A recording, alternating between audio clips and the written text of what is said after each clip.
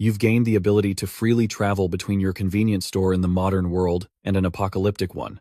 At first, you thought you'd be torn to shreds by countless zombies, but the convenience store has an absolute defense property. So, you start selling instant noodles, bottled water, and sausages, things that are worthless in your world, for exorbitant prices in the dangerous apocalyptic wasteland.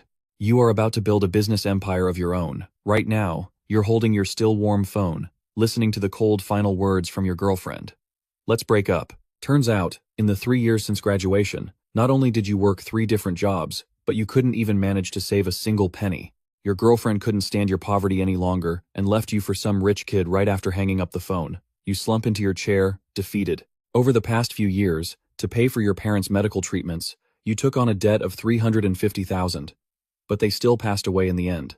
You couldn't pay back the money, and all you were left with was this barely surviving convenience store. But just then, as the background music shifts, a wave of dizziness hits you. You realize you've arrived in the apocalypse. Looking through the window, you see a horde of zombies, and they've also been drawn in by the sudden appearance of your store. Their attention is fixed on you, and in the next second, they charge at you frantically. You think to yourself, this is it, I'm done for. But the expected sound of shattering glass never comes. The glass panes, which should have been fragile, are now unbreakable. A notification appears before your eyes. Apocalyptic world. Current store status. Absolutely safe. You can travel back after 12 hours. In other words, you just have to stay here for 12 hours, and you can return to your own world. You glance at the monsters outside and scratch your head in frustration. The small shop is less than 20 square meters. It's packed with all sorts of goods: beef-flavored instant noodles, bottled water, sausages, cookies, all of which are barely worth anything in your old world. But what if they were here? An idea flashes through your mind. The most valuable things in the apocalypse aren't gold or diamonds. It's food and clean water. You rush to the shelf and grab the most ordinary bottle of mineral water. In your world, this bottle sells for 2 yuan. But in this zombie-infested world, how much is it worth? You think about your 350,000 debt. You remember Zhang Qian's breakup words over the phone. You twist open the cap and take a huge gulp of water. What you need to do now is use these 12 hours to earn your first pot of gold. You even started calculating. 1 bottle of water for 100 grams of gold? That's too little. A single bottle has to be worth at least 1,000 grams of gold. A pack of instant noodles for 100 grams. You force yourself to calm down. First, you need customers. With a dozen zombies blocking the door, what survivor would dare to come near? But you'll be damned if you're going to just wait around for 12 hours. Your eyes land on a package of braised beef instant noodles. An idea sparks in your mind. In this world filled with the smell of rust and decay, what could be more lethal than the fragrant aroma of a bowl of instant noodles? You plug in the kettle and press the switch. It starts to gurgle. It turns out the convenience store still has electricity. It seems this space, bound by the system, is completely independent from the outside world, a realm of its own. The water quickly boils, and a rich, overpowering aroma instantly fills the store. Even you can't help but swallow your own saliva. The question is, how do you get this deadly scent outside? You definitely can't open the door. You walk around the shop, your eyes finally locking onto a range hood. The rich aroma travels through that small pipe and out into the dead space outside. Time ticks by, minute by minute. Outside, it's still dead silent. Just as your patience is about to run out, a burst of flame instantly incinerates the dozen or so zombies. You cautiously look out the window. It's a girl. Her eyes scan the shop, which looks completely out of place amidst the surrounding rubble. Interesting. In a hellhole like this, someone still dares to open a shop. She tries to walk straight in, but in the next second, she slams into an invisible glass wall. Are you an awakened one too? Is this your ability? After a moment of silence, she says, "My name is Ye Ying. How much for that thing?" You reply, "Gold." What era is this? Who still uses that useless stuff? I only accept gold here. Seeing your firm attitude, Ye Ying raises her hand and shoots a fireball straight at your face. However, the fireball completely vanishes the moment it touches the barrier. Now, can we talk business? The girl grits her teeth. Shopkeeper, how much for this bowl of noodles? Not much. 100 grams of gold. 100 grams? Are you kidding me? You might as well just rob me. Even though gold is as worthless as scrap metal now, it doesn't mean it's just lying around on the streets. You don't have to buy it. After saying that, you ignore her. You start eating the noodles you just made yourself. The slurping sound is particularly piercing. Ye Ying's throat bobs involuntarily. She can't remember the last time she had a hot meal. She usually survives on whatever canned food and energy bars she can find. Those things are only enough to keep her alive. They don't offer any sense of satisfaction. Just then, her stomach lets out a soft gurgle. Though the sound is faint, in this environment, it's as loud as thunder. Ye Ying's cheeks immediately flush red. You pretend not to hear it. You continue to enjoy your delicious bowl of noodles. I don't have that much gold right now. Can I get it on credit? This shop doesn't do credit. You're not here to run a charity. Besides, you're heading back in less than 12 hours. Who knows if Ye Ying can even bring the gold back in time. You finally finish the last bite of noodles and let out a satisfied burp. You casually grab a sausage from the shelf and, with a flick of your wrist, send it flying through the air in a perfect parabola. It's as casual as if you were feeding a stray cat. Ye Ying's body freezes. This is blatant contempt. But her rational mind tells her to pick up the sausage and eat it immediately. Time seems to stand still. Finally, after 2.5 seconds, hunger won out over pride. In just 3 bites, the sausage was completely gone. This is a sign of my good faith. 100 grams of gold for a bowl of noodles. It's a deal. Wait for me. She leaves you with those 2 words, then turns and walks away. With her abilities, as long as she can find a settlement, for some survivor or a pre-disaster bank vault, getting 100 grams of gold isn't that hard. But you call her back. Wait. You casually take out a can of Coke, a legendary Coca-Cola, a drink you could find everywhere before the apocalypse. Nowadays, it's more luxurious than any fine wine. This one is 50 grams of gold per can. Before Ye Ying could even respond, you tear open a pack of spicy strips. This is cheaper, 30 grams of gold a pack. Iced Coke, fragrant spicy strips, and hot instant noodles before the apocalypse. This was the cheapest combo imaginable. But now, it was packed with extreme temptation. Ye Ying's fists clenched. Shopkeeper, you'd better have enough stock ready. Then, her figure vanished. She had to get the gold right now. Immediately. At this point, there were 10.5 hours of transmigration time left, so you started to check your inventory. 10 cases of Master Kang noodles, 15 cases of Nongfu spring water, and plenty of spicy strips and sausages. You even dug up 5 chicken eggs from a corner. An idea popped into your head. A little over an hour later, a loud noise came from outside. It was Ye Ying. She was back. She looked a bit disheveled, holding a black bag in her hand. 200 grams of gold, not a gram less. You silently thought, authorize. The black bag was lifted by an invisible hand, then gently dropped at your feet. Ye Ying's pupils constricted once again. This man was far more mysterious than she had imagined. After receiving the goods, you took out the braised beef noodles, the iced Coke, and the spicy strips, then boiled a kettle of water right in front of Ye Ying.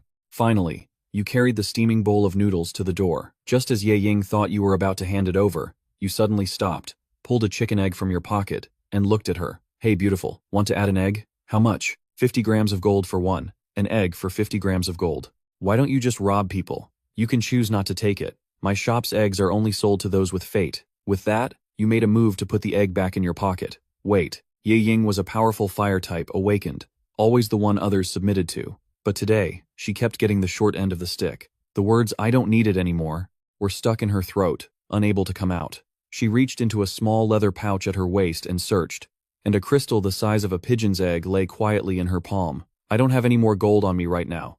I'll trade this for your egg. You frowned, wondering what the hell this was.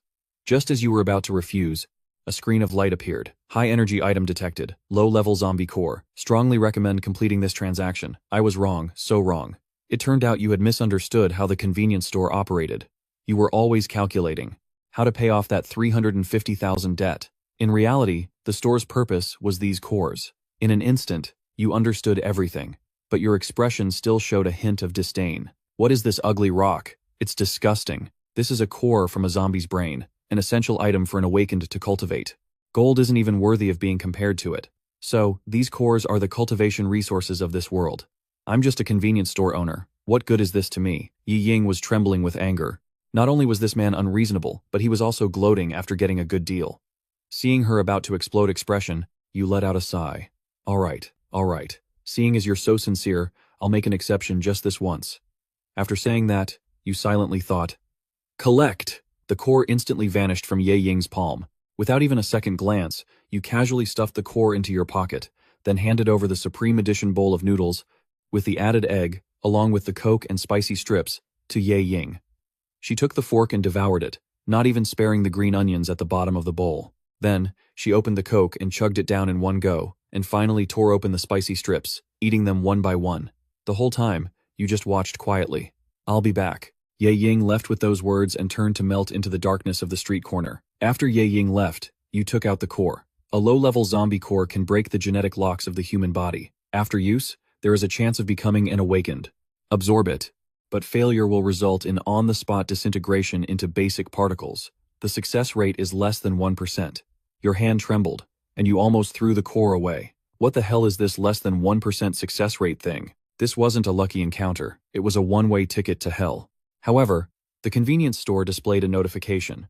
Within the store's premises, the host is immune to all forms of damage, including but not limited to physical damage, energy impacts, mental contamination, and genetic collapse. Looking at the core in your hand again, for you, this was a zero-risk, high-reward opportunity. How do I use it? Swallow it directly. This thing doesn't exactly look edible, but thinking about how Ye Ying summoned fire from thin air, you swallowed it whole. The next second, an intense pain swept through your body, and you curled up like a shrimp. Time passed minute by, agonizing minute, and the pain finally subsided, replaced by a feeling of your body overflowing with power. Could this be what it feels like to be an awakened? The power is terrifying. You mimicked Ye Ying's fire summoning pose, but there was absolutely nothing on your fingertips. Damn it, did the awakening fail? The more you thought about it, the angrier you got, and you punched the shelf next to you. Suddenly, the shelf and all the snacks on it vanished. Your consciousness was connected to another space. Inside that space was the shelf that had just disappeared. You tried reaching out your hand, and the vanished shelf returned to its original position. Just then, a notification came from the system. Awakened. Awakening effect. Spatial inventory. Can isolate spacetime. Current capacity is 1 cubic meter. By repeatedly taking the spicy strips in and out, you fell into deep thought. Gold could only solve problems in the real world, but the cores were the true source of power. 9 hours of transmigration time left. You had to accumulate as many cores as possible before leaving. The smell of 1 pack of noodles had attracted Ye Ying. What if I amplified this scent 10 or even 20 times? And so, you took out a large pot and cooked 20 packs of noodles at once. Then you turned the exhaust fan on to its highest setting. This was your apocalyptic bait. In an abandoned building 3 streets away, a young man was huddled in a corner. A scar-faced man was cleaning the barrel of his gun. A man with glasses said anxiously, "Brother Hu, little Liu's injuries are getting worse. If we can't find medicine, I'm afraid he might not make it." The man with the scar, known as Scarface, nodded.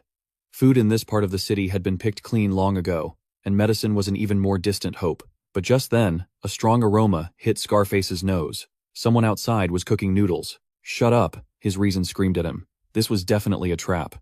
In the apocalypse, anyone who dared to cook so openly was either insane or a hunter with overwhelming power. But his body, long tormented by hunger, was screaming in protest. "We found it. Let's go eat," the man with glasses urged anxiously. "Scarface, we're running out of time. If we're late, there won't even be any broth left." Scarface knew better than anyone that if they kept this up, the 3 of them would starve to death sooner or later. Finally, a ruthless glint flashed in his eyes. They crossed the streets and spotted a grocery store. A huge electric pot sat at the entrance, filled with instant noodles and sausages, and leaning casually against the doorframe was him. A trap. It had to be a trap. The 3 men's throats bobbed, but none of them dared to take a single step forward. Just then, he noticed a man hiding behind an abandoned car across the street. The man saw Scarface's group too, and quickly made a hand gesture, signaling them to be careful. Scarface calmed himself and quickly spotted more people lying in wait. A faint shadow in a second-floor window to the left, a glint of metal from a pile of trash to the right. There were at least 4 other groups like them, all drawn in by the smell. Inside the shop, the young man was, of course, well aware of the crowd gathering outside. "You've all been watching for so long. Aren't you getting hungry?" His voice wasn't loud, but it carried to the ears of everyone in hiding. However, there was no reply. He fished a few sausages out of the pot and popped them into his mouth. "I'm open for business, and I prefer to keep things civil. I've got noodles here, and water, and sausages. Highest bidder gets them." A man behind the abandoned car finally couldn't take it anymore and called out, "What's the price? Gold or crystal cores?" Everyone hoarding their crystal cores made sense. That was the apocalypse's hard currency. But gold? In these times, it was worth less than a sheet of steel. Just then, an angry voice shouted from behind the trash pile, "Son of a bitch! Are you messing with us? This punk has no intention of selling. Everyone, let's rush him and kill him. We'll split whatever's in that pot." The moment he said it, the atmosphere grew even stranger. Everyone's mind started racing, but the young man didn't even look up as he continued to eat his noodles. "You can try," he said, "but I'm warning you now. Anyone who makes a move loses their right to trade. You'll have to stand there and watch everyone else eat their fill." The man behind the trash finally lost his patience. "Damn it. I don't believe this crap." He then pulled out a shotgun.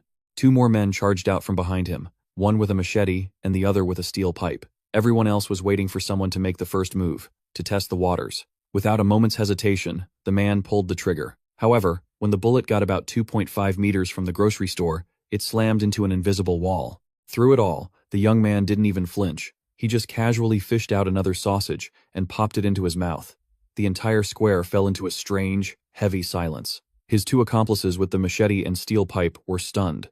Just then, the man behind the abandoned car seemed to realize something. If physical attacks don't work, what about non-physical ones? An invisible wave of energy, a psychic force, gathered in his palm. He fired a blast. Invisible to the naked eye, straight at the young man. This was his special ability, psychic penetration. But the shockwave dissipated the moment it touched the grocery store, without so much as a ripple. This time, everyone understood. Inside this small shop, he was invincible. Scarface's back was drenched in a cold sweat. He felt incredibly lucky that he hadn't acted rashly. The young man finally finished the noodles in his mouth and looked at the man behind the trash. "I told you," he said. "Anyone who makes a move loses their right to trade. Now, does anyone else want to try?" The area fell into a dead silence once more. The tense stalemate was about to drive everyone mad. Then, the rhythmic click-clack of high heels echoed, growing closer. All eyes turned toward the source of the sound. It was Ye Ying. Scarface recognized her. In fact, any survivor who'd been around for a while in these ruins had heard of Ye Ying's reputation. She was a top-tier awakened who wielded fire. What was she doing here? "You've caused quite a commotion," Ye Ying said. "There are always those who refuse to believe what's right in front of them. I advise you all to get rid of any foolish ideas.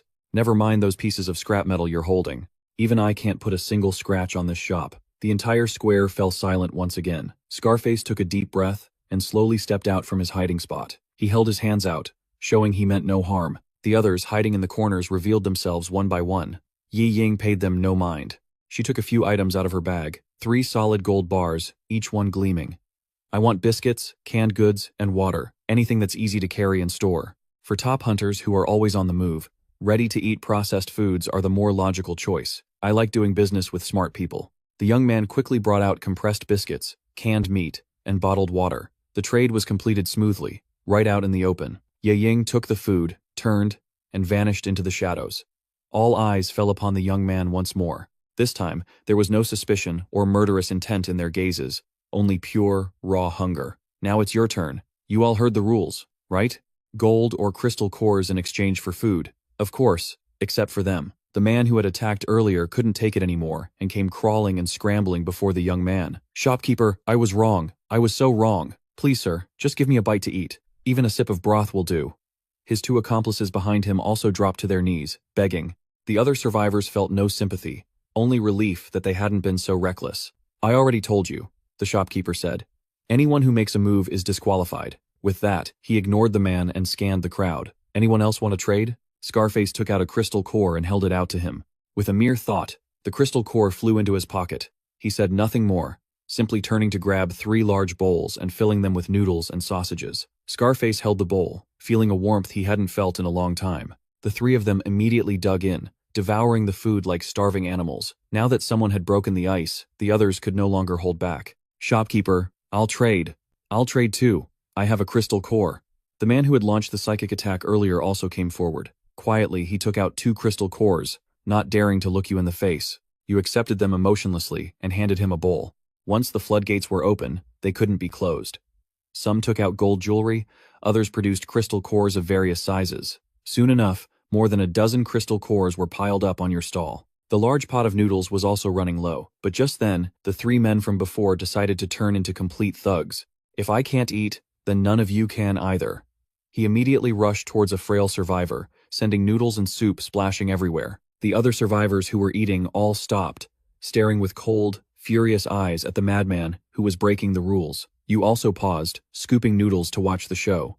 Suddenly, a flash of fire shot out. He didn't even have time to let out a scream before his entire body turned to ash. Both of his accomplices quickly followed in his footsteps. In less than 3 seconds, all 3 men had completely vanished from the world. Ye Ying slowly walked out from the shadows. "I hate people who break the rules." You grabbed a can of Coke from the fridge and tossed it to Ye Ying. Without a word, you continued stirring the noodles in the pot. The trading resumed in perfect harmony. Brother Hu's group of 3 had finished their noodles, slurping up every last drop of soup. More and more people began to emerge from every corner of the ruins. The shelves in the grocery store were emptying at an astonishing rate. No one complained about the prices, and no one caused any trouble. Eventually, you sold out of every single item in the store. Ye Ying tossed away her Coke can, walked up to you and said, "You've made a fortune. When are you coming back?" "I don't know." Ye Ying gave you a deep look, then turned and disappeared into the shadows of a street corner. After everyone had left, the entire square fell completely silent again. You mentally initiated a check of your resource inventory. The amount of gold exceeded 100 kilograms, and there were 33 crystal cores. Although swallowing the crystal cores would bring excruciating pain, you didn't hesitate, swallowing them all in one go. This time, it wasn't just intense pain, but an unimaginable explosion of energy. If you weren't inside the grocery store, you guessed this power would have instantly torn you to shreds. Amidst the extreme pain, you absorbed the final sliver of energy. Opening your eyes again, you saw insects flying near the ceiling. You noticed their wing beats had become incredibly slow. You could hear the gurgling growls of the zombies outside the door and smell the various scents of blood and mud. Your senses had been enhanced to an unbelievable degree. You faced a nearby shelf and made a grasping motion with your hand. With a soft hum, the shelf slowly began to levitate. This wasn't the power of your spatial storage, but psychokinesis. You immediately called up the system screen. Awakened. Awakening effects. 1. Spatial storage. Current capacity. 1 cubic meter. 2. Awakened ability. Psychokinesis. Able to control objects within a 50-meter range. You had actually awakened a second ability. For the remaining time, you waited calmly for the countdown to end. As a twisting sensation washed over you, you returned once again to your original world. The smell of rust and decay vanished, replaced by fresh air mixed with the scent of soil and green grass. Transmigration complete. Current world. Earth. Time until next transmigration. 12 hours. It was still dark, so you went back to your folding bed to sleep for a few hours. At 9 a.m., you went to an antique shop in a trading market. "Boss, are you buying gold?" The shop owner asked. "What kind? And where's it from?" You said nothing and took out 2 gold bars. The heavy thud of them hitting the counter made the owner immediately sit up straight. The owner inspected them thoroughly for over 10 minutes before speaking. "Good stuff. Final price, 580,000. 700,000. Young man. That price is too high. I have to take on risk, and there are arrangements to be made. 700,000. The owner was silent for a full 30 seconds. Then, "Your account received a transfer of 700,000. Stepping out of the market, you immediately dialed the debt collector's number. "Hello, who is this?" "Su Chen." "So you finally decided to call back, huh? What's up? You got the money?" "I do. The abandoned number 3 cement factory on the west side of the city. 3 p.m. Bring the IOU. And come alone." At 3 p.m. At the cement factory, Bill had brought 7 or 8 of his lackeys. Seeing you dared to come alone, he spat out the cigarette in his mouth. "Where's the money? Where's the IOU?" Bill grinned slyly. "You know, the cost of living has gone up recently. My boys gotta eat too." He then held up 5 fingers. 500,000. And I'll burn the IOU right in front of you. I hate people who break the rules. I was going to pay you 350,000, but now I'm only paying 200,000. Your voice wasn't loud, but everyone present heard you clearly. The thugs looked at each other, unable to believe what they'd just heard. "You said how much? 200,000? Not a penny more. You son of a beat." One of the goons swung a steel pipe straight down at you. However, the expected scene of blood and gore didn't happen. The pipe stopped just 10 centimeters from your head. Caught effortlessly in your hand, 2 cracking sounds echoed as if they'd been hit by a truck. The agonizing screams of the 2 lackeys echoed throughout the cement factory. Bill finally snapped out of his shock. "Get him! Kill him!" However, no matter how many of them there were, they couldn't withstand a few of your punches. Soon, all the thugs were lying on the ground. Bill was trembling uncontrollably, not from anger, but from fear. You stay away from me!" Bill frantically pulled out the IOU and held it in front of you. "Transfer the 200,000. It should have been 350,000, but now it's only worth 200,000. After that, you tore the IOU to shreds and turned to leave. With that matter settled, you had more important things to do. You went to a used car lot and bought a small truck, then headed to the largest wholesale food market in the city. Walking into the wholesale supermarket before an employee could even speak, you said, "Hello, I need 200 cases of instant noodles, 100 cases of sausages, and 200 cases of compressed biscuits, 100 cases of canned beef, and 500 cases of mineral water." Although astonished by the size of the order, the employee quickly prepared the goods for you. Why ask questions? Whoever pays is the boss. It took you an entire day to move all the goods. 2 hours remained until the next transmigration. The reason there was so much gold in yesterday's first transaction was that people had temporarily gathered it from the ruins, wanting to maximize their profit. I had to aim for large quantities and cooperate with the outposts, having them gather gold for me. Feeling the power in your body made you feel a sense of unfamiliarity with your past self. With the remaining 2 hours, you decided to have a great meal to bid farewell to your old self. So, you drove to the most luxurious restaurant in the city. Compared to the fancy cars at the entrance, your small truck looked completely out of place. Even the valet thought you were just trying to use the parking lot. Sir, parking is for patrons. But you just pulled out a small, pea-sized gold nugget and handed it over. Park it properly. If you mess it up, I'll break your legs. The heavy weight of the gold nugget left the valet stunned. Without looking back, you walked straight into the restaurant. The soft lighting and well-dressed diners. Everything seemed so elegant and calm, a stark contrast to the apocalyptic world you'd left behind. Just as you were looking at the menu, a woman's shrill voice came from a distance. The source of that voice was none other than your ex-girlfriend, Zhang Qian. The man beside her was the rich second-generation brat, Wang Hao. Wang Hao was startled at first, then wrapped his arm around Zhang Qian's waist and walked over. Isn't this Su Chen? What's the matter? Did your convenience store close down? You here looking for a dishwashing job? A steak here costs 3,800 yuan. A month of your salary could probably only buy a bite of the fat. He kept blabbering on, but you treated him like he was thin air. Wang Hao felt like he was punching cotton. This feeling of being completely ignored infuriated him, so his voice rose another 8 octaves. Are you deaf? I'm talking to you, but your expression remained completely blank. Suddenly, Zhang Qian found the person in front of her to be a total stranger. The restaurant manager heard the commotion and quickly rushed over. Sir, please calm down. Don't disturb the other guests.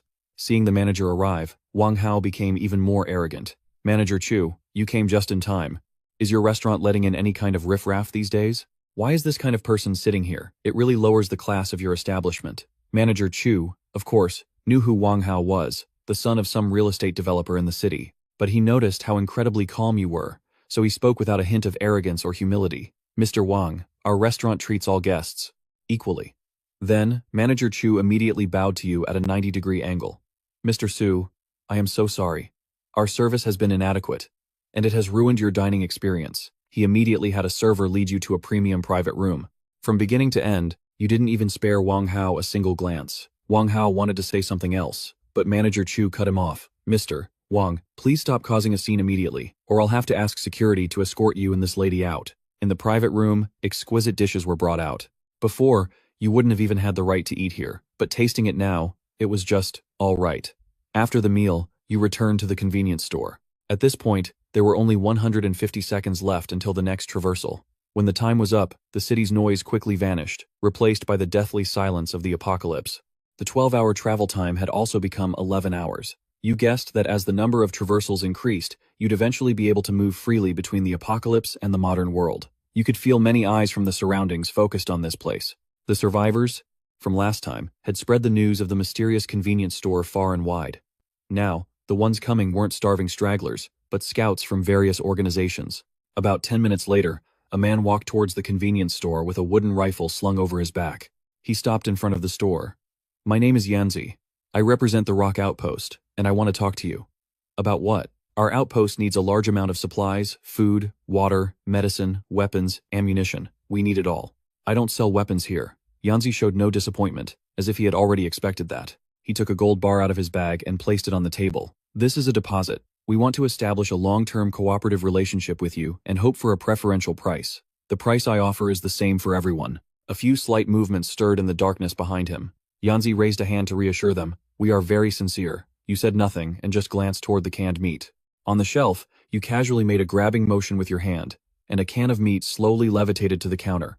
Yanzi's pupils contracted. Telekinesis. Before coming, Yanzi thought your only advantage was that impenetrable defense, but he never expected you yourself to be a powerful awakened. 1 case of canned food for 1 gold bar. We need an exact quantity. We need to know just how much stock you have.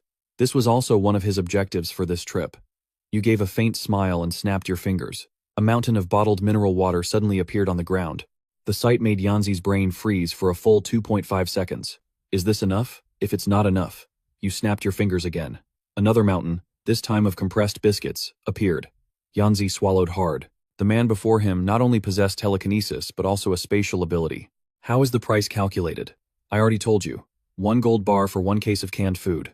We'll take it all, but we need time to prepare the gold. Gold can be exchanged for goods, plus some miscellaneous items. To get goods in bulk, you'll need to pay a different price. Crystal cores? They can't be used for trade. That's the source of an awakened's power, the very foundation of an outpost's existence. That's your problem, not mine. As you finished speaking, the two small mountains vanished on the spot. The power in this transaction was in your hands from the very beginning. If Yanzi didn't agree to the trade, other outposts would. Sooner or later, the rock outpost would fail to hold on and collapse completely. We need a specific exchange rate. 100 gold bars plus 10 crystal cores can be exchanged for water. The price for biscuits is double that. Yanzi's fists clenched. This wasn't just a rip-off anymore. This was blatant extortion. Yanzi took a deep breath to calm himself. I need to report back to my leader. Consider this gold bar our fee for the inquiry. You nodded and pocketed the gold bar. Yanzi said nothing more and silently retreated into the darkness. You returned to the counter, casually wiping the already spotless surface. About 10 minutes later, 3 figures emerged. It was a middle-aged man wearing glasses. 2 soldiers followed behind him. Greetings, shopkeeper. People call me G, from the Dung Ta stronghold. You say nothing, quietly observing him. From an economic standpoint, your current model isn't sustainable long-term. Once a stronghold loses a large number of crystal cores, it will surely collapse. When that happens, who will you sell your goods to? Then what's left will be even more valuable. The smile on G's face completely froze. You fundamentally don't care about the system or the future, because the power to set prices is entirely in your hands.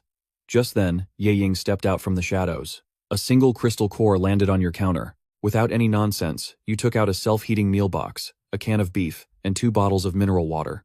Ye Ying took the items and left immediately. The entire process happened in silence, making that so-called rational analysis a complete joke. 100 gold bars plus 10 crystal cores, we'll trade them for water. However, your nonsense just now wasted 3 minutes of my time. So now, it's 15 crystal cores. The man before him might not be the strongest, awakened in this wasteland, but his general store was a bottomless pit. G took a military-grade radio from his bag. Bring 100 gold bars and 15 crystal cores over here. About 20 minutes later, the roar of an engine could be heard in the distance. 2 metal containers were placed in front of you. One was filled with gold bars. The other held 15 crystal cores. You, in turn, tossed out barrels of water beyond the boundary. After the transaction was complete, several figures emerged from the darkness. Yanzi had returned, and behind him was a squad of 20 men. Both sides instinctively aimed their guns at each other. We've brought the items you needed. Several containers were opened, revealing not only gold bars, but also 20 crystal cores, 10 more than you had asked for. Yanzi was demonstrating his sincerity in the most direct way possible. G's expression turned uglier than a corpse's. His deal had just been snatched, right from under his nose. With a wave of your hand, you pulled out a pile of compressed biscuits and several crates of canned beef from your resource inventory. A gift for you all.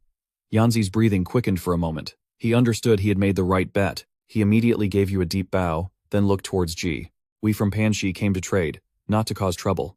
But if Dung Ta wants to start something here, we're ready to see it through to the end. As he finished speaking, Yanzi's subordinates behind him cocked their guns in unison.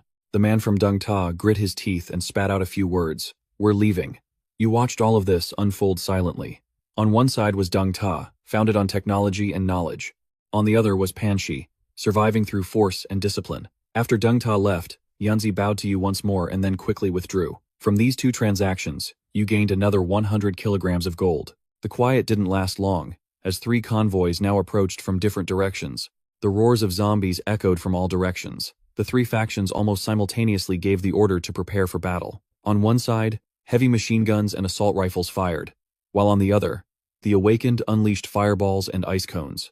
After the last zombie's head was blown apart, the square returned to tranquility. Shopkeeper. We're from Jianfu. We'd like a word. We from Fangzhou are also here with great sincerity. Line up over there. Jianfu is one of the ruling powers in this eastern district. When have we ever had to line up? Shopkeeper. What is the meaning of this? We came with sincerity. I said, line up. If the people of Jianfu don't follow the rules, I won't sell you a single thing. Our Jianfu faction has some clout in this area. It wouldn't hurt you to make friends with us. I don't care if I have one more friend, or one less. Either follow the rules, or get out. Go, line up. Where is Jianfu supposed to put its face? The bald man roared as if he'd made up his mind, then waved to his subordinates behind him. Bring the goods over here. I'm going to be the first one to buy today. 2 Jianfu members carried a heavy metal container forward. Someone has broken the rules. The transaction is over. With that said, you waved your hand, retrieving all the supplies into your spatial inventory. The entire general store became empty in an instant. The other two factions stared at the bald man with murderous eyes. I brought you gold and crystal cores out of respect, so don't you push your luck. When we, Jianfu, speak in this district, no one dares to disobey. Who the hell do you think you are? I hate being threatened. Open fire! Shoot this damn shack to pieces for me. A dense barrage of bullets immediately flew towards the general store, but they were all stopped by an invisible wall. Not only will I no longer sell to Jianfu, but I will also use 100 crates of canned beef to buy your life. All the members of Jianfu were stunned. With just a wave of your hand, 100 crates of canned beef appeared on the ground. Immediately, everyone's attention shifted to the bald man. Are you all planning to rebel? I am the third in command of Jianfu. We at Fengzhou accept this bounty. We at Fengchao also accept. You people, you want to rebel too? The Jianfu members looked at each other, but no one dared to intervene. In the apocalypse, loyalty is the cheapest commodity. Suddenly, a blade plunged into the bald man's chest. The one who attacked was his own second in command. Why? Why? The subordinate's face was expressionless. Third in command, the brothers need to eat too. Then, he turned to the general store. Shopkeeper, we've killed the man. This meat belongs to us, Jianfu, right? I will not sell any supplies to Jianfu. They had killed their own third in command, only to get nothing in return. If these people are no longer members of Jianfu, I only said I wouldn't trade with Jianfu. Others, however, are not included in that restriction. My name is Bai Lu, the supplies manager for the Fangzhou stronghold. I now formally invite you all to join Fangzhou. We are willing to join Fangzhou. The second in command reacted quickly, and the dozen or so men behind him all lowered their weapons to show their submission. You leaned against the counter and casually waved your hand. 100 crates of canned beef stacked into a solid mountain in front of the second in command.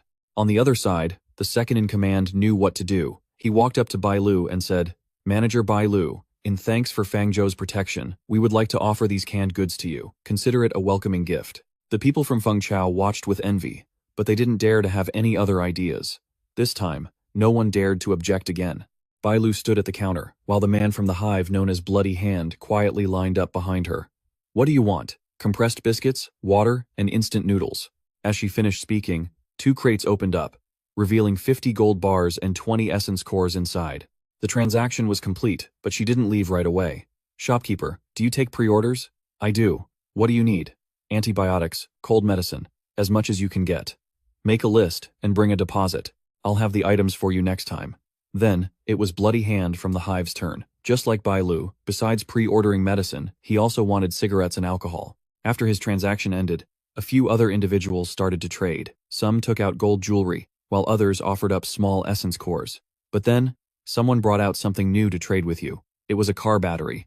The energy density and cycle life of this world's battery were nearly double that of your own world's. You suddenly realized that all this time, you'd been treating this world as just an ATM for gold and essence cores, completely overlooking the advanced science and technology that existed here before the apocalypse. You turned and took out 2 loaves of bread, a bottle of mineral water, and 2 sausages. The surrounding survivors stared in disbelief. He's giving that much? From now on, I'm buying these batteries too. Behind the crowd, a few lone wolves stealthily formed an enclosing circle. The man clutched the heavy load of food to his chest, his body trembling. This food wasn't a beacon of hope, it was a death sentence. I have some questions for him.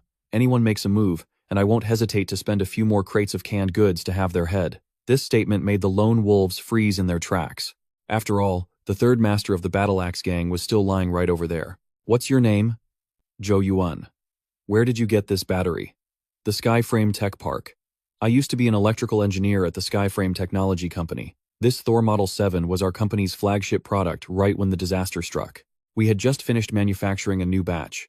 There are at least tens of thousands of finished batteries in the company warehouse, but the thousands of employees in the industrial park have all turned into zombies. You nodded. If you could use the gold on hand to restore a production line based on the Thor Model 7 specs, it would surely spark an energy revolution back in your old world. Assuming the production line is destroyed, can you get the technical documents for the entire battery, including all material formulas and processing procedures?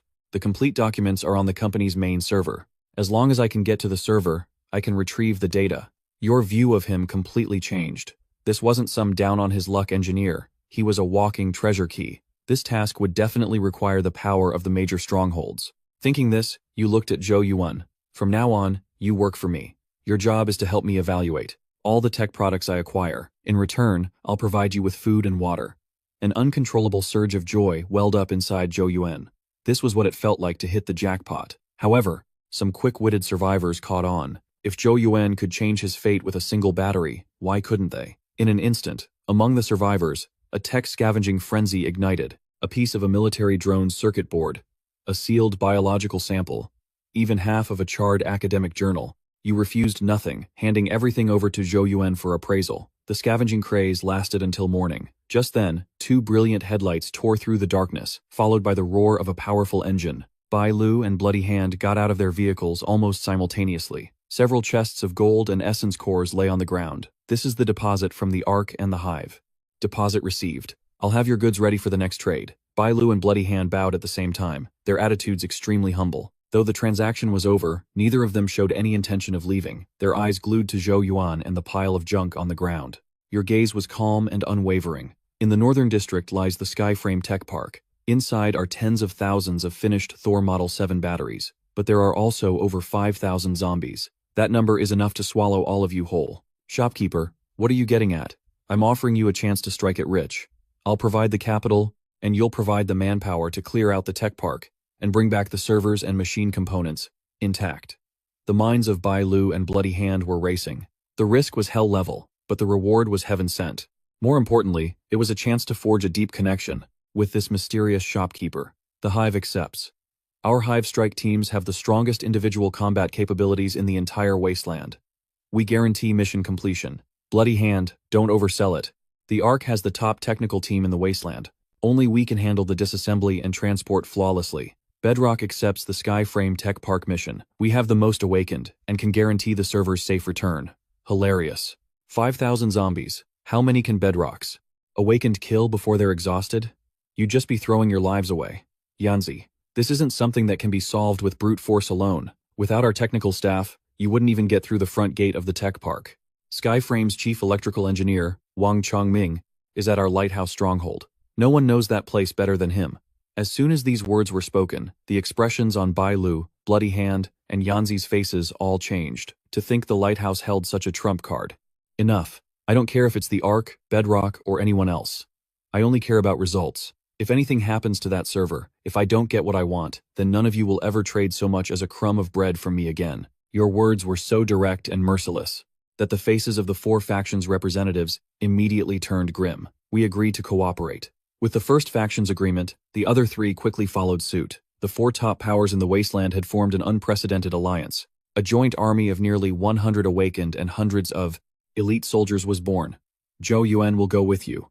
You are to bring him back safely, without a single hair on his head out of place. Don't worry, boss. We guarantee Mr. Zhou Yuan's safety. However, this operation carries a potential risk. The third in command of War Axe died here. Lei Bao is the vengeful type. He definitely won't let this go. The War Axe's strength might not match yours, but if they're determined to sabotage us, any disturbance while you're in a fierce battle with thousands of zombies could lead to irreversible consequences. Everyone's eyes once again focused on Su Chen. A regular member of War Axe is worth 10 cans of beef. A low-level leader is worth 100 cans. As for the big boss, Lei Bao, I'll trade 1,000 cans for him. Whether it's you or any wanderer in these ruins, whoever brings me his head, the canned meat will be theirs. The four factions gasped. The so-called risk that Bai Lu mentioned was no longer a risk at all in front of this man. The square fell into a deathly silence. The representatives of the four factions no longer dared to harbor any petty thoughts. Today, it could be War Axe. Tomorrow, it could be any one of them. Once the bounty was issued, there was no room for negotiation. Bai Lu, Bloody Hand, Yueciji, these four figures, whose mere stomp could shake this land, didn't waste another moment with nonsense. They divided up the tasks with the utmost speed, then each led their subordinates, quickly got into their vehicles, and departed. Before leaving, Bai Lu made a special point of approaching Zhou Yuan. Mr. Zhou Yuan, please come with us. On the way, we'll need you to provide more details about the tech park. Zhou Yuan instinctively looked towards the general store, and only after receiving a nod from Su Chen did he get into the vehicle with the people from the Ark. After closing the door, Su Chen didn't rush back to the other world. He turned off the lights and took out all the essence cores he had obtained from the 3-day transaction. Without a hint of hesitation, he grabbed a handful and shoved them into his mouth. The familiar, intense pain washed over him again. When the final wave of energy absorption ended, he groggily opened his eyes. An awakened one, Su Chen. Awakened ability 1, Spatial warehouse, current capacity 3,000 cubic meters. Awakened ability 2. Psychokinesis control. Can control objects within a 200 kilogram range, and can shape and accelerate objects. It was no longer a simple matter of fetching things from a distance. His gaze fell upon the iron shelf in the corner. He wasn't weak this time. Without needing to lift a hand, with just a single look, the iron shelf was instantly crushed into a high-density metal block. Remaining traversal time, 12 minutes. It was time to go back. The appearance of the 7th-generation Thor battery was like a seed planted in his heart, a forest of ambition. He was no longer satisfied with being just a simple instant noodle merchant. He wanted to build a business empire of his own. In this safe, modern world, those several hundred tons of gold had to be quickly converted into liquid capital. But with such a large amount of gold, selling it through normal channels was absolutely impossible. A name popped into his head. Liuga. That loan shark gangster. Since he was connected to the city's underbelly, using him as an intermediary was the most effective way. Then, once the capital was ready, he would gloriously restock on supplies, fill up the 3,000 cubic meter spatial warehouse and the general store, then register a tech company, setting up the framework first, to prepare for receiving the technical data from the Sky Dome Tech Park. Su Chen's thinking was crystal clear. Every step was aimed at that colossal goal. The traversal was now ready. With a thought, the familiar sensation enveloped his entire body. Traversal complete. Current world, Earth. Cooldown time for the next traversal is 11 hours. Outside the window were the city's neon lights and the bustling traffic. Compared to the deadly ruins from 7 seconds ago, it was like two different universes. This stark contrast made him even more determined to firmly grasp this power. Back in reality, he didn't leave the general store right away, but lay down on the bed. His soaring mental strength had significantly reduced his need for sleep, but a few hours of rest could help his body recover to its peak condition. When he opened his eyes again, it was already 11 in the morning.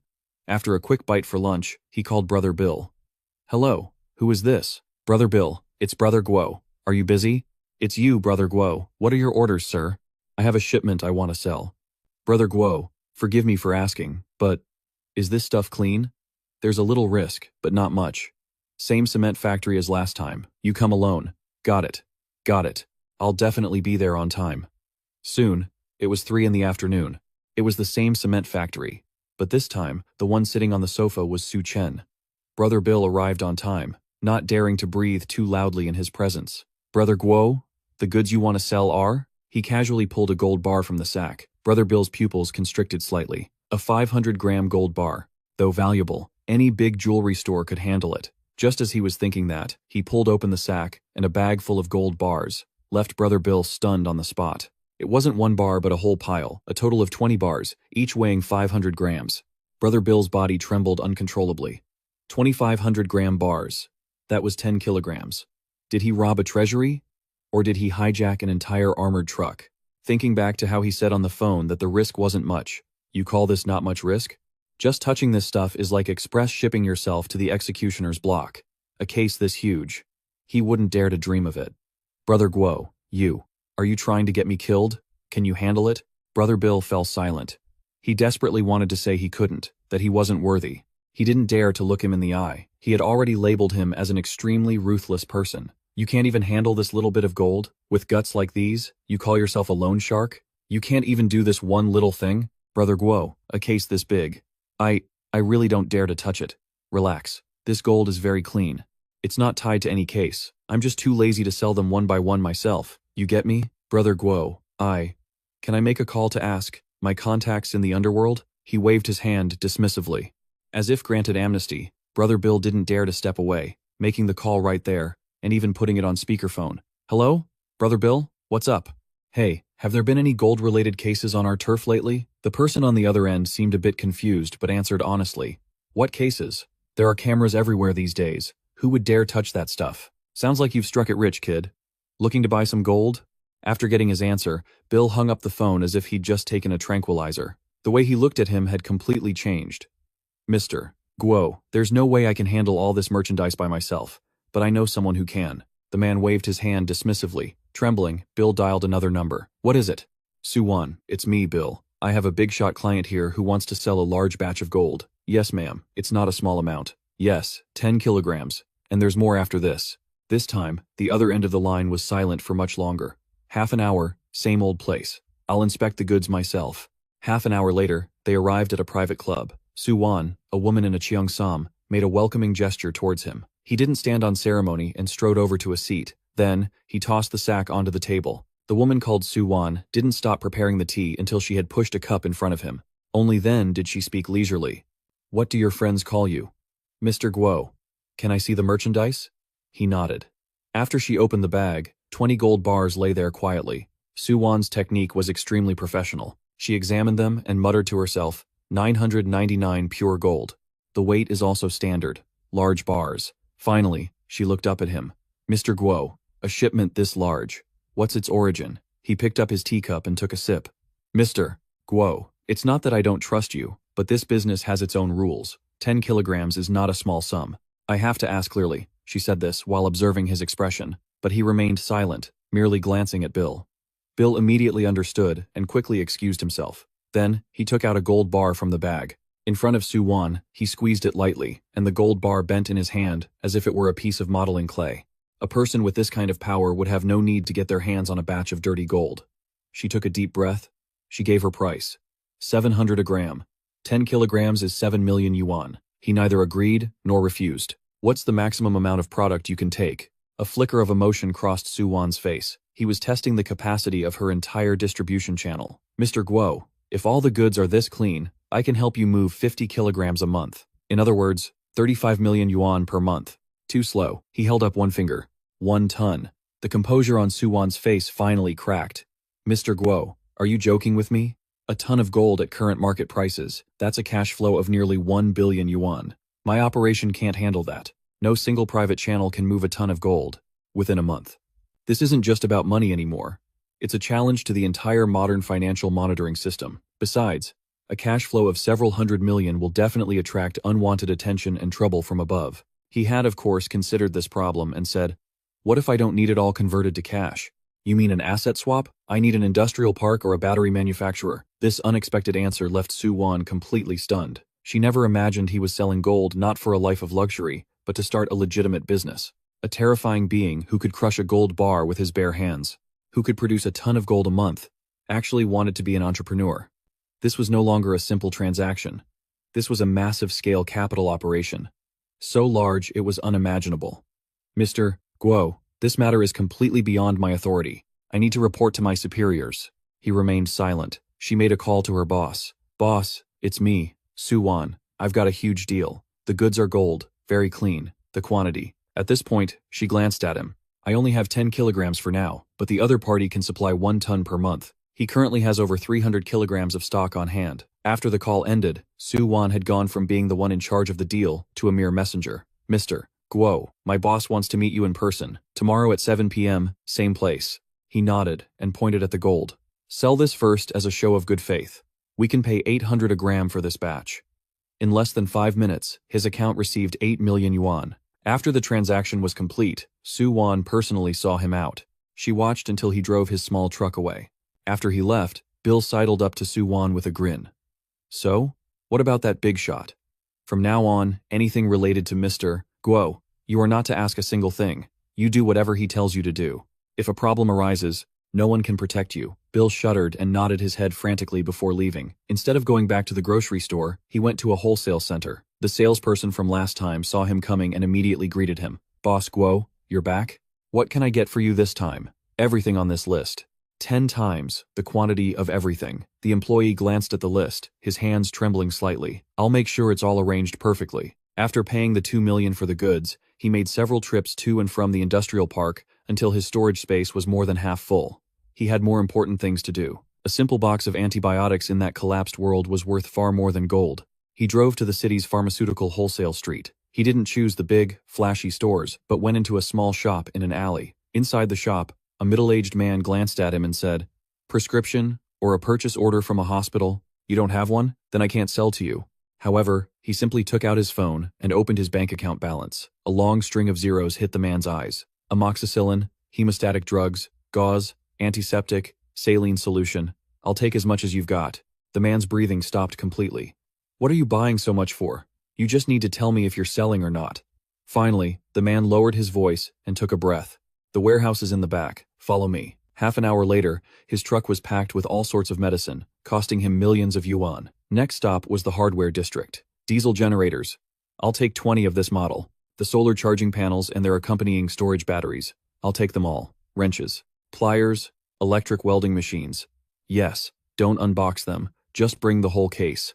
The final stop was the gas station. He couldn't buy much through official channels, but luckily, Bill had given him an address. He went to a private oil depot hidden on the outskirts of the city. When the owner found out he wanted several hundred barrels of gasoline and diesel, the man was ready to call him Dad on the spot. He spent several million yuan this time, a cost that would be repaid 1,000, even 10,000 times over in the other world. At this point, his world travel ability was on a 30-minute cooldown, but he decided to take his time anyway. After all, it was nighttime in the other world. He planned to adjust the timing a bit, since it was best to travel there during the day. When the time came, he opened his eyes at dawn, exactly at 6 a.m. The familiar sensation instantly washed over him. The world travel was complete. The next cooldown was 10 hours. As soon as he opened the door, a group of people was already waiting. "Boss, I have this battery. Take a look." In the man's hand was a 7th-generation Thunder God battery. The next second, the battery vanished, replaced by bread and mineral water. In the moments that followed, the other survivors swarmed forward. This continued until 7 a.m. when, with a slight tremor, the representatives of the 4 major factions of the wasteland got out of their vehicles in unison. "Boss, we're ready. All technical personnel and equipment are in position. The Hive's vanguard has already departed to clear any obstacles on the road. Engineer Wang Chongming has confirmed the server's exact location. We can leave at any time. Has everyone eaten breakfast?" The sudden question left Sparrow's group stunned. Before they could answer, he waved his hand, and a huge amount of instant noodles, self-heating meals, and canned goods materialized into a mountain of supplies. The 4 leaders couldn't help but gulp. Even for them, getting a full meal was a luxury, let alone eating well, which was just a distant dream. "What are you all staring at? It's from the boss, go on." That shout seemed to light a fire. The next second, everyone was lining up in an orderly fashion to get their food. The soldiers, their eyes red with emotion, devoured their food in huge bites. If a simple breakfast before deployment was this lavish, what would happen if they actually completed the mission? What would their reward be? Could they eat meat every meal? Just as everyone was savoring the most luxurious meal of the apocalypse, he made another move. Several large crates dropped to the ground. This time, it wasn't food, but cigarettes. In the apocalypse, cigarettes were a precious commodity, second only to energy cores. Distribute them. 2 packs for each regular soldier, and for the awakened, a whole carton each. This wasn't just a regular supply, it was a luxury for the soul. His action was more effective than any pre-battle pep talk. It didn't just fill their stomachs, it soothed their frayed nerves. Just when everyone thought that was all, he raised his hand once more. This time, several black boxes with sophisticated logos appeared. G rushed forward and opened one. Inside were reconnaissance drones. The other boxes contained anti-jamming walkie-talkies with extremely long battery life. Incredible. With these, we can avoid 90% of the danger. Sparrow, Bailu, and Bloody Hand gathered around, their breathing growing heavy. Before, they could only rely on their senses, risking their lives to scout the path ahead, and communicating mostly by shouting. This was a whole different level of warfare. Well-fed and fully equipped, the combat morale of all personnel was at its absolute peak. "Move out." The roar of engines merged into a river of steel, so powerful the ground itself trembled. The 4 major factions advanced toward the Sky Dome Tech Park. Bedrock's heavy trucks led the way, using their plows to easily toss aside wrecked vehicles blocking the road. The Ark's convoy provided support from the middle. Inside her vehicle, Bailu used the drones to monitor the surroundings, calmly coordinating the unit's routes. The Hive's motorcycle squad, led by Bloody Hand, flanked the convoy. The Lighthouse's transport vehicles calmly followed at the rear, protecting G, the technical team, and the perimeter. Just then, a voice from the Hive came over the radio. Small zombie pack detected 500 meters ahead. Approximately 30 of them, no special variants. Hearing this, Bailu immediately gave the order, "Ark's Squad 2. Clean them up." As she spoke, several off-road vehicles broke from the main formation, the machine guns on their roofs, unleashing a storm of bullets. The dense barrage of bullets instantly tore the zombie pack to shreds. The entire process was smooth and efficient. Meanwhile, back in the grocery store, he was leaning back on a folding cot, watching a screen in front of him. It clearly displayed the live feed from the drones. At that moment, the steel convoy had stopped 1 kilometer outside the Sky Dome Tech Park. The park was like a small city, surrounded by 5-meter-high alloy walls that stretched as far as the eye could see, with watchtowers flashing red lights every 100 meters. The combat troops quickly dispersed and set up defensive positions. Sparrow, Bailu, Bloody Hand, and G Gathered together, staring at a screen with grave expressions, Bailu zoomed in on the main gate structure and said, "The main gate system is completely locked down. We'll need high explosives to breach it." After hearing this, Sparrow's gaze turned sharp. "Good. We can use the blast to lure all the monsters inside out here and annihilate them at once. Saves us the trouble of hunting them down one by one inside." Everyone agreed. Bailu immediately began planning, establishing a fan-shaped defensive formation with the main gate as the central point. "We'll hold the entrance and wipe out the entire zombie horde as it pours out. Lighthouse is in charge of demolitions. Hive will handle perimeter security and cleanup. Bedrock's forces will hold the front line. Move out." With that command, the four major factions moved in unison, the entire allied force, operating like a sophisticated war machine. At the Bedrock position, warriors constructed the first line of defense in front of the main gate, setting up heavy machine guns facing the gate. Arc personnel quickly laid directional mines. An earth element awakened, placed his hands on the ground, and a deep rumbling sound immediately followed. Next, the ground began to ripple like waves as trenches and ditches formed, creating complex terrain. Before long, a crude but sturdy defensive structure had taken shape. The demolitions expert was seen placing high explosives on the alloy gate, before quickly retreating. A moment later, a deafening explosion ripped through the air. In an instant, a massive hole was blown through the alloy gate. Just then, the entire area fell silent for a few seconds. Suddenly, countless roars erupted from the breach as a dense horde of zombies poured out, charging straight for the defensive line. On Bailu's command to open fire, the heavy machine guns immediately unleashed streams of burning tracers, and the riflemen behind them began to concentrate their fire. The dense barrage of bullets tore the zombie horde to shreds. However, their numbers were overwhelming.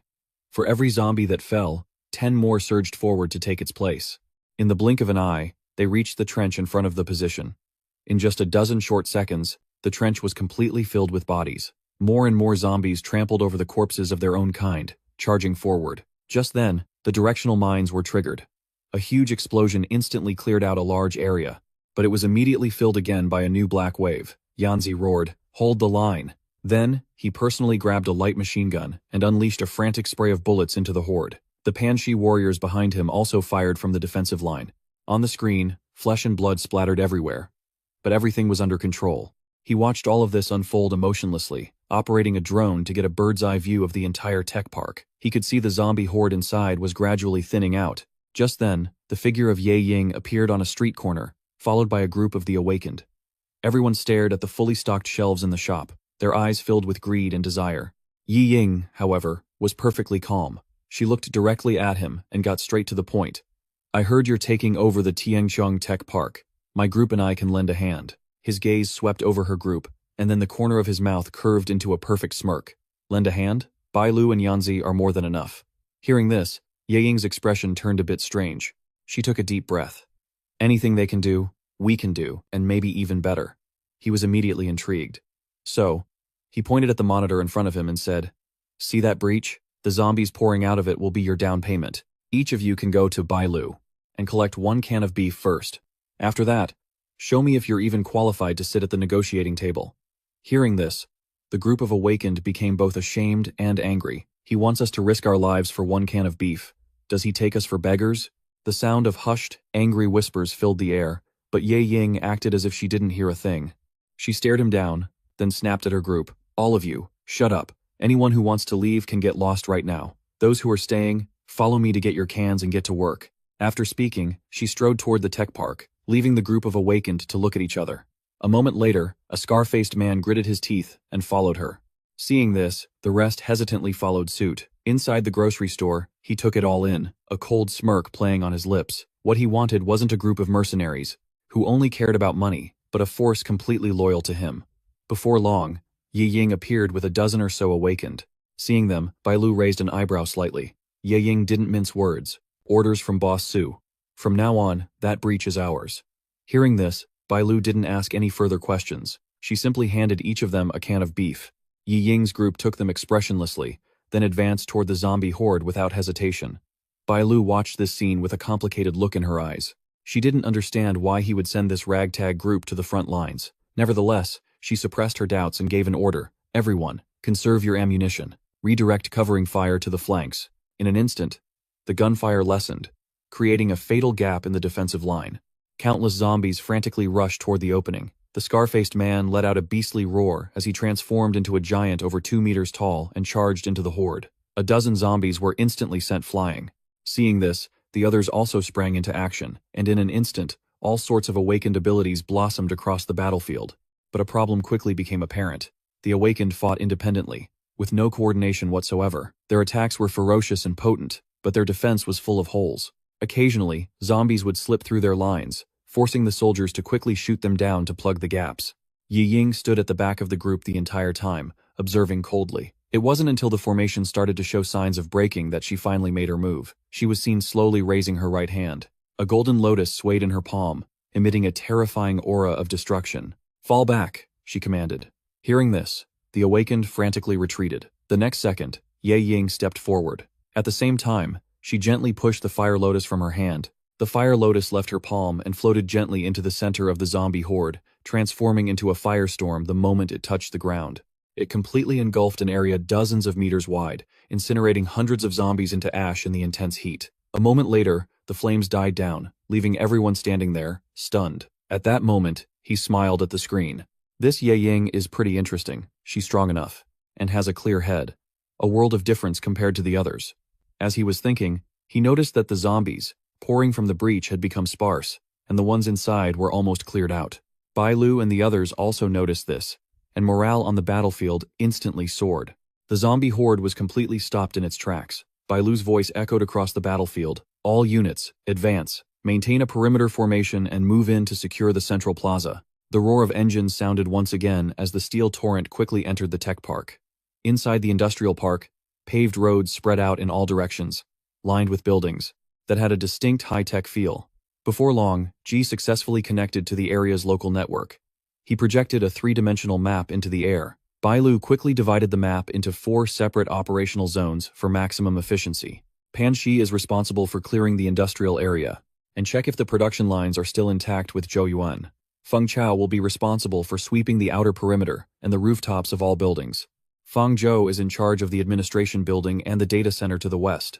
Deng Ta will escort Ji and Wang Chongming into the research and development building to find the main server. The orders were given, and in an instant, the Allied forces quickly split into 4 groups, advancing swiftly toward their respective target areas. However, Ye Ying's group was left isolated on the spot, each of them watching with complicated expressions as the 4 major forces departed. Just then, Bai Lu returned. "Boss Su has a message. He said for you all to go clear out the 6 dormitory buildings to the north.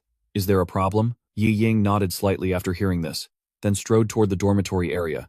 Seeing this, everyone behind her followed. At this moment, the Dengta team had arrived in front of the research and development building. Ji immediately had his men clear the way before proceeding with Wang Chongming. Wang Chongming took the elevator down to the 3rd basement level. A moment later, the elevator doors opened silently. At the end of the 3rd basement hallway was a blast-proof door. Wang Chongming couldn't help but step forward and enter a long password into the control panel next to the door.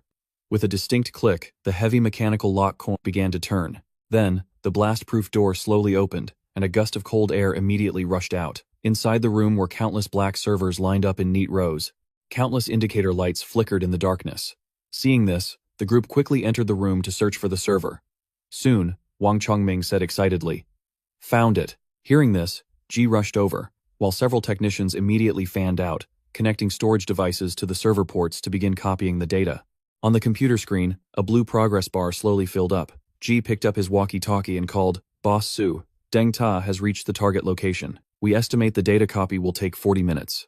At the same time, in the massive production workshop in the eastern sector, the zombies had been completely cleared out by the combat team. Zhou Yuan was standing in front of a giant piece of production equipment, his fingers moving rapidly across the control panel. Soon, the indicator light on top of the machine turned from red to green. Seeing this, Zhou Yuan shouted excitedly, "This is great.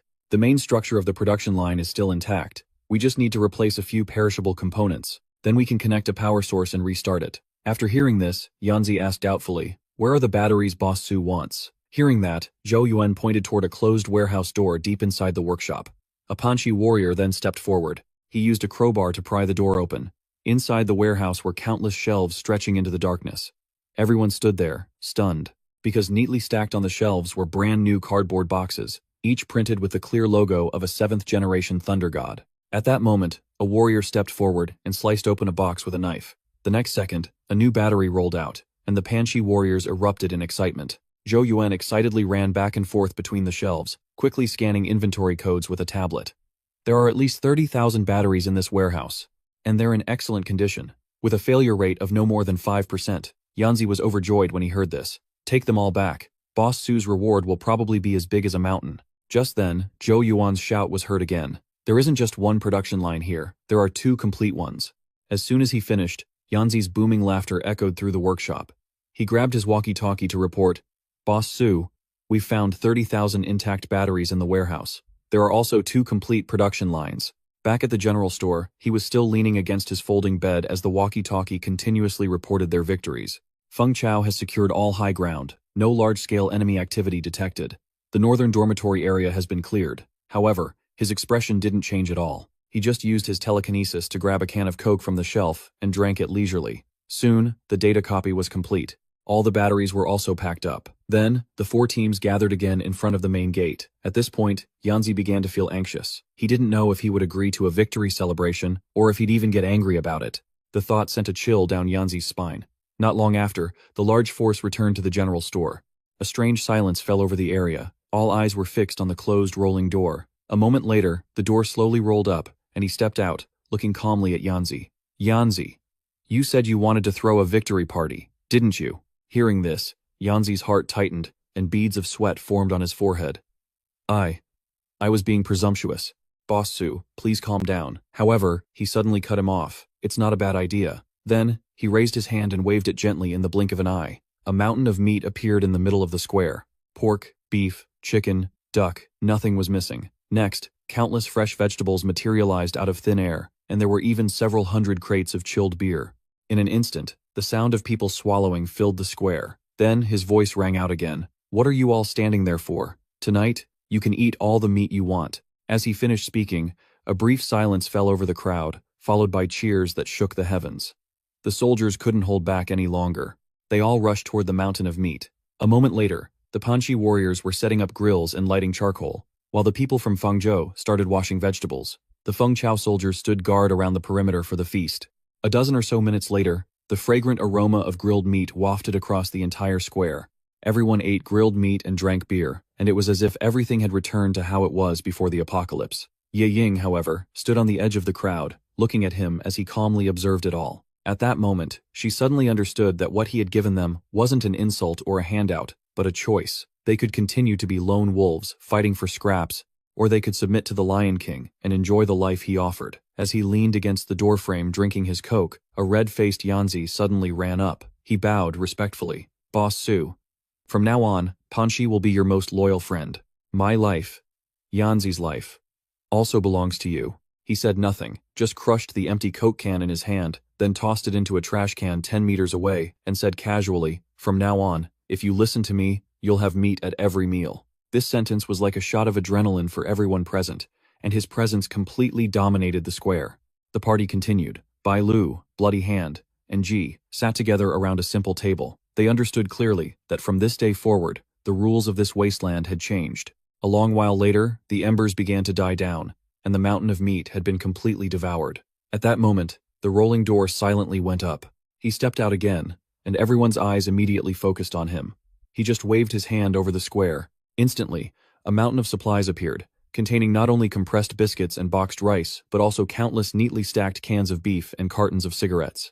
There are 2 portions of supplies here. One is the agreed-upon payment for the 4 major factions, and the rest will be divided among everyone who participated in the battle. Bai Lu will be in charge of distribution, with Yanzi assisting. After saying that, he turned and went back into the general store. The square once again erupted with thunderous cheers. Bai Lu was seen taking a step forward. Distribution began according to the record of contributions. The entire process was orderly. Everyone now knew this journey was over. From now on, these ruins would only have one rule: Su Chen's rule. Soon, the supplies were fully distributed. The convoys started their engines and left the square one by one. Before long, the square was left with nothing but a mess of bones and empty wine bottles. Ye Ying and the other awakeners were left standing alone in the middle of the square.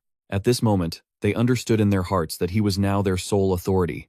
Seeing this, he casually waved his hand, and dozens of crates of instant noodles and canned goods materialized out of thin air. This is your payment. You can leave now.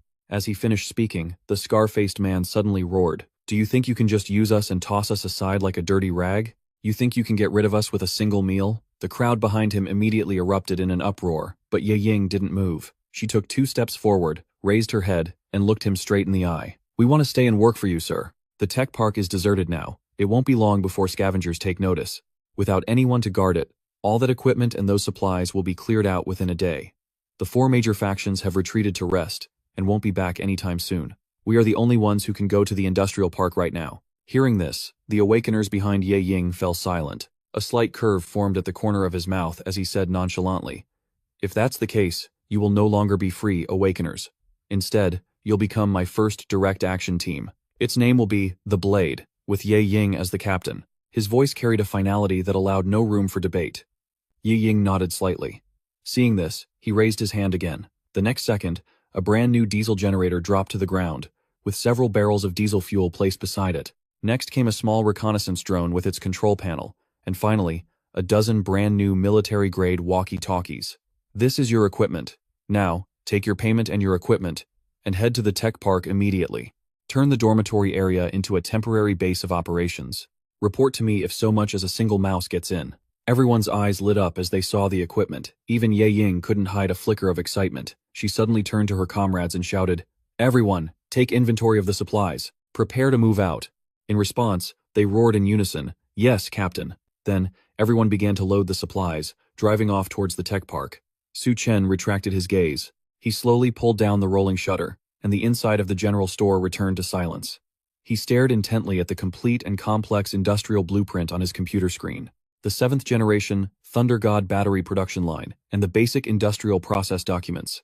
A smile appeared at the corner of his mouth. He would then return to the real world, use the gold in his warehouse as startup capital, and leverage the high-energy batteries to build an empire. A commercial empire that truly belonged to him. News of this expedition spread quickly, and more people flocked to the square, soon forming a massive, dark crowd. At that moment, his figure appeared at the door, but he didn't offer any food, only speaking in a cold voice. I'll state my rule once more. Use the valuable things you find to trade for the right to receive goods. He finished speaking. He appointed a man as a temporary manager, and from then on, an efficient trading market began to operate. The survivors lined up one by one to exchange their items. Su Chen sat inside the general store, collecting the junk of the old world into his spatial warehouse. Time ticked by, and his ability to travel between worlds had finished its cooldown. He looked up at the square and saw the queue getting longer and longer, already stretching for several hundred meters. Seeing this, he spoke to the temporary manager. Trading ends at 5 o'clock. We won't wait for anyone who's late. The manager's body trembled upon hearing this, and then he roared at the crowd with all his might. The boss has spoken. Trading ends at 5 o'clock sharp. Anyone who doesn't get a turn today can come back early tomorrow. Su Chen nodded in satisfaction. This temporary manager wasn't bad. He had potential. He then picked up a walkie-talkie and called Ye Ying. Send 2 people over here. After the trading is over, bring the manager to the tech park and arrange a place for him to stay. When he finished, the manager was so moved he trembled all over. He immediately turned around and kowtowed 3 times towards the general store. Su Chen turned his focus back to the computer, securely saving the documents.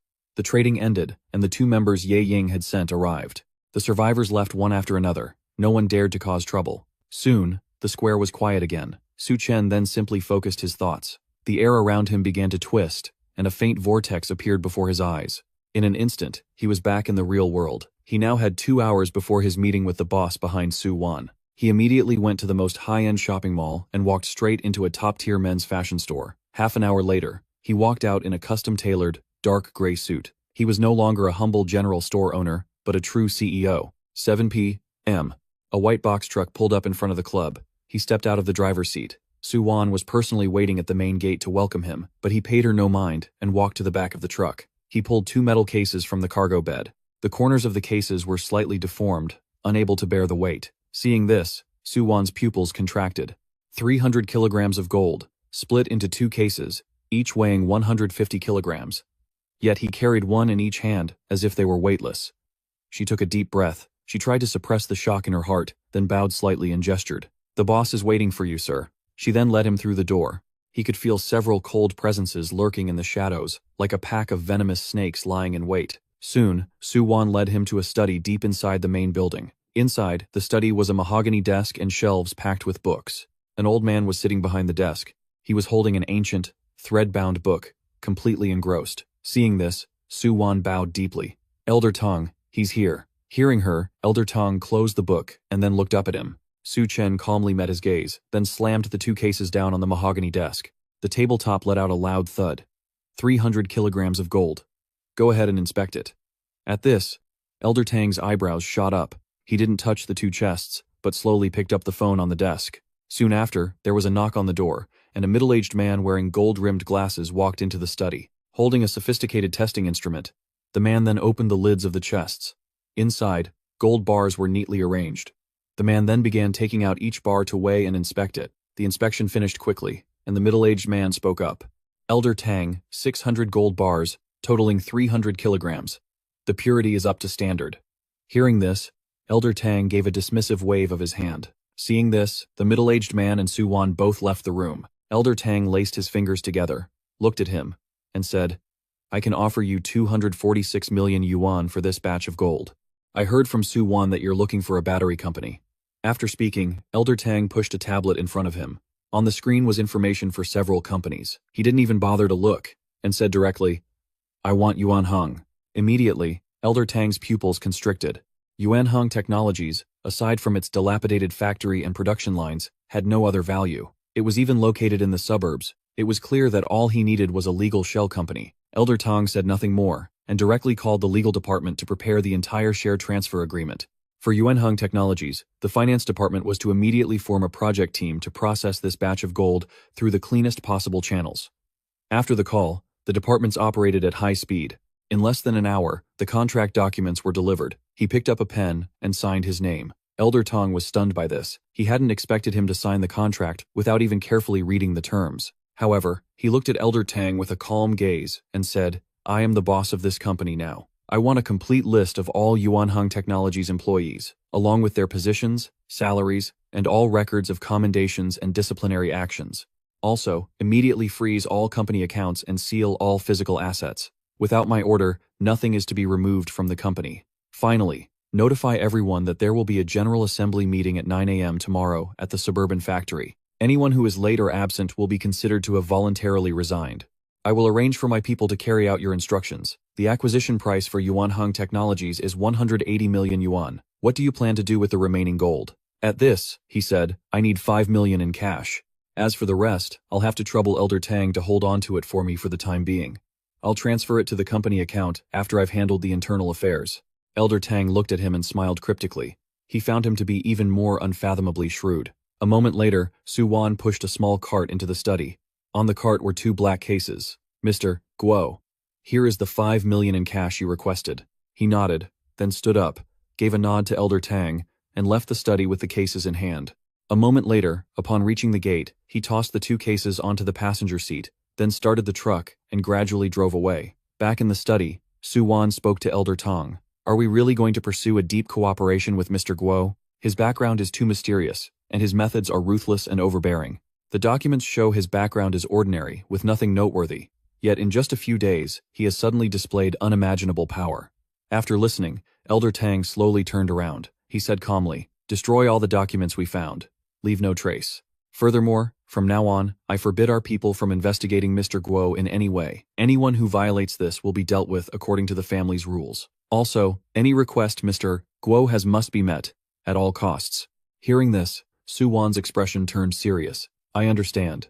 The next morning, at 8:45, at the Yuan Hung Technologies production plant, several hundred employees were gathered.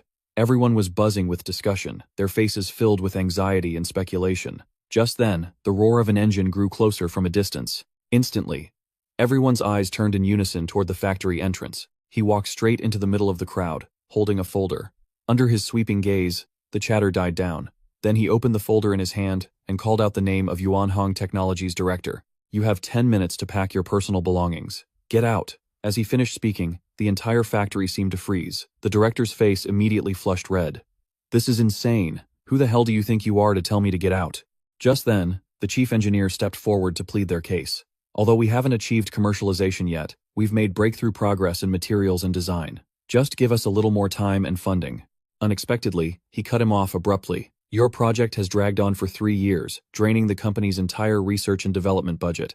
and government subsidies, totaling 78 million yuan. The battery sample you produced isn't even half as good as the market standard. It has an extremely low safety rating and a serious risk of fire and explosion. Your technology isn't worth a single penny. Hearing this, the chief engineer was so furious he could barely stand. You don't understand anything. You're destroying Yuan Heng. However, he spoke coldly. Yuan Heng was being destroyed in your hands. I, on the other hand, will bring Yuan Heng back to life. I will completely revolutionize the battery industry. As soon as these words were spoken, everyone looked at each other, and a sense of doubt and unease began to spread. Seeing this, he continued to call out the names of several senior managers, and he listed the evidence of their embezzlement one by one. Only then did everyone understand. He hadn't come to negotiate at all. He was here to conduct a purge. After he read the last name, the senior management team lost all their arrogance. The threat of prison time hung heavily over each of their heads. Eventually, even the director's face was completely drained of color. But it wasn't over. He opened his mouth and continued to call out names. His voice was like the cold swing of the Grim Reaper's scythe. From the production line to the warehouse, and even the logistics department, every single person whose name was called was guilty of laziness or deceit. Leading the pack was a man named Juan. At this moment, faced with the clear records, the group couldn't even utter a single word of defense. They could only leave in disgrace under the contemptuous gazes of those who remained. A dozen or so minutes later, the number of people in the factory had decreased by nearly a fifth. Those who remained were dead silent, the air thick with an unprecedented tension. At this point, he closed the folder. Then, under everyone's watchful eyes, he retrieved a suitcase from his vehicle. He threw the suitcase into the middle of the factory floor, then opened it before the crowd. Inside were countless, neatly arranged stacks of red bills, 5 million in cash, laid out in the open for all to see. He spoke calmly. This money is for you. The amount of money those people just embezzled is far greater than this. Starting today, everyone who stays will receive a 50% pay raise. The wages the director owed you will be paid in full before production restarts. Now, everyone form a line. Each of you will receive a 10,000 yuan bonus. As soon as I finished speaking, the factory floor fell silent for a moment, followed by thunderous, enthusiastic cheers erupting like a volcano. At that moment, all their previous anxieties and doubts completely vanished. Soon, a spontaneous line formed in front of the suitcase of money, and each person gave me a deep bow after receiving their payment. However, a dissonant voice suddenly cut through the noise. Sun Lei, an assistant engineer from the Research and Development Department, spoke up calmly. Boss Su, my name is Sun Lei. I used to work on material testing under Chief Engineer Chen. Now, the company's entire upper management has been practically wiped out, and even Chief Engineer Chen was fired. What are we going to produce next? As soon as he said that, the entire room fell silent, because a company without a product to manufacture can't operate, and everyone would have to face unemployment. At this thought, the crowd's eyes were all locked onto me. I didn't waste time on a long speech. I just took out a 7th-generation Thunder God battery. This is the answer. From today onward, Voyager Technologies will only produce this one product. Its name is Voyager 1. The next second, Sun Lei and a few other technicians gathered around, their eyes filled with curiosity and scrutiny. Is this the prototype? May I ask, Boss Su, what are its key specs? An energy density of 400 watt-hours per kilogram, and a full load cycle life of 5,500 cycles. The moment I said this, the air seemed to freeze. Every technician present sucked in a sharp breath. Sun Lei practically screamed, "That's absolutely impossible. Those numbers violate the laws of physics. Compared to the world's top experimental models, this is pure fantasy." At that moment, facing this rising tide of doubt, this was exactly the reaction I wanted. Do you have testing equipment in the workshop? Use your most professional equipment and your strictest standards to verify whether what I'm saying is true or not. Sun Lei was completely stunned. He never expected me to be so confident. Immediately, Sun Lei shouted, "All technical staff, assemble and follow me." Then he strode forward and carefully lifted the battery from my hand as if it were made of glass. I led the way, heading straight for the laboratory on the second floor. Half an hour later, the quality inspection was complete. Sun Lei rushed down like a madman, trembling as he held the test report in his hands. The test results are in. Energy density is 401.7 watt-hours per kilogram, and under high-intensity charge-discharge tests, capacity degradation was only 0.3%, and it passed all safety tests. The crowd stood frozen in place. At that moment, the piece of metal before them seemed to have transformed into a mountain of gold. After Sun Lei finished his announcement, he could no longer contain his astonishment. He walked up to me and gave a deep bow. "From this day on, sir, if you tell us to go east, we will absolutely not dare to go west." I then instructed the employee by the suitcase to make sure to register everyone clearly after distributing the money. All employees are to be here at 9 a.m. tomorrow, on time. With that said, I turned and left. Under the burning gazes of hundreds of people, I drove the truck away. In the truck, I picked up my phone and called Suwon. I need you to handle a few things. Take the technical documents I sent you and, as quickly as possible, file for patent protection under the name of Voyager Technologies. All technical details are to be listed under the highest level of top-secret classification. Also, hire a top-tier professional manager to run the company, then poach a team of the country's leading battery industry experts. Finally, organize a press conference for me. Set the time for 3 days from now. On the other end of the line, Suwon's expression grew serious. She was shaken by my swift and decisive work style. Understood. I'll get on it immediately. With that, I hung up. In the study, Suwon relayed my requests word for word to Elder Tang. After hearing everything, Elder Tang's face showed clear astonishment. Just do as he says. Mobilize all of our connections and resources, and cooperate with him at all costs. Let's see what kind of surprise he brings us in 3 days. Very quickly, the forces under Elder Tang began to move with great momentum. Within half an hour, a top patent law firm received the encrypted technical documents. 3 leading headhunting firms received the same commission request, and at the same time, a flurry of articles began to dominate the headlines of tech news sites, pushing Voyager Technologies into the spotlight. Meanwhile, I restocked my supplies as usual, and then set off for the apocalyptic world.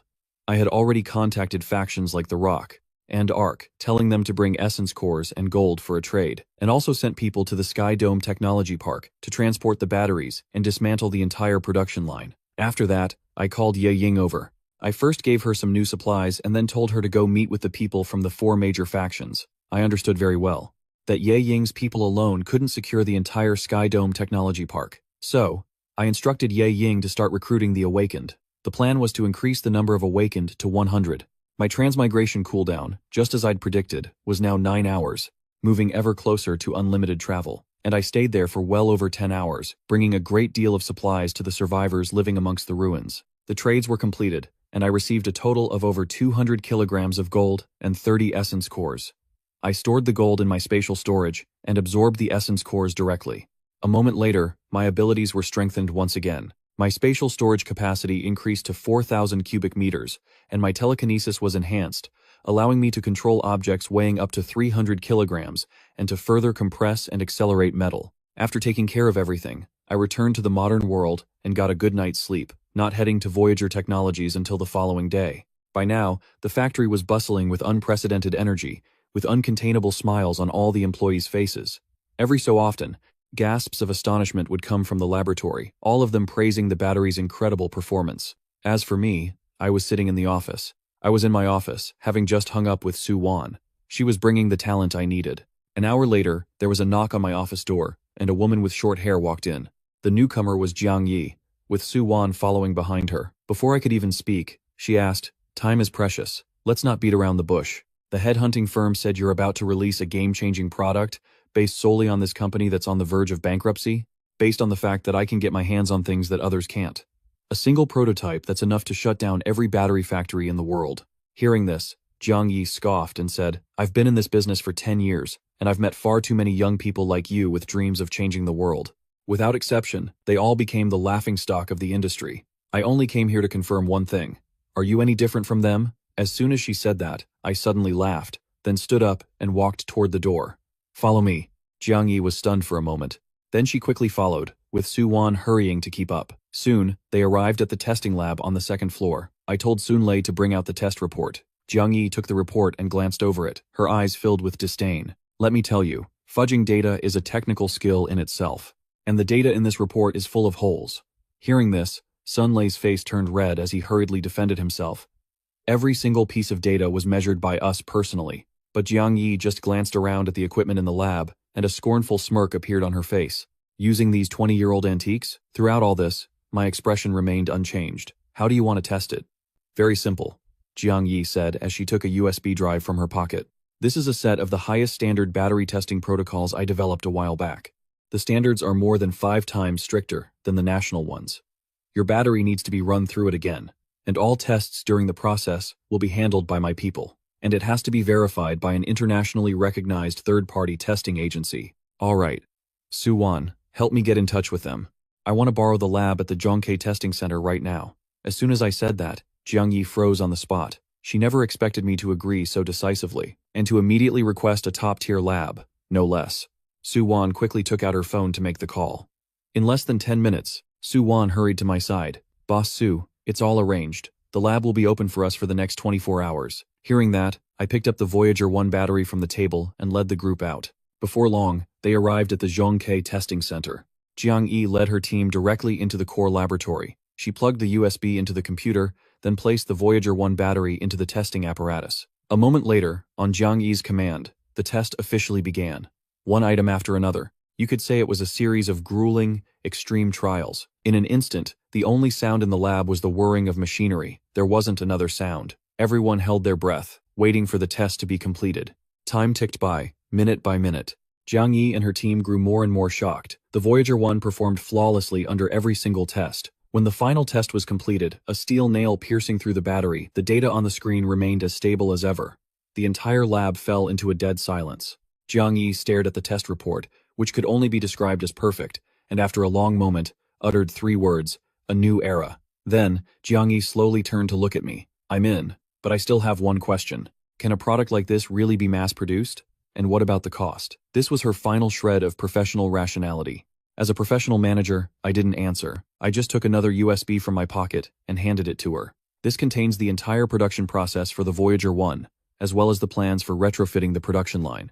Your mission is to do it as fast as possible.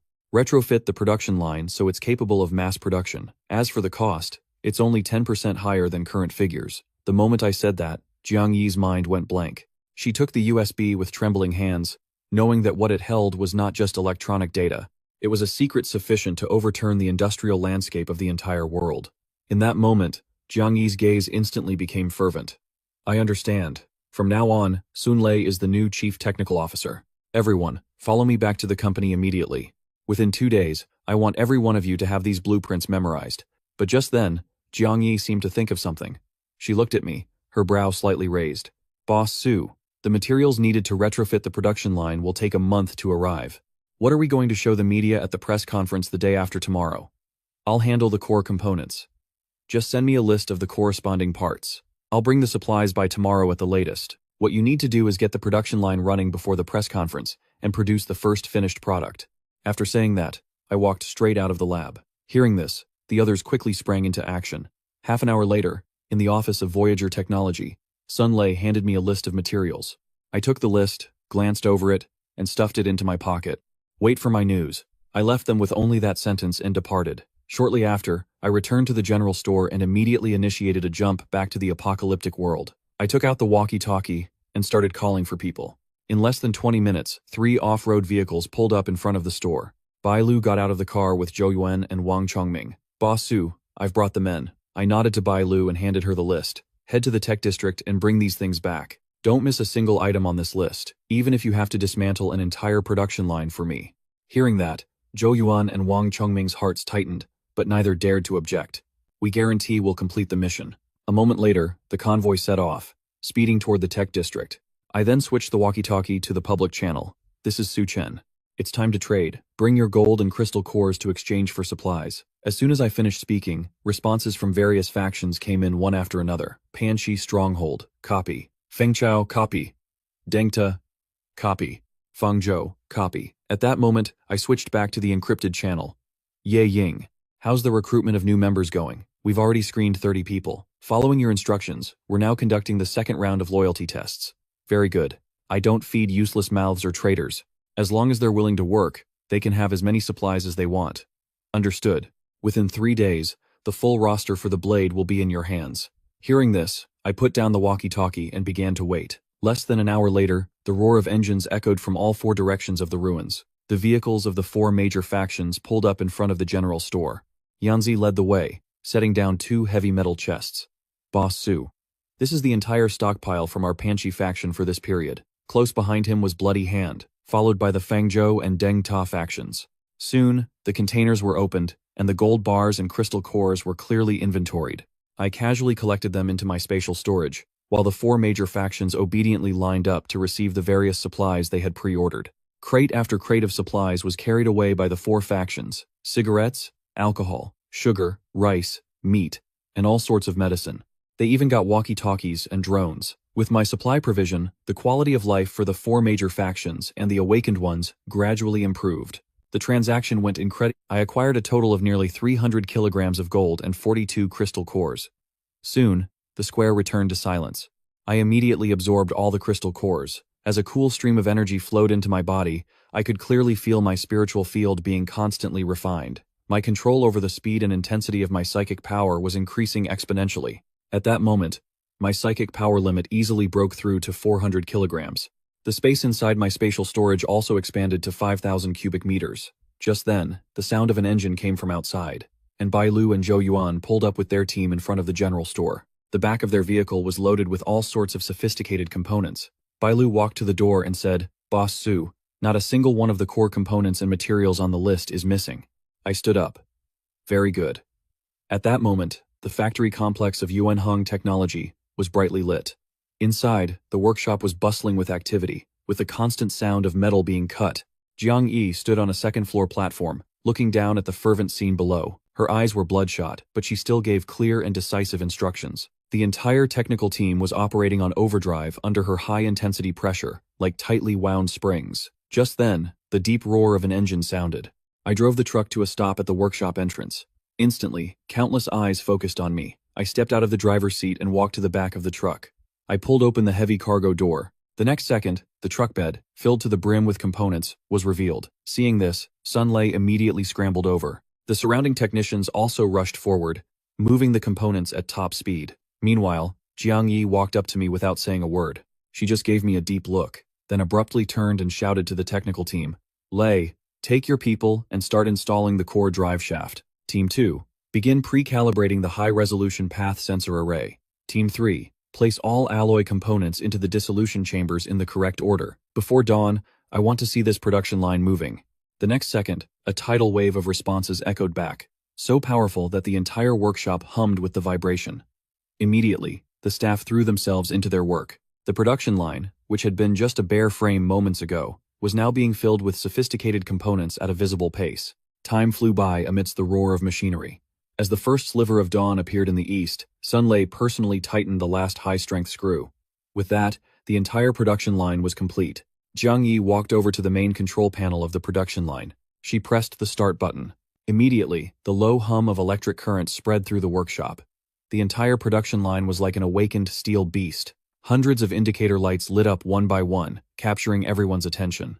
With the coordination of various new, efficient machines, the entire process ran smoothly. Just as it reached the final step, a piercing alarm suddenly blared. "Warning, abnormal internal pressure, safety threshold exceeded." Hearing this, Jiang Yi's expression changed, and she strode quickly to the control panel. "What's happening?" Sun Lei also stepped up, his hands flying across the controls. He said with a tremor in his voice, "It's the instantaneous reaction peak from creating the passive film. The material for the Yuanheng No. 1 is too overpowering. The instantaneous energy release is too high. We probably failed."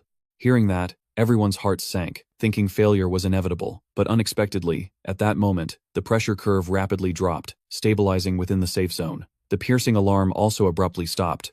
Sun Lei stared blankly at the screen. The Yuanheng No. 1. It's using its own structure to shoulder the energy pressure. The core shell's deformation rate is 0.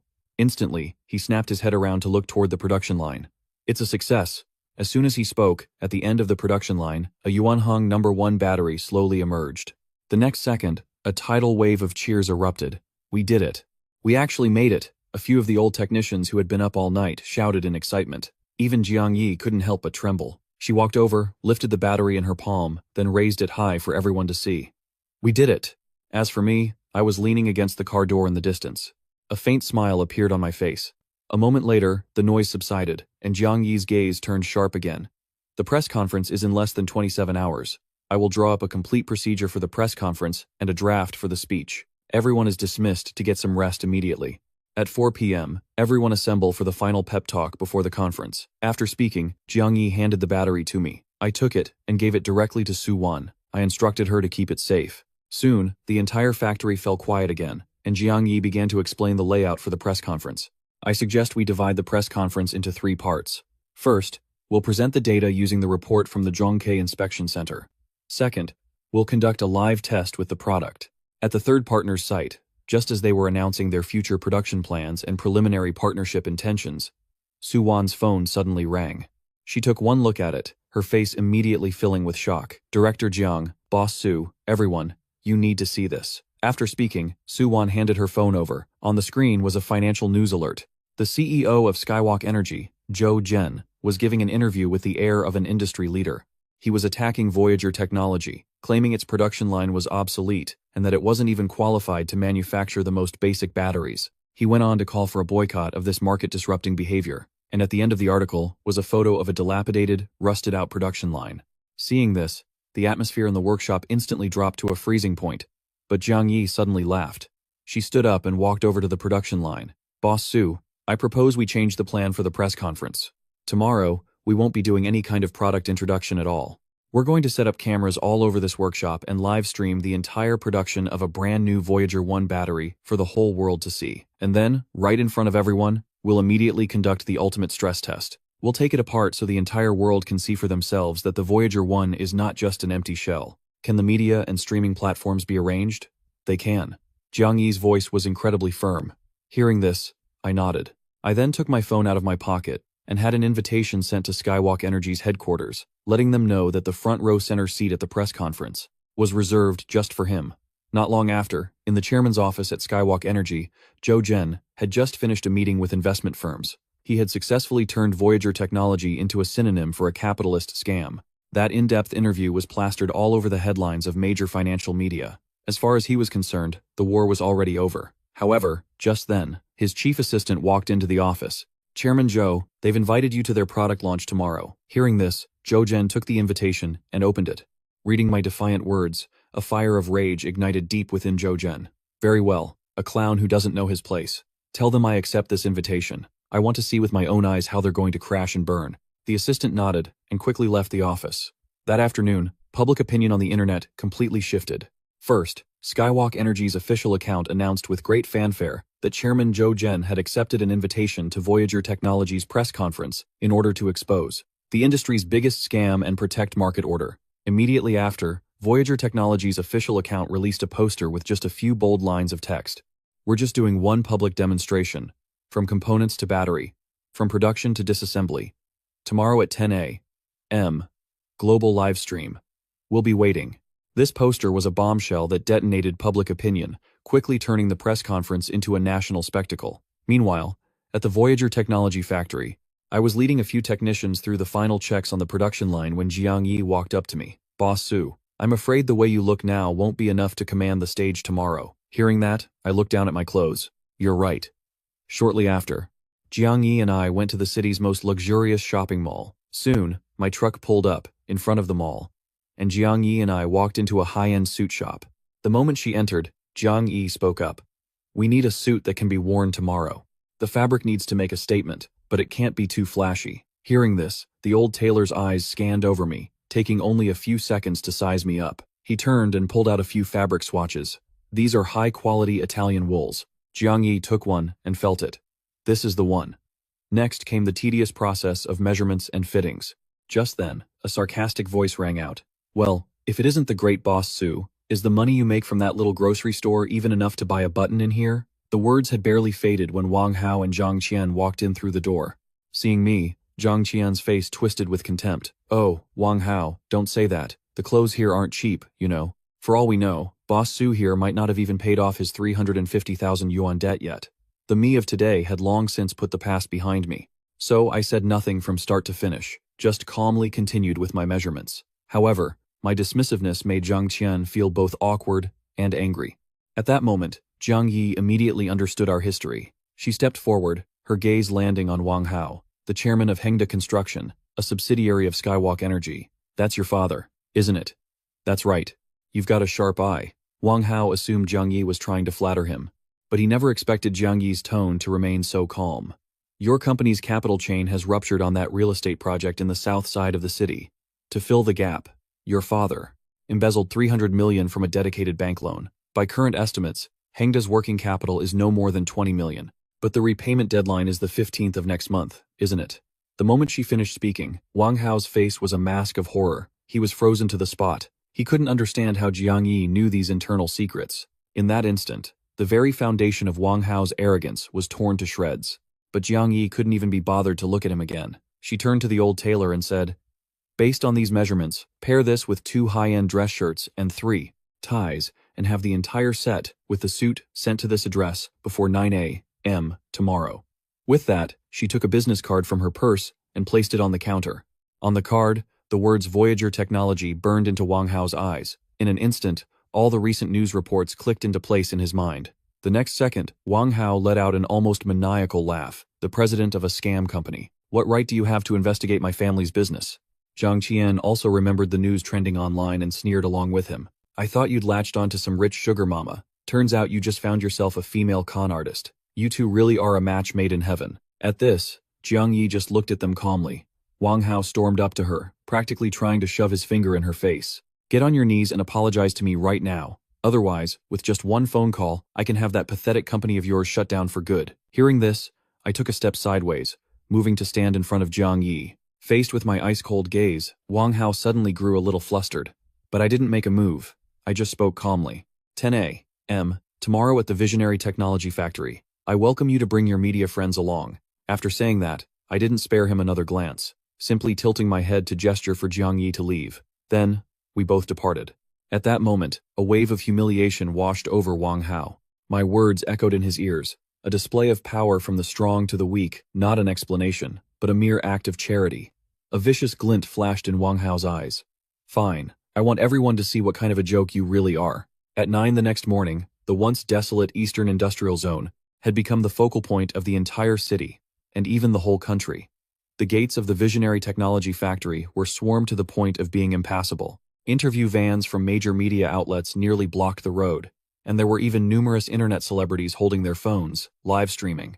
Just then, a commotion stirred the crowd as a Rolls-Royce Phantom slowly drove up and stopped at the factory entrance. Escorted by bodyguards, Chu Zhen stepped out. He wore a gentle and confident smile. Immediately, camera flashes lit up the scene, and reporters swarmed him for interviews. "Excuse me, do you have evidence of Visionary Technology's fraud? Sir, what are your thoughts on this suicidal livestream stunt?" Hearing this, Chu Zhen paused and smiled at the cameras. "I didn't come here today to attack anyone.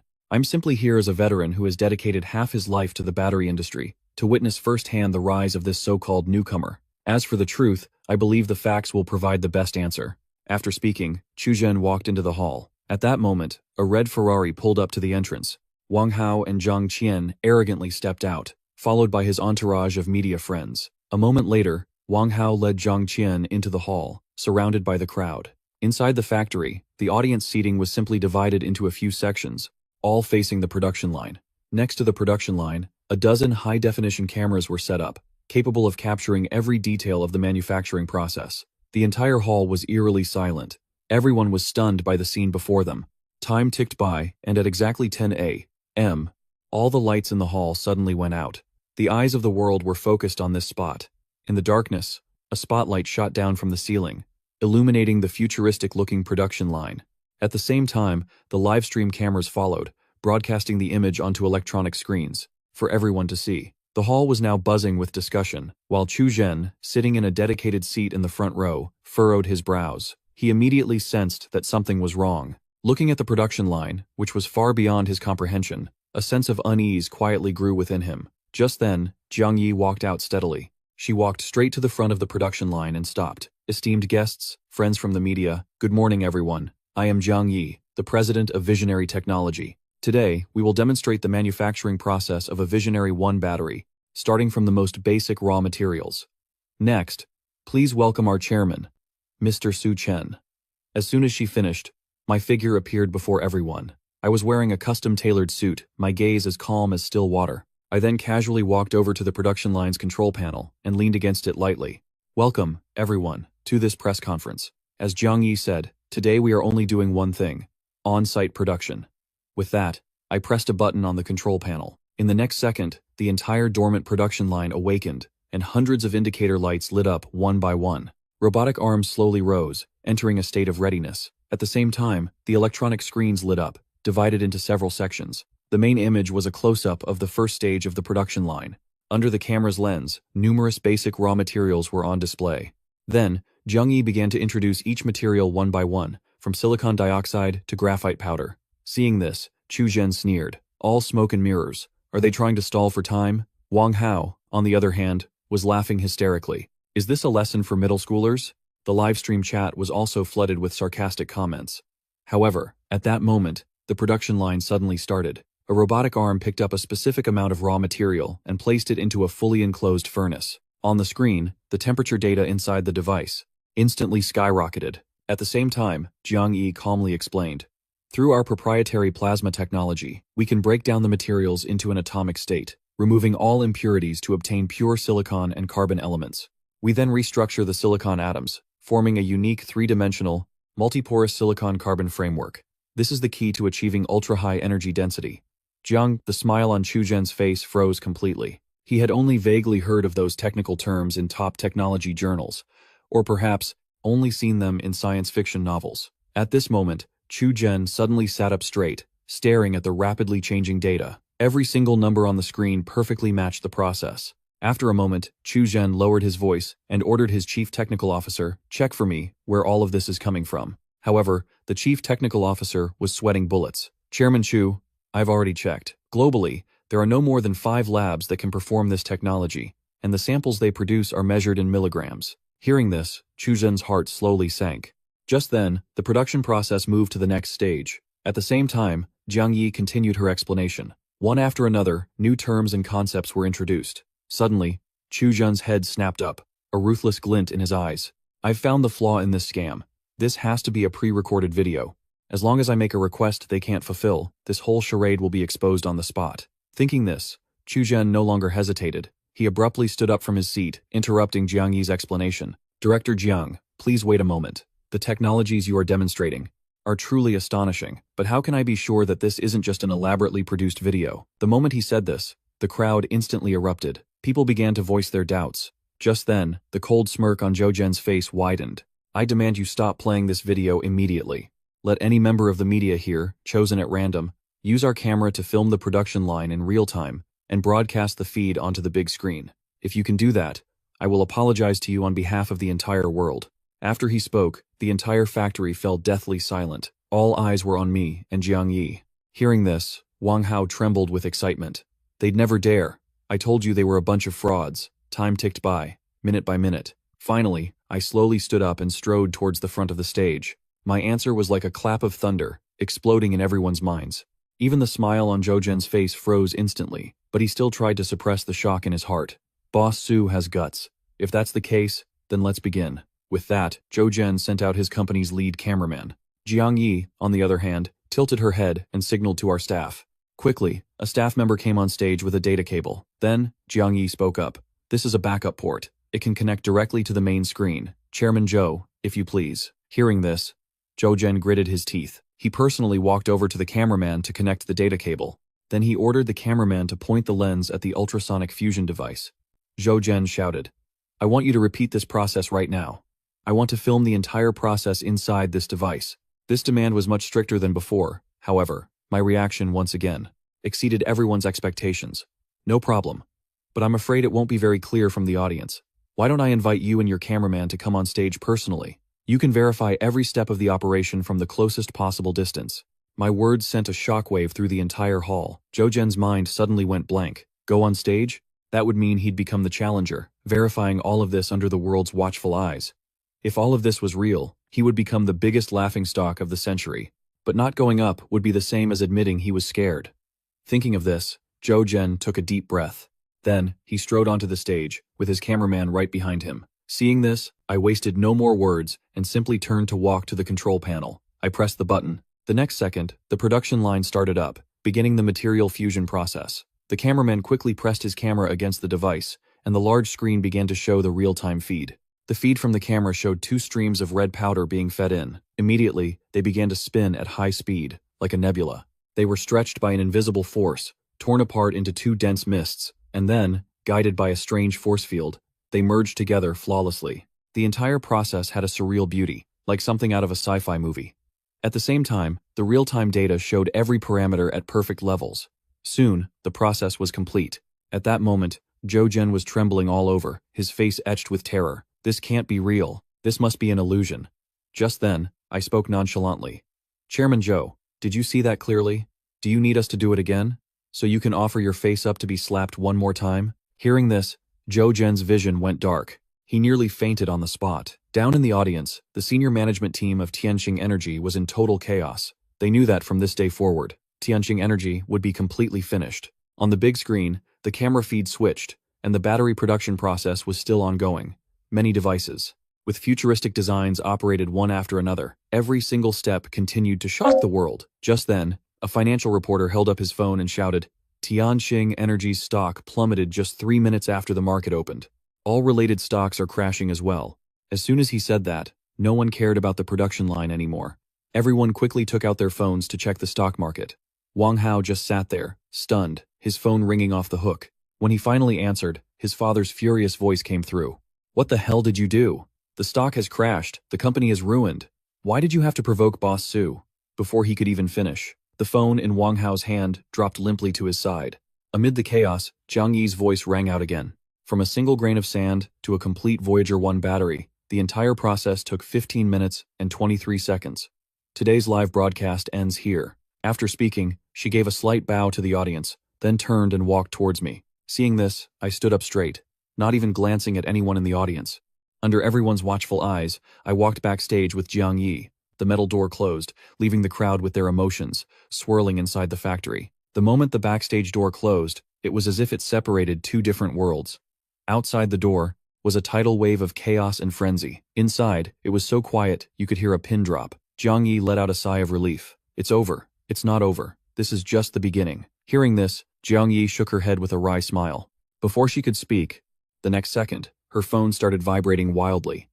Jiang Yi picked it up and saw the screen flooded with missed calls and messages from countless internationally renowned electronics brands, all scrambling to request a partnership. Seeing this, Jiang Yi tried to contain her excitement and said, "Boss Su, we did it. The whole world wants our batteries.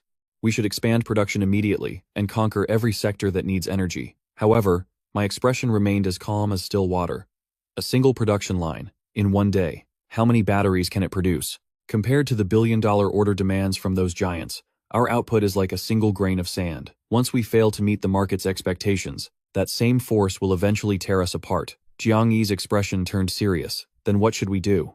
At that moment, I walked up to her and raised one finger. For now, we concentrate all our strength and strike at a single point. New energy vehicles. With the same output, the profit from car batteries can be 10 times higher. Make the announcement. We have to make everyone understand that. Only top-tier cars are worthy of using the Horizon 1. Jiang Yi immediately understood my strategy, but a sense of helplessness grew inside her. Building a new production line will take a year at the very least. We can't wait that long. Who said I was going to build it myself? Isn't there a path right in front of us? I want you to acquire the manufacturing plant of Celestial Energy. At that moment, Jiang Yi's mind went blank. She instinctively retorted, "Celestial Energy. Even though their stock has been suspended, they haven't officially declared bankruptcy yet. And even if they do go bankrupt, they have to go through a lengthy liquidation process. That process will take at least 6 months to a year to complete. We can't afford to wait. Celestial Energy is backed by enormous bank loans. Now that he's collapsed, the ones who are most scared are the banks that lent him the money. So, whoever takes this celestial mess off their hands will be more than welcome." Hearing this, Jiang Yi's breathing quickened. "I'll contact the bank with the largest loan to Celestial Energy right away." With that, Jiang Yi no longer hesitated. She walked over to her desk and began to look up the relevant documents. Meanwhile, the chairman's office at Celestial Energy was a complete mess, with countless shredded documents scattered on the floor, and Zhou Zhen was sitting slumped on the sofa, looking dazed. He still couldn't figure out where that production equipment had come from. Suddenly, the encrypted phone on his desk let out a piercing ring. This was a dedicated line for communicating with senior bank executives. When Zhou Zhen heard the sound, his body suddenly trembled. He struggled to his feet to answer the call. A cold male voice came from the other end. "Chairman Zhou, the unusual fluctuations in your company's stock price have triggered the forced liquidation and asset seizure clause. We now require you to immediately repay the total loan debt of 7.2 billion. Celestial Energy is worthless now." Hearing this, a chill ran down Zhou Zhen's spine. He knew the other party was telling the truth. However, the person on the other end fell silent for a few seconds before speaking again. "However, half an hour ago, Horizon Technologies called. They are willing to acquire all of your assets in the southern industrial park of the city, including the factory, equipment, and land use rights." Upon hearing this, Zhou Zhen's vision went dark. A feeling of humiliation and rage overwhelmed his senses. He screamed, In your dreams. I'd rather burn this whole factory down than hand it over to them. His crazed roar echoed through the office. But a cold reply came from the other end. The Southern Industrial Park is the core collateral. The bank has the right to unilaterally dispose of the collateral. We are merely informing you of this. Otherwise, you will be left with nothing, with no chance of ever making a comeback.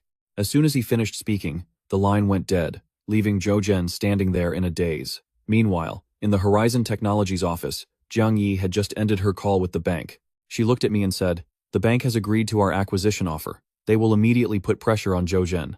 Without turning around, I replied casually, "Leave the rest for you to handle. From now on, you can make the decisions on small matters like this yourself." Hearing this, Jiang Yi was stunned. She was incredibly surprised but suppressed the turmoil in her heart. "Understood. I'll handle all the details properly." I nodded and then headed to the factory. At this moment, the atmosphere in the workshop was electric. All the employees were engaged in lively discussion. I slowly walked to the front of the crowd. A moment later, everyone turned to look at me in unison. I scanned the room and then spoke. "Everyone, you've worked hard these past few days. Today's press conference was a great success. I won't let anyone who believes in me be shortchanged. Starting this month, all employee salaries will be increased by 100%. As soon as I finished, the entire factory fell silent. The silence lasted for a few seconds, and was then broken by thunderous cheers. I paid no mind to the staff's excitement and just waved Sun Lei over, then turned and walked into the separate control room, next door. Seeing this, Sun Lei quickly followed. Inside the control room, I began, "Celestial Energy's Southern Industrial Park will soon be ours. I need you and your team to immediately form a special task force to leverage our technology and integrate it with the production line at Celestial to come up with the fastest, lowest cost retrofitting plan." Hearing this, Sun Lei's breath caught in his throat. He never expected that I was about to acquire Celestial Energy's assets, but he quickly composed himself and thought, "Celestial's production line is fundamentally incapable of producing the Horizon 1, and retrofitting it would take a very long time." But I shook my head, proactively abandoned some of our existing technology, and used their existing equipment to produce a simplified version of the battery, the Horizon Light. That will be enough to completely dominate all lithium batteries on the market. At the same time, the workload will be reduced exponentially. "I understand, boss. We can offer two product lines, our in-house produced line, for high-end automobiles and aviation, and the line produced at Celestial will be used to capture the mid-range market. I will definitely complete a preliminary proposal report." With that, Sun Lei immediately turned and left. A short while later, Jiang Yi pushed open the door to the main control room and walked in. She came up to me and said, "The bank has approved our acquisition request, and has initiated asset preservation procedures for Celestial Energy. They've accepted practically all of our conditions. However, I just brushed it off. Like I said, you have full authority over these matters. I just discussed the plan with Sun Lei, so I need you to follow up on it. I'm leaving things here to you. I have to go. Just text me if anything comes up." After saying that, I stood up and left. Now I had to go purchase supplies and then return to the apocalyptic world to continue my work. Half an hour later, I arrived at the Global Warehouse Wholesale Market. This was one of the largest supply distribution centers in the city. I took a quick look around and walked straight into the market manager's office. "Hello, I need to purchase a large batch of supplies." With that, I placed a list on his desk. The manager casually picked it up. He glanced at the first page, and in the next second, his expression froze. "Rice and flour, 500 tons of each. Frozen pork, beef, and lamb, 100 tons of each." "Sir, are you sure you didn't write this down wrong?" I didn't say a word. I just showed him my bank card with the account balance. After seeing it, the manager's face instantly changed to a sycophantic smile. "Please wait a moment, sir. I'll get everything coordinated right away. I'll make sure to prepare your order with the utmost speed." For the next few hours, the entire wholesale market buzzed with activity, as countless forklifts and workers were mobilized. Sack after sack of rice and crate after crate of frozen meat were moved out of the warehouses and then loaded onto a dozen massive container trucks. During this time, I supervised the quality of the goods and rented a temporary transfer warehouse behind the market. Soon, truck after truck, filled with goods, drove into the warehouse, and the items on my list quickly piled up like mountains. Before long, everything had been delivered. I promptly paid and left, which made the manager even more enthusiastic, telling me to look for him next time and promising the best deals possible. Soon after, I had everyone leave. Then, standing before the mountain of rice sacks, I gave a light wave of my hand. The next second, the mountain of supplies vanished on the spot. It reappeared, perfectly intact, in my spatial warehouse. The entire process was silent and efficient. In addition to these items, I also purchased tons of cooking oil, salt, and sugar. along with walls of canned goods. I also got compressed biscuits, instant noodles, as well as countless medicines, beverages, and mechanical equipment. On top of that, I ordered hundreds of barrels of gasoline and diesel fuel. Seeing that my spatial warehouse was still about 1/10 empty, I immediately drove to the largest hardware and building materials market. He purchased all sorts of industrial materials and even a few sets of basic engineering books. Only when the spatial warehouse was completely full did he load up various machine tools and 3D printing equipment. He then drove the truck back to his grocery store. The familiar feeling of weightlessness returned, and the world before his eyes began to twist and fold. The next second, he had arrived in the apocalyptic world. He quietly adjusted to the sensory shock of interdimensional travel. A moment later, he picked up the walkie-talkie. "Ye Ying, how is the situation at the industrial park? Everything is going smoothly. As per your instructions, we've repaired the industrial park's surveillance and alarm systems. We've established 3 defensive lines centered around the dormitory area. No small disturbance can escape our notice. Over the past few days, more than 300 scavengers have tried to sneak into the industrial park. We've captured a portion of them. Currently, the Blade has 43 official members. You've done very well, far exceeding my expectations. Now, send some people to the square. I've brought something back for you all." "Understood, boss." Ye Ying's reply was short and decisive. After ending the call, he switched to the public channel. "Trading is back on, same as always." The short sentence landed like a bombshell. The next second, responses flooded the walkie-talkie. "Boulder, copy. Sharpwind, copy. Lighthouse, copy. The Ark, copy." Because of the press conference, he hadn't shown up for 2 days, which had made the 4 major factions feel uneasy. After having tasted the delicious flavor of beef and the refreshing hit of a cigarette, no one wanted to go back to their old lives. There were even rumors that he was dissatisfied with the trade. Some even said he had met with some misfortune. Now that he was back, the 4 major factions immediately breathed a collective sigh of relief. In less than 20 minutes, the convoy sent by Ye Ying arrived at the square. The one in the lead was Scarface. His face no longer held its usual defiant arrogance. Instead, it was filled with respect and warmth. "Hello, boss." Seeing this, he gave a slight wave of his hand. The next second, a pile of supplies appeared, including canned goods, seafood, lamb racks, and even beverages. There was beer, peanuts, and even several brand new portable generators. "This is a reward and an extra supply drop for you all. Tell Ye Ying to be bold and just do what needs to be done. We are not short on supplies." Seeing all this, Scarface's eyes turned red. "Thank you, boss. I'll be sure to pass the message on to the captain." After the convoy left, the trading teams from the 4 major factions arrived one by one. This time, they brought even more gold and crystal cores. The entire trading process went off without a hitch. In front of him, the 4 major factions were as obedient as well-behaved elementary school students. Very quickly, everyone left, and the square returned to its usual silence. He tallied up his earnings: over 500 kilograms of gold and 63 crystal cores. Without a moment's hesitation, he absorbed all the crystal cores. Instantly, a massive surge of energy exploded within his body, and his psionic power easily broke through the 500-kilogram level.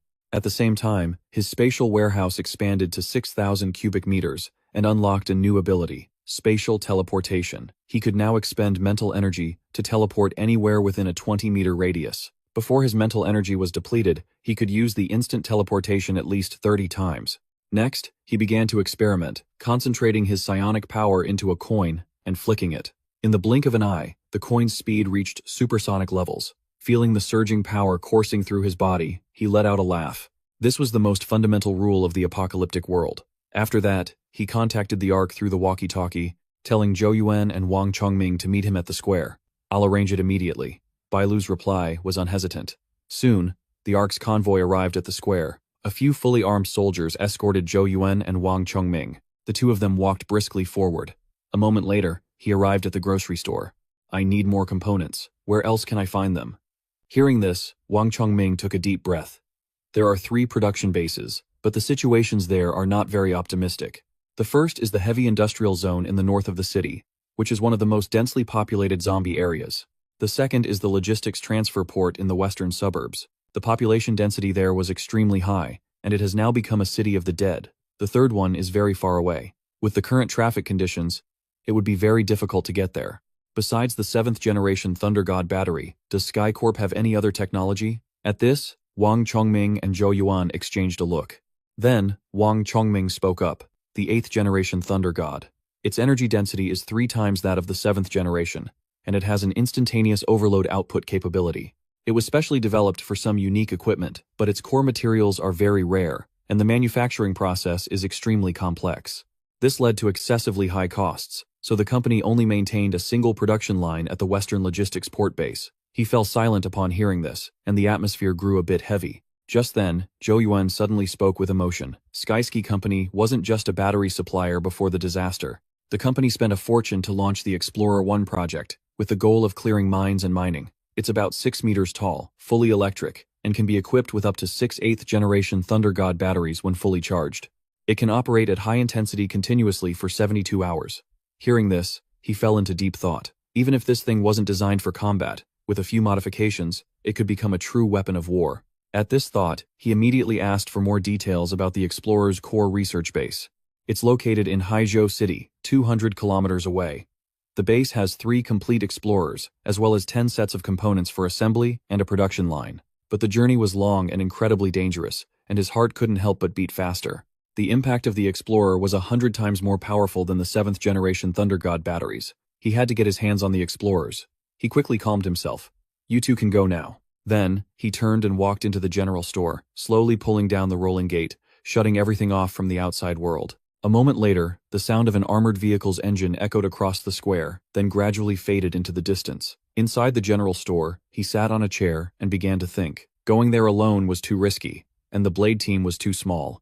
As for the major factions, their personnel were complicated and poorly equipped, making a long-distance march impossible. Right now, even attacking the Western Logistics port was proving difficult. He needed tens of thousands of people, an elite army with unwavering resolve, and behind them, a massive amount of supplies, as well as a solid rear base. He had to use the general store as the core, carrying out large-scale construction to create a complete defensive stronghold. Then, he would gradually expand outward, digging up everything of value from the ruins of the apocalypse. After forming a preliminary idea, he immediately picked up the radio to contact Ye Ying. "I have a new plan. We're going to use the general store's square as the center to build a stronghold. We need manpower. Anyone who has worked in construction or industrial-related professions will do. Your mission is to find these people." Hearing this, Ye Ying's breathing quickened. Suppressing the shock in her heart, she replied, "Understood. I'll get on it right away." After ending the call, he switched to the public channel. "This is Su Chen. I'm going to build a permanent trading post and safe zone in the central square. Large-scale construction will begin tomorrow. During construction, I need security. The pay will be double what it was for the attack on the Skyski Tech Park, with supplies paid out daily." This announcement struck like a hammer blow to the hearts of the leaders of the 4 major factions. They were both shocked and awed, but they had no other choice, because he had an endless supply of resources to back him up. He wasn't worried about the 4 major factions rebelling. He had more important things to do. He flipped over a piece of paper and quickly sketched on the back with a pen. The general store would be the origin point, with the entire central square as the core area. The first step was the wall, a wall strong enough to withstand a zombie horde, on a massive scale, one that could even endure the impact of heavy-class mutants. A preliminary estimate put the minimum height at 10 meters and the thickness at no less than 3 meters. The wall had to be poured with reinforced concrete, with steel plates buried inside, as a high-strength core skeleton. This was undoubtedly a massive project, and the materials required would be an astronomical figure. However, none of this was a problem in his eyes. He just needed a large enough warehouse and a long enough shopping list. Just as dawn was breaking, the area outside the rolling gate was filled with expectant scavengers. He stepped out of the general store and got straight to the point. "I'm hiring workers. The pay is all-you-can-eat box lunches." As soon as these words were spoken, the survivors immediately erupted. He didn't explain, just raised his hand and gave a slight wave. The next second, small cans of beef appeared out of thin air. Then, he said nonchalantly, "Spread the word. The square is recruiting workers to build a stronghold. Anyone who wants to join can sign up with the manager. These cans are your reward for spreading the news.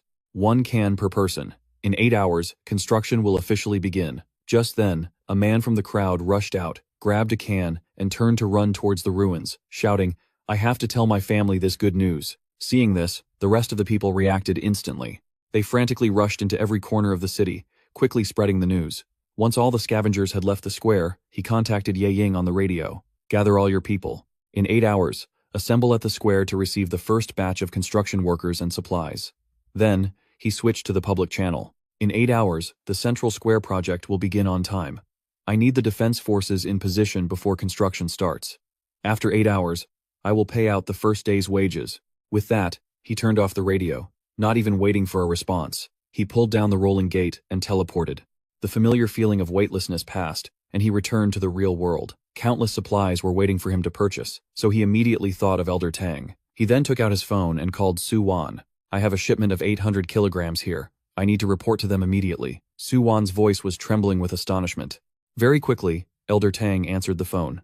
"Mr. Guo, is the price the same as last time?" "Yes, but besides cash, I also need a few things. Cement, steel, the more, the better.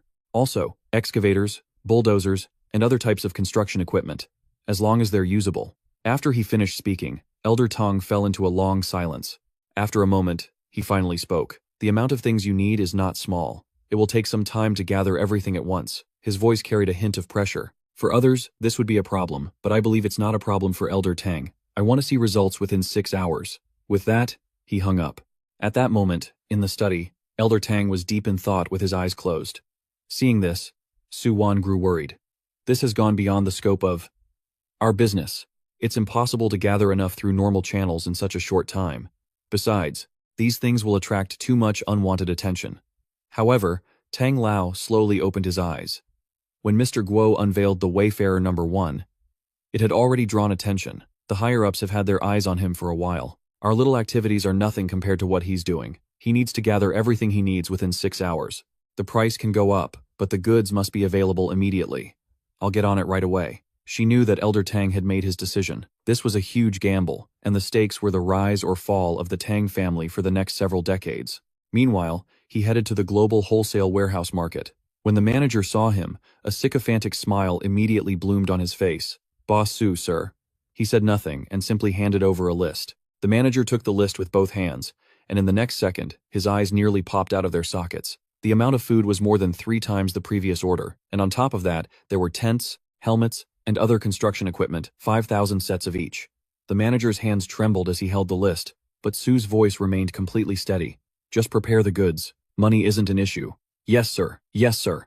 I'll get on it right away." After speaking, the manager didn't dare ask another question. He clutched the list and dashed straight for the warehouse area. The entire wholesale market was thrown into a state of frenzied operation, while he rented the same transit warehouse as before. Standing at the entrance, he watched as truck after truck of supplies was brought in. A moment after the last item was absorbed into his spatial storage, Su Wan sent a message. "The goods are all in position. They're parked at the abandoned industrial park in the east of the city, ready for handover at any time." Just then, Jiang Yi also called. "A department head from the Ministry of Energy, a Mr. Zhang, has specifically requested to meet you. He's very interested in our batteries and our future production plans. At 10 a.m. tomorrow, he'll personally lead a team to Voyager Tech. Just receive them as usual. I'll handle everything else. The acquisition of Tianheng Industrial Park requires the first installment transfer, totaling 300 million. No problem, I'll take care of it." With that, he hung up. He then drove to a private club, where Su Wan, having been notified, was already waiting at the door to greet him. He opened the trunk, pointed to several cases, and said, "The goods are all in here. Have your people make the exchange quickly." Hearing this, Su Wan immediately began to make arrangements, then led him to the lounge. In the lounge, Elder Tang wore a warm expression. "Sir, you truly live up to expectations. I've gathered everything you need." Seeing this, he also smiled. "I've troubled you, Elder Tang. It's what I ought to do. The total value of the gold is 656 million yuan. The items you needed cost 180 million yuan at their original price. As for the acquisition funds for Tianheng, I also had Su Wan prepare those. I will transfer the remaining amount, along with the previous funds, into your account. Also, to celebrate the successful conclusion of your press conference, sir, I would like to personally gift you 5 million yuan. I hope you won't refuse." At this moment, Elder Tang didn't seem like he was just conducting business.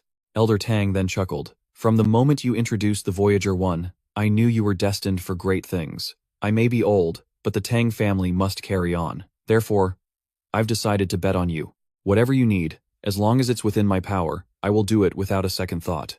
Additionally, the higher-ups approached me for a talk recently. As long as you show a cooperative attitude and present a production plan that satisfies them, they will clear many obstacles for you. Thank you for the reminder, Elder Tang. I will have Su Wan gradually participate in our future business dealings. I hope you will look after her, sir. He didn't say much, only nodding before turning to leave the study. Su Wan followed quickly behind him, while Elder Tang stood alone by the window. He knew that from this day forward, the Tang family and Su were completely bound together. A short while later, he and Su Wan arrived at the abandoned industrial park in the east.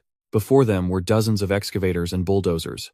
Beside them, cement and steel were piled up like small mountains, along with more than 10 heavy-duty diesel generators. You've worked hard. This is what we're supposed to do. If you have any issues, please feel free to contact me. I'll take my leave now.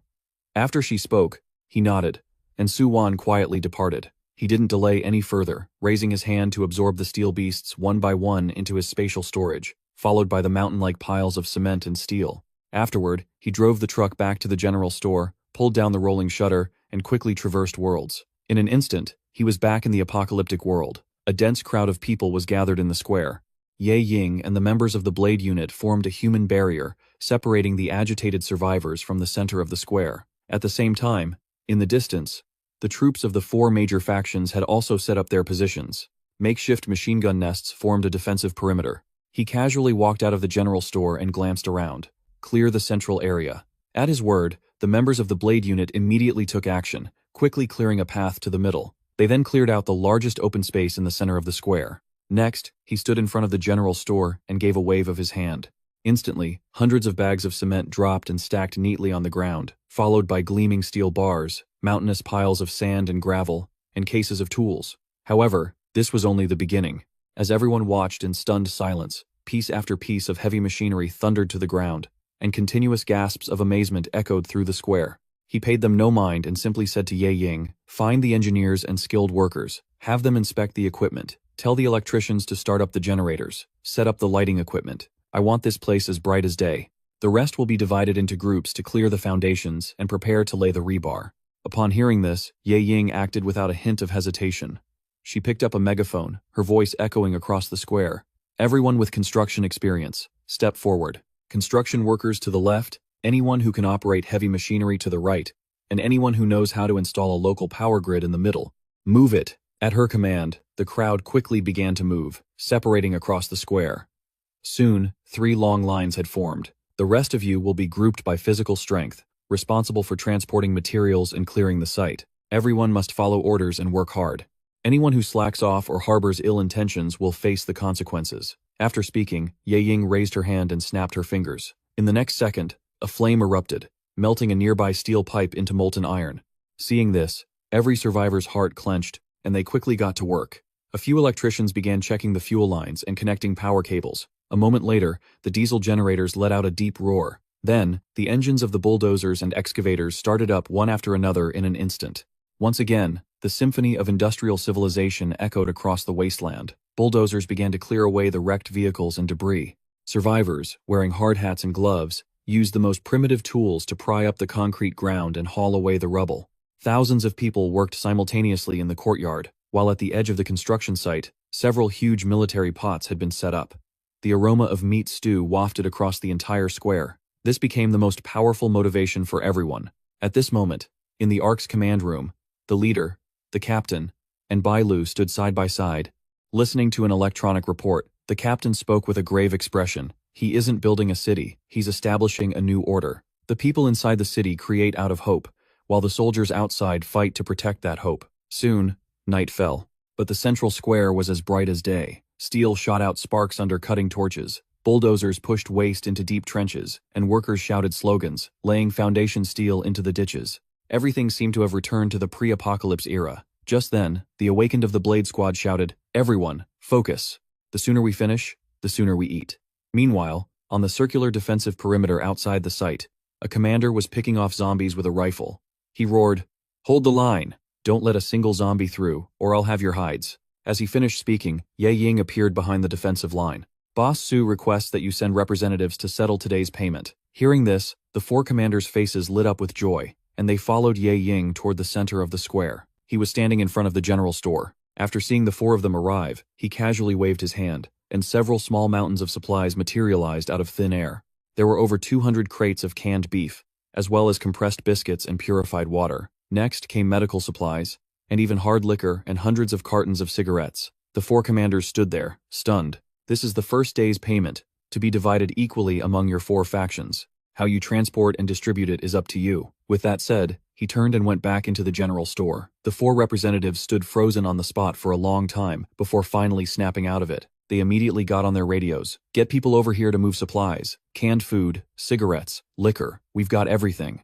Excited cheers erupted from the soldiers on the front lines. Soon, trucks from the 4 factions came roaring over under the commander's direction, and they began frantically loading up the supplies. Just as the entire square was basking in the joy of their reward, a terrified scream suddenly blared over the public channel. East District 3 is under attack by a zombie horde. The numbers are countless. At that moment, the smiles on the soldiers' faces instantly froze. The survivors on the construction site also began to panic. However, Yanzi grabbed the radio and shouted, "Remember those cans of food you just got? Hold your guns tight and give 'em hell. Establish the first defensive line up front." As he finished, the other commanders quickly issued similar orders. The soldiers' morale soared to an unprecedented high. They quickly took their battle positions, aiming their guns toward the end of a street.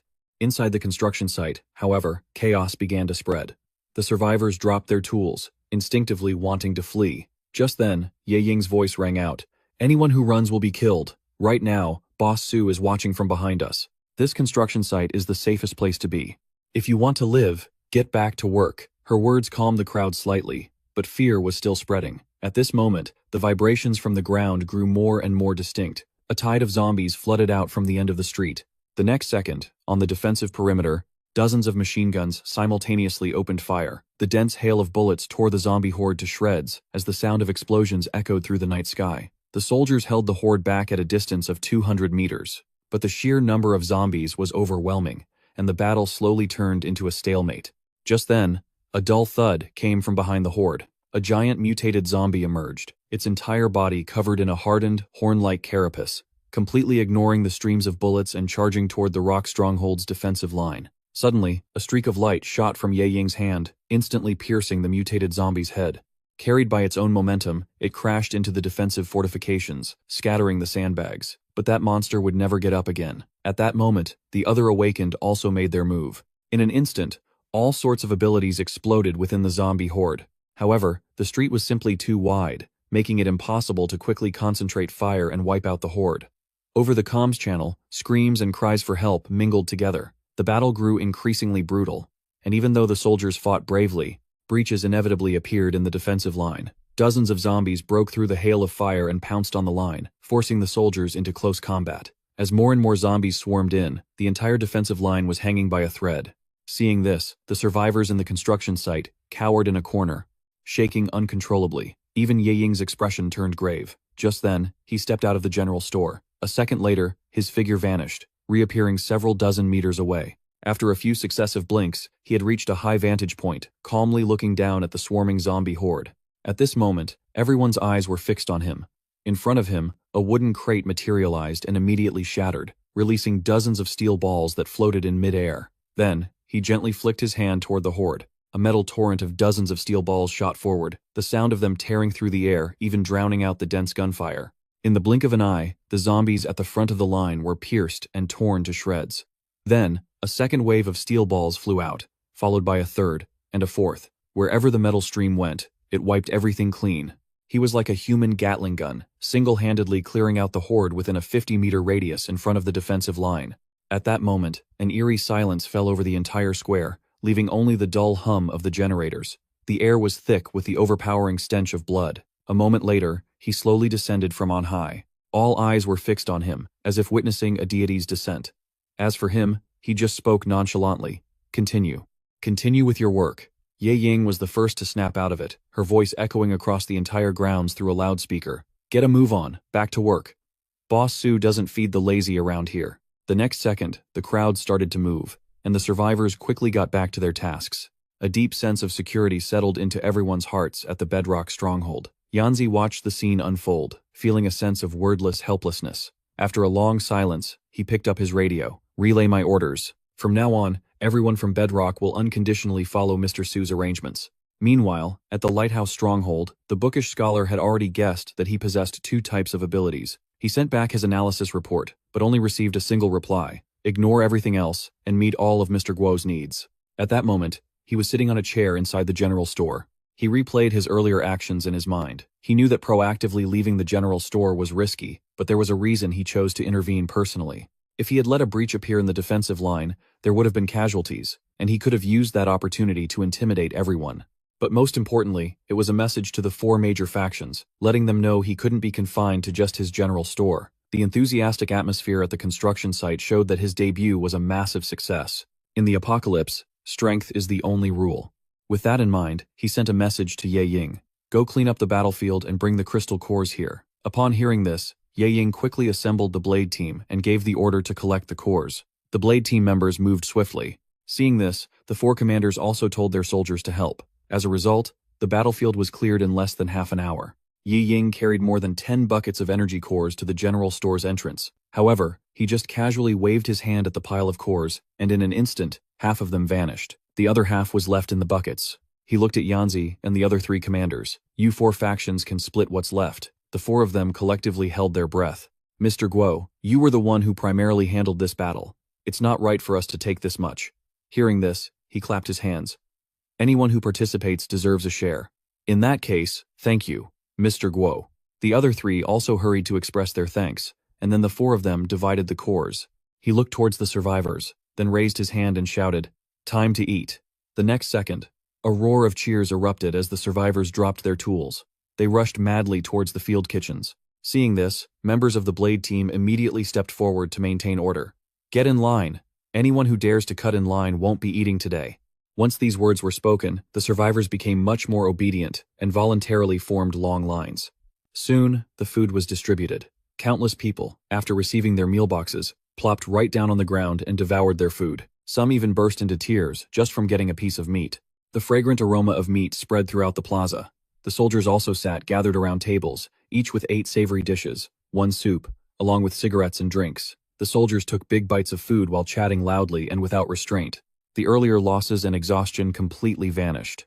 An hour later, everyone had eaten and drunk their fill. At this point, the construction foreman stood up, patting his belly. All right, we're full. Now let's get back to work. No sleep tonight. Let's try to finish all the foundation work before sunrise. As he finished speaking, a responding roar came from thousands of people. The survivors didn't have a single word of complaint.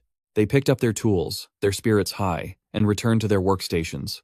The roar of machinery once again filled the air. Meanwhile, the relief shift soldiers from the 4 major factions looked at the messy dining tables and smelled the lingering aroma in the air, feeling nothing but regret for not signing up for the first defense shift.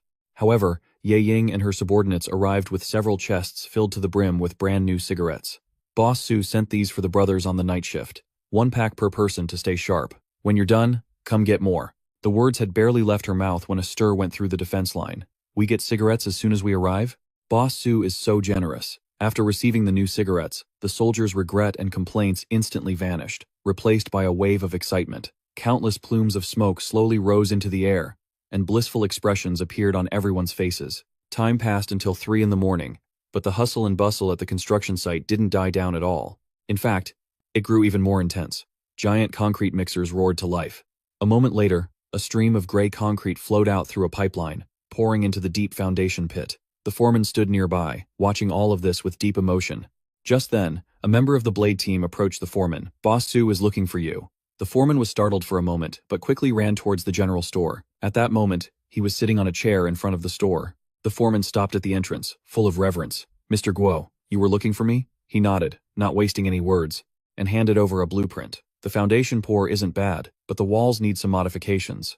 As soon as he finished speaking, the foreman hurriedly took the blueprint. The blueprint clearly showed the locations for 1,000,000 densely packed murder holes. Without waiting for the foreman to ask, he casually explained, leave space for firing ports and internal corridors inside the walls. Build watchtowers and observation decks on top, and include steel railings, enclosed pipelines, and placements for cameras and floodlights. I want this to be a wall that can not only block the zombie tide but also annihilate it.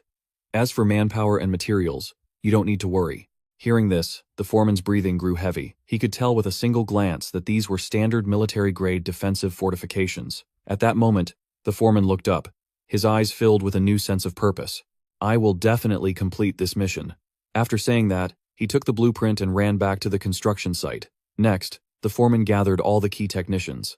They went over every detail of the new blueprint. Soon, dawn was breaking, and all the survivors had bloodshot eyes, but their faces showed no signs of fatigue. Only the excitement of completing their work. By now, the entire foundation had been poured, and a few engineers were gathered around the blueprint. They were using some strangely shaped molds they had just fabricated. These molds would be fixed within the wall's steel rebar skeleton. Then, they just had to wait for the concrete to be poured, and the wall would form with standard firing ports. The construction difficulty was now several levels higher, but not a single person felt discouraged. In their hearts, they all understood that this fortified wall would be everyone's hope for survival. Before long, a crane started up, lifting the first section of the wall. It placed it precisely onto the foundation, perfectly interlocking with the pre-laid steel. At that moment, the entire construction site erupted in thunderous cheers. The survivors brandished the tools in their hands, their bloodshot eyes welling up with tears.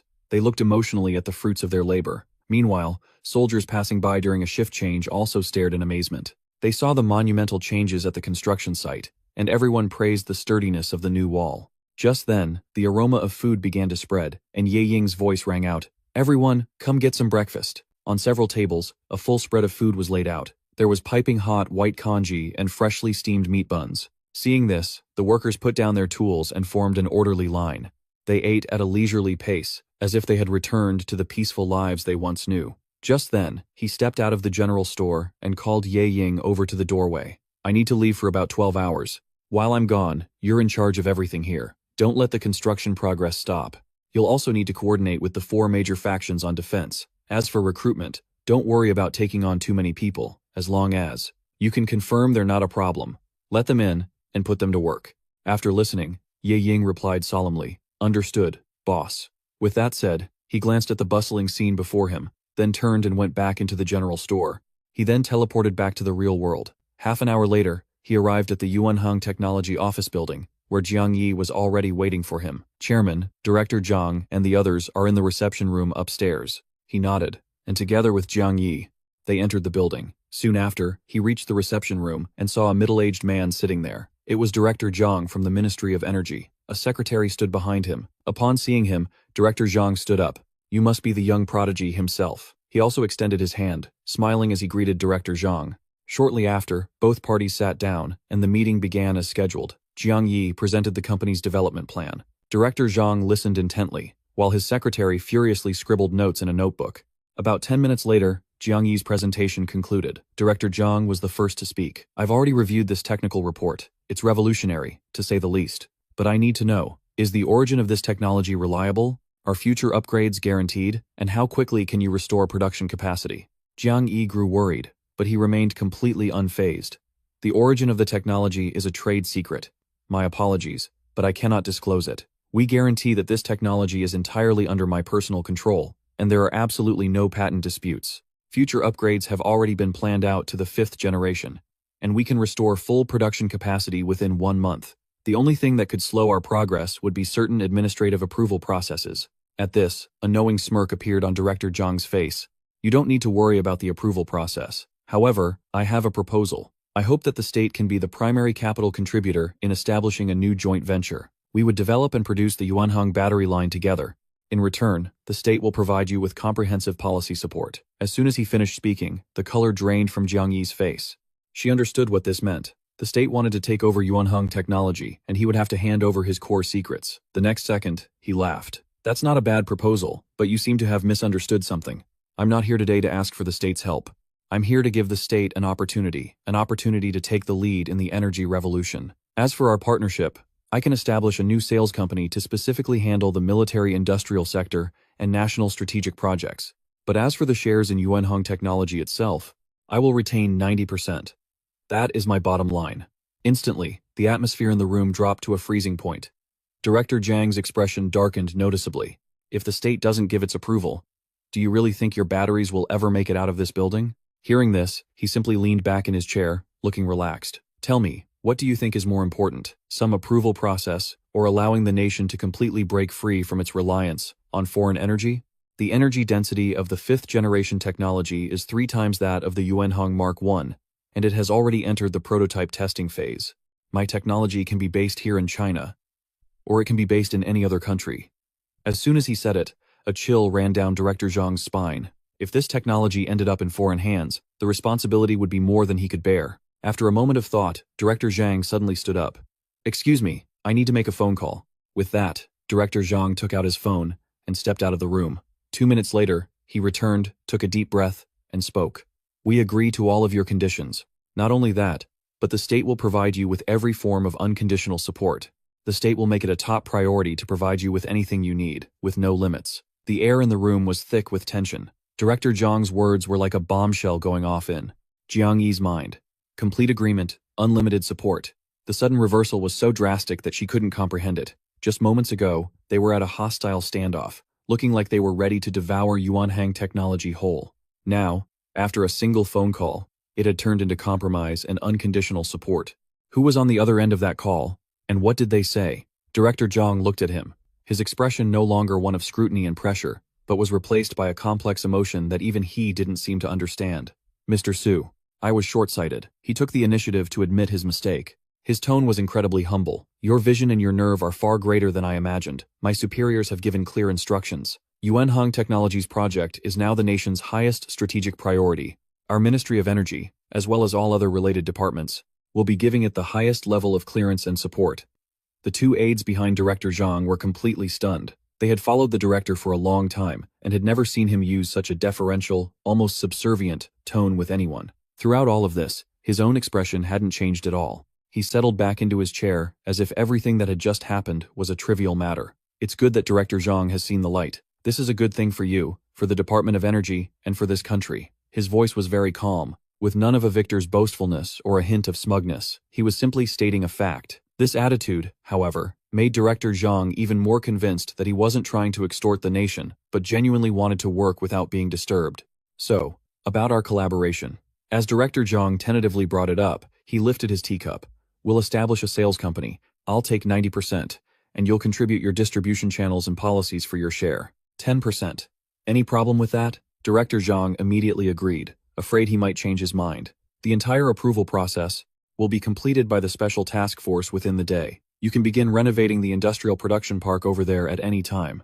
Just list any equipment and personnel you need, and we will coordinate it. It seems we've reached a consensus. His voice betrayed no fluctuation whatsoever. Director Zhang took a deep breath to compose himself. The expression on his face was complex, finally settling into one of solemn respect. Yes, Mr. Su. He extended his hand again. To a pleasant partnership. To a pleasant partnership. He shook the director's hand.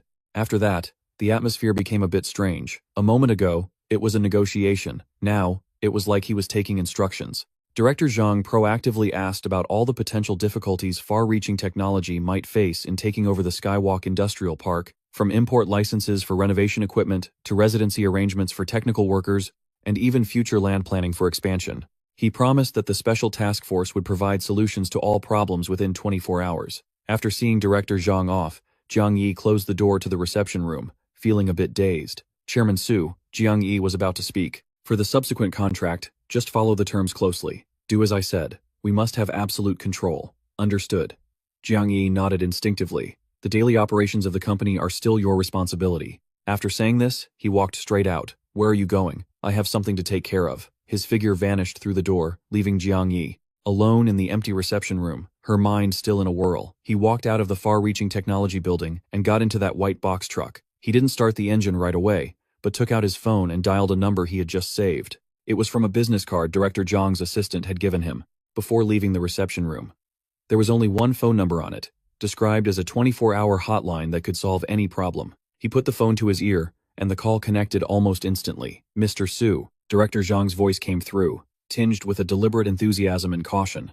At that moment, he was in his official car on his way back to the department, still replaying every detail of their meeting in his mind. Director Zhang, I'll skip the pleasantries. His voice was very calm. Since this is top priority support, I'd like to make my first request. Here it comes. Director Zhang's spirits lifted, and he immediately sat up straight. He guessed his first request would likely be about dealing with Skywalk Energy's trillions in bad debt, or perhaps hoping the state would mediate relationships with foreign suppliers. Go ahead and tell me. We will certainly do everything in our power to cooperate. He leaned back in the driver's seat of the truck, looking out the window, and said casually, I want ammunition. The other end of the line fell into a long silence. Director Zhang even instinctively pulled the phone away from his ear and stared at the screen to confirm the call hadn't been disconnected. Mr. Su, he began tentatively, his voice full of uncertainty. What did you just say? The signal wasn't very good. I couldn't hear you clearly. I said, I want ammunition. 7.6 to 2 millimeter rifle rounds, 1 million of them. Heavy machine gun rounds, 12.7 millimeter, 500,000 of them. And throw in some grenades too. The phone went dead silent. Director Zhang could feel his palms drenched in cold sweat. He thought he would ask for money, for policies, for rare production materials. He never imagined the man would open his mouth and ask for weapons and ammunition, and in such massive quantities. This went far beyond simply breaking the rules. This was touching upon the nation's most sensitive red line. Mr. Su, Director Zhang's voice trembled uncontrollably. This is impossible. Firearms and ammunition are the nation's highest-level controlled items. No individual is permitted to possess them privately. It's a felony. Besides, the quantity you're asking for is enormous. I know. His voice remained completely steady. That's why I came to you. You just said you would provide me with any support I needed, with no upper limit. Right now, this is what I need. Director Zhang's mind was racing. He tried to understand his intentions. Ammunition?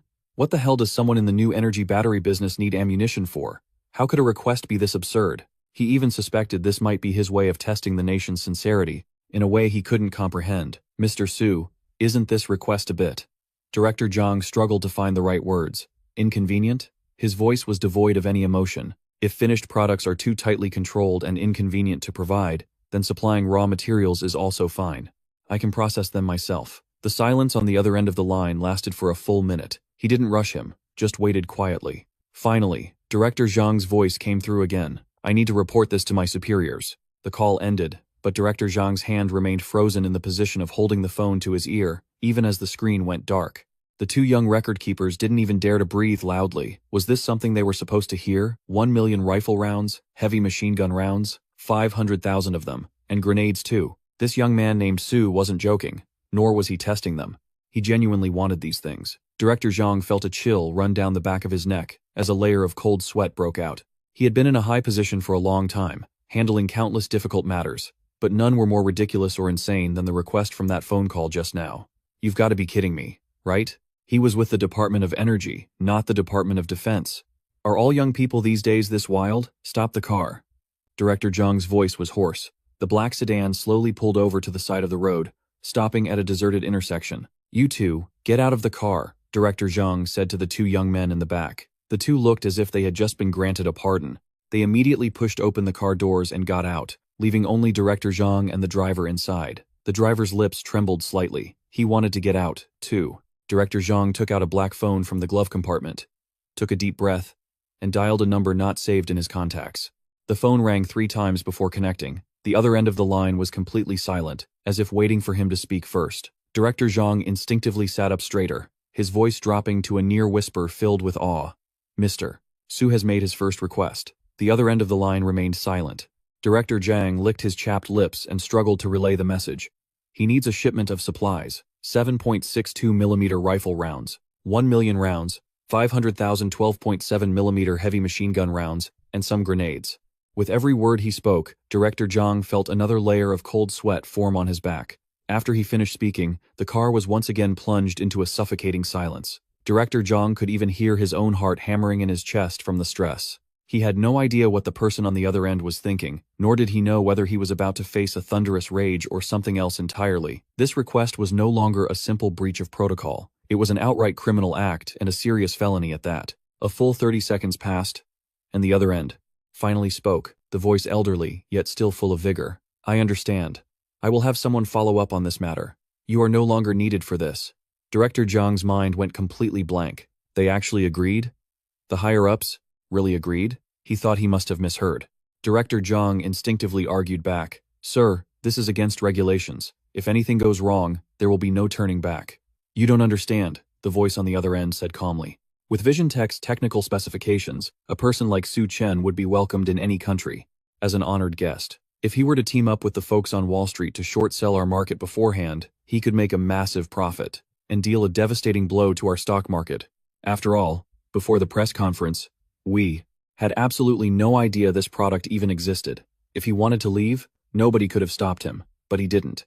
Instead, he held a press conference right here. This proves that the young man is a patriot. We don't need to figure out exactly where he got his technology, or how he acquired it. We just need to be clear on one thing. We must not disappoint those who love their country. This phone call never happened. I will arrange for someone to handle things. Your mission is to help Vision Tech resolve any commercial and policy-related difficulties. Understood? With that, the elderly voice on the other end finished speaking, and hung up immediately. Director Zhang sat there, phone in hand, completely stunned. The sunlight streamed in through the car window, but he felt no warmth at all. You don't understand. We must not disappoint those who love their country. These two sentences replayed over and over in his mind. He truly didn't understand. But he understood his orders perfectly. The higher-ups valued this young man named Su Chen far more than he could have ever imagined. He thought he had come here to investigate and negotiate. But it turned out, after all this, that he was nothing more than a mouthpiece, a firewall, responsible for separating the mundane commercial and policy issues from the truly important matters, the backroom deals and the games of the major players. Inside a white box truck, Su Chen put his phone down. He started the truck but didn't leave right away, just quietly looking at the Vision Tech building. 5 minutes later, his phone rang again. It was an unknown number. Mr. Lin. The phone carried a deep, steady male voice, his age impossible to guess, his tone completely flat and devoid of any emotion. Your request has been approved by the higher-ups. We cannot provide finished products, only raw materials. Please provide a delivery address and a convenient time. There was no suspicion, no probing, only the most direct execution of the order, between 10 and 12 p.m. tonight. Su Chen gave an address. It was an abandoned logistics warehouse district on the outskirts of the city. He had already picked out the largest warehouse there. Understood, the person on the other end replied crisply. The nature of these raw materials is highly sensitive. We will handle all aspects of the transport. No trace will be left behind. Additionally, we will provide you with a new phone and a dedicated contact person, on standby 24/7. You can use that phone for any non-commercial issues. Now that we've fulfilled your request, we have a request of our own. I hope you'll listen, Mr. Lin. Go on. For the newly established trading company, we want to hold 49% of the shares. Vision Tech will hold 51%. And these shares cannot be transferred to any other company or individual, even if you want to transfer shares. We must be the ones to acquire them. As for Vision Tech itself, we won't interfere. However, if you, Mr. Lin, wish to transfer your shares, we ask that you give us the right of first refusal. I believe you understand my meaning, Mr. Lin. No problem. Regarding the new company, I'll inform Jiang Yi. You can sign the contract directly with him when the time comes. Although we trust that you will not act recklessly, Mr. Lin, we still wish to offer a word of caution. The items you've requested are highly unusual. Please be extremely careful. Don't worry, not a single piece of raw material will leak onto the market. We believe you. In that case, it's a pleasure doing business with you, Mr. Lin. Pleasure doing business with you too. The line went dead. Su Chen tossed the phone onto the passenger seat. He closed his eyes and replayed the day's events in his mind, from the tense standoff at the beginning to the unconditional compromise that followed, and finally, to this last, decisive phone call. The way things had unfolded was both unexpected and, in a way, perfectly logical. The other party had raised their stake in the new company from 10% to 49%. On the surface, it seemed like a demand for more profit, but in reality, it was a way to tie him to them on a deeper level. As for agreeing to supply the raw materials for ammunition, that was a demonstration of their stance. It was an attitude that said, we know you have secrets, but as long as your roots are here, we can bend the rules for you. Su Chen silently approved. He liked working with smart people. In any case, his goal had been achieved. He wanted to build his own power base in the apocalypse. To hold down his own territory, ammunition was indispensable. With enough ammunition, the city could truly become a fortress. Only then could the city walls stand strong forever, and only then could Su Chen form an expedition team to bring back the things he wanted. Well then, next up was to buy some machine tools. The engine started, and the white box truck merged into the flow of traffic. Su Chen didn't head back to the general store. The ammunition materials weren't arriving until tonight. Before that, he needed to get the equipment ready to process these materials. He dialed Su Wan's number again, with the appearance of Tang Keqing and the pressure from Su Chen mounting. Mr. Lin, Su Wan's voice was as respectful as ever. I need a new batch of things. Su Chen cut straight to the chase. Let's meet at the old spot. I can bring the list over. Old Master Tang is at the tea house too. After hanging up, Su Chen turned the truck around and headed toward the Serene Heart tea house. Half an hour later, the familiar white truck pulled up in front of the tea house. Su Wan was already waiting, but today, someone else was standing beside her. She was a woman around 25 or 26 years old, dressed in a perfectly tailored pantsuit, her long hair tied neatly at the nape of her neck. Her features were delicate, but her expression was cold. As Su Chen got out of the truck, her scrutinizing gaze swept over him from head to toe. Mr. Lin, this is Tang Keqing, Old Master Tang's eldest granddaughter, Su Wan introduced. Going forward, some of the Tang family's affairs will be handled by Miss Keqing. Tang Keqing proactively offered her hand, her voice as devoid of warmth as her expression. Mr. Lin, I've heard a great deal about you. Su Chen shook her hand briefly. It felt cold, and he released it almost immediately. Hello. The three of them walked into the tea house. The atmosphere was noticeably more serious than the last time Su Chen had visited. In the main room, old Master Tang was still sitting in his grand armchair, only today, he wasn't brewing tea. Instead, he was reviewing a file. Mr. Lin, you've arrived. Please, have a seat. Old Master Tang set the document down, a gentle smile appearing on his face. Su Chen sat down and pushed a new list across the table. Sorry to trouble you again, Old Master Tang. But Old Master Tang didn't look at the list. Instead, he gestured for Tang Keqing, who was standing beside him, to step forward and take it. After just a single glance, her brows furrowed almost imperceptibly. A high-precision 5-axis machining center, a CNC lathe, a high-power laser cutter. Tang Keqing looked up, her cold gaze fixed on Su Chen. Mr. Lin, the items on this list are anything but simple. Her tone was slightly agitated. Could you tell us what they're generally used for? I have my own uses for them. Su Chen's reply was calm. What uses might those be? Tang Keqing pressed. Su Chen looked at her. Do I need to explain my business to you? Tang Keqing's expression stiffened. Just as she was about to retort, Old Master Tang cut in. Keqing. The old master finally spoke. The old man looked toward Su Chen, a meaningful smile playing on his lips. She's young and doesn't know any better, Mr. Lin. Please don't mind her. Su Chen said nothing, but his silence was an answer in itself. If the younger generation of the Tang family were all like this, he'd have to reconsider his choice of partners. Old Master Tang, of course, understood this as well. Turning to his granddaughter, the smile vanished from his face. Keqing, apologize to Mr. Lin. Have you forgotten my instructions? All of Mr. Lin's requests, the price, the supply channels, the risks, I don't need a report on any of it. I only want one result. Get Mr. Lin what he needs in the shortest possible time. Tang Keqing's body trembled slightly. She looked at her grandfather, a flicker of a complex emotion in her eyes, but she ultimately lowered her head. Yes, grandfather. She then turned back to Su Chen and said formally, my apologies, Mr. Lin. Mr. Lin, is this arrangement to your satisfaction? Old Master Tang asked, looking at Su Chen. It is, Su Chen nodded. Do you want cash or gold? There's no rush for the money, Old Master Tang said with a wave of his hand. Mr. Lin, I have a rather audacious request. Please, speak freely. I heard you're acquiring Tianxing's assets and plan to convert them to produce a low-performance version of the Yuanheng battery. The Tang family also has some connections for raw materials. We were hoping you might give us an opportunity, Mr. Lin. The old man's tone was earnest, and he humbled himself significantly. Su Chen looked at him, remaining silent for a moment. All right. That single word was worth its weight in gold. The wrinkles on Old Master Tang's face instantly relaxed, revealing a smile that came from the bottom of his heart. Thank you, Mr. Lin. Keqing will arrange for everything you need. Good. With their business concluded, Su Chen didn't linger and got up to take his leave. Keqing personally escorted him to the main gate. Mr. Lin. Just as Su Chen was about to get into his truck, Tang Keqing suddenly spoke up. What is it? I'll find a way to gather all the equipment on the list. It will take 3 days. Her voice was as cool as ever. I will arrange for a completely secure warehouse, and I'll notify you of the address and handover time in advance. Su Chen climbed into the driver's seat and said without even looking back. Too slow. I need to see the first shipment before dinner tonight. Send me the address in a bit. If you can't manage it, go find Old Master Tang. After that, he didn't care what Tang Keqing's reaction was. He simply started the truck and drove away. The white box truck disappeared down the road, kicking up a cloud of dust. Tang Keqing stood in front of the tea house. The early summer breeze ruffled her hair, but she didn't feel a trace of its warmth. Before dinner tonight, if you can't manage it, go find Old Master Tang. The man hadn't even bothered to look back at her, as if she were nothing more than a secretary, tasked with relaying messages.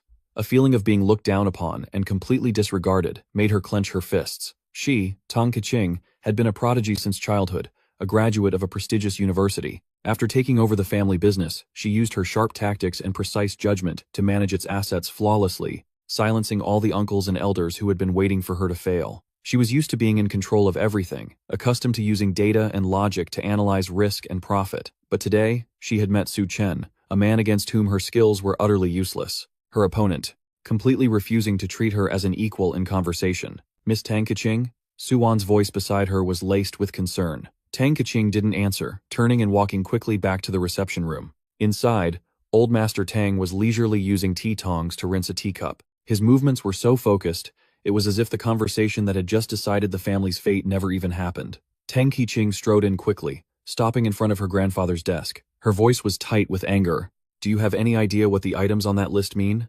Elder Tang didn't look up, continuing to pour hot water over the teacup. They mean risk. They mean risk. Tang Kaching's voice rose a few notches.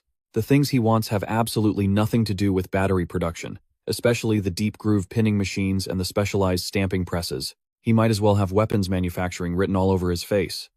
And his attitude. He wants the first shipment before dinner. Who does he think he is?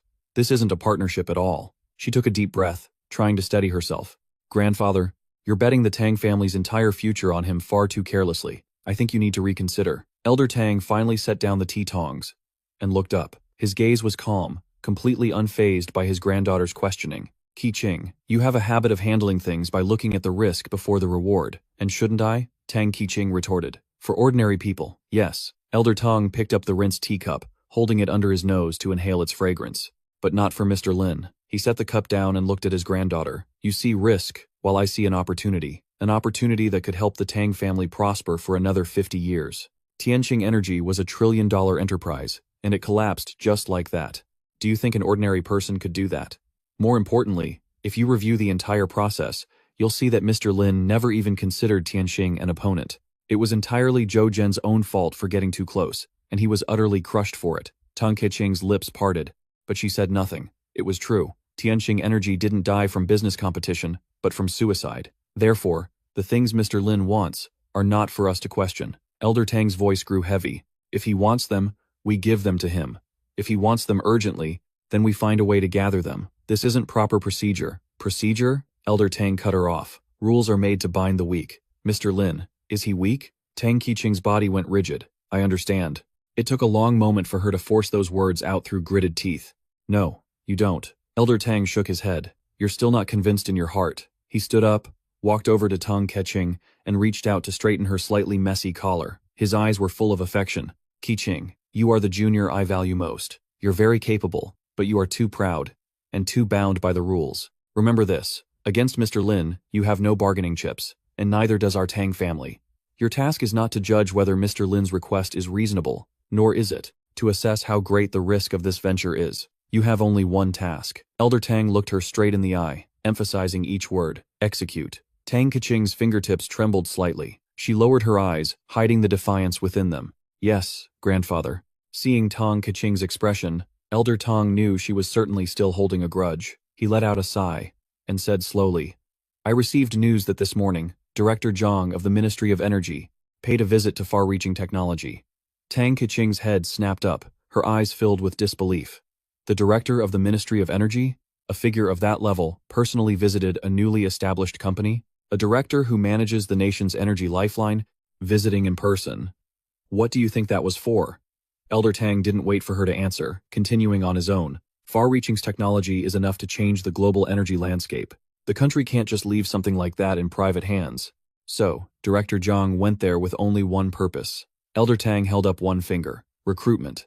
Tang Kaching's heart skipped a beat. She of course understood what that meant. Either the state invests and becomes a shareholder, or they use various administrative tactics to force the other party to hand over their technology. That's the standard procedure. Elder Tang took 2 steps, then turned back to look at her. But what was the result? Mr. Lin walked out of that building completely unscathed, and immediately came to us demanding this sensitive equipment. What does that tell you? Tang Kaching's mind raced. A prediction that she found incredibly difficult to accept surfaced in her mind. Her mouth was dry as she spoke. It means Director Zhang was unsuccessful. Unsuccessful? Elder Tang smiled. That's putting it mildly. It was a complete and utter failure. Think about it. If negotiations had merely stalled, the most sensible thing for Mr. Lin to do right now would be to keep a low profile, not make a big show of coming to us to acquire these things. Elder Tang's voice dropped several tones, carrying a chilling, soul-piercing weight. Every single one of the high-precision machine tools he wants is strictly monitored. The Tang family, no matter how extensive our distribution channels are, could never acquire these things without the higher-ups knowing. Tang Qiqing's face lost its color, bit by bit. She finally understood. In the face of a true top-level power play, things like business logic and risk assessment were laughably naive. So, Tang Kaching's voice trembled. He's not afraid of being discovered at all. He wants these things, and the higher-ups are fully aware.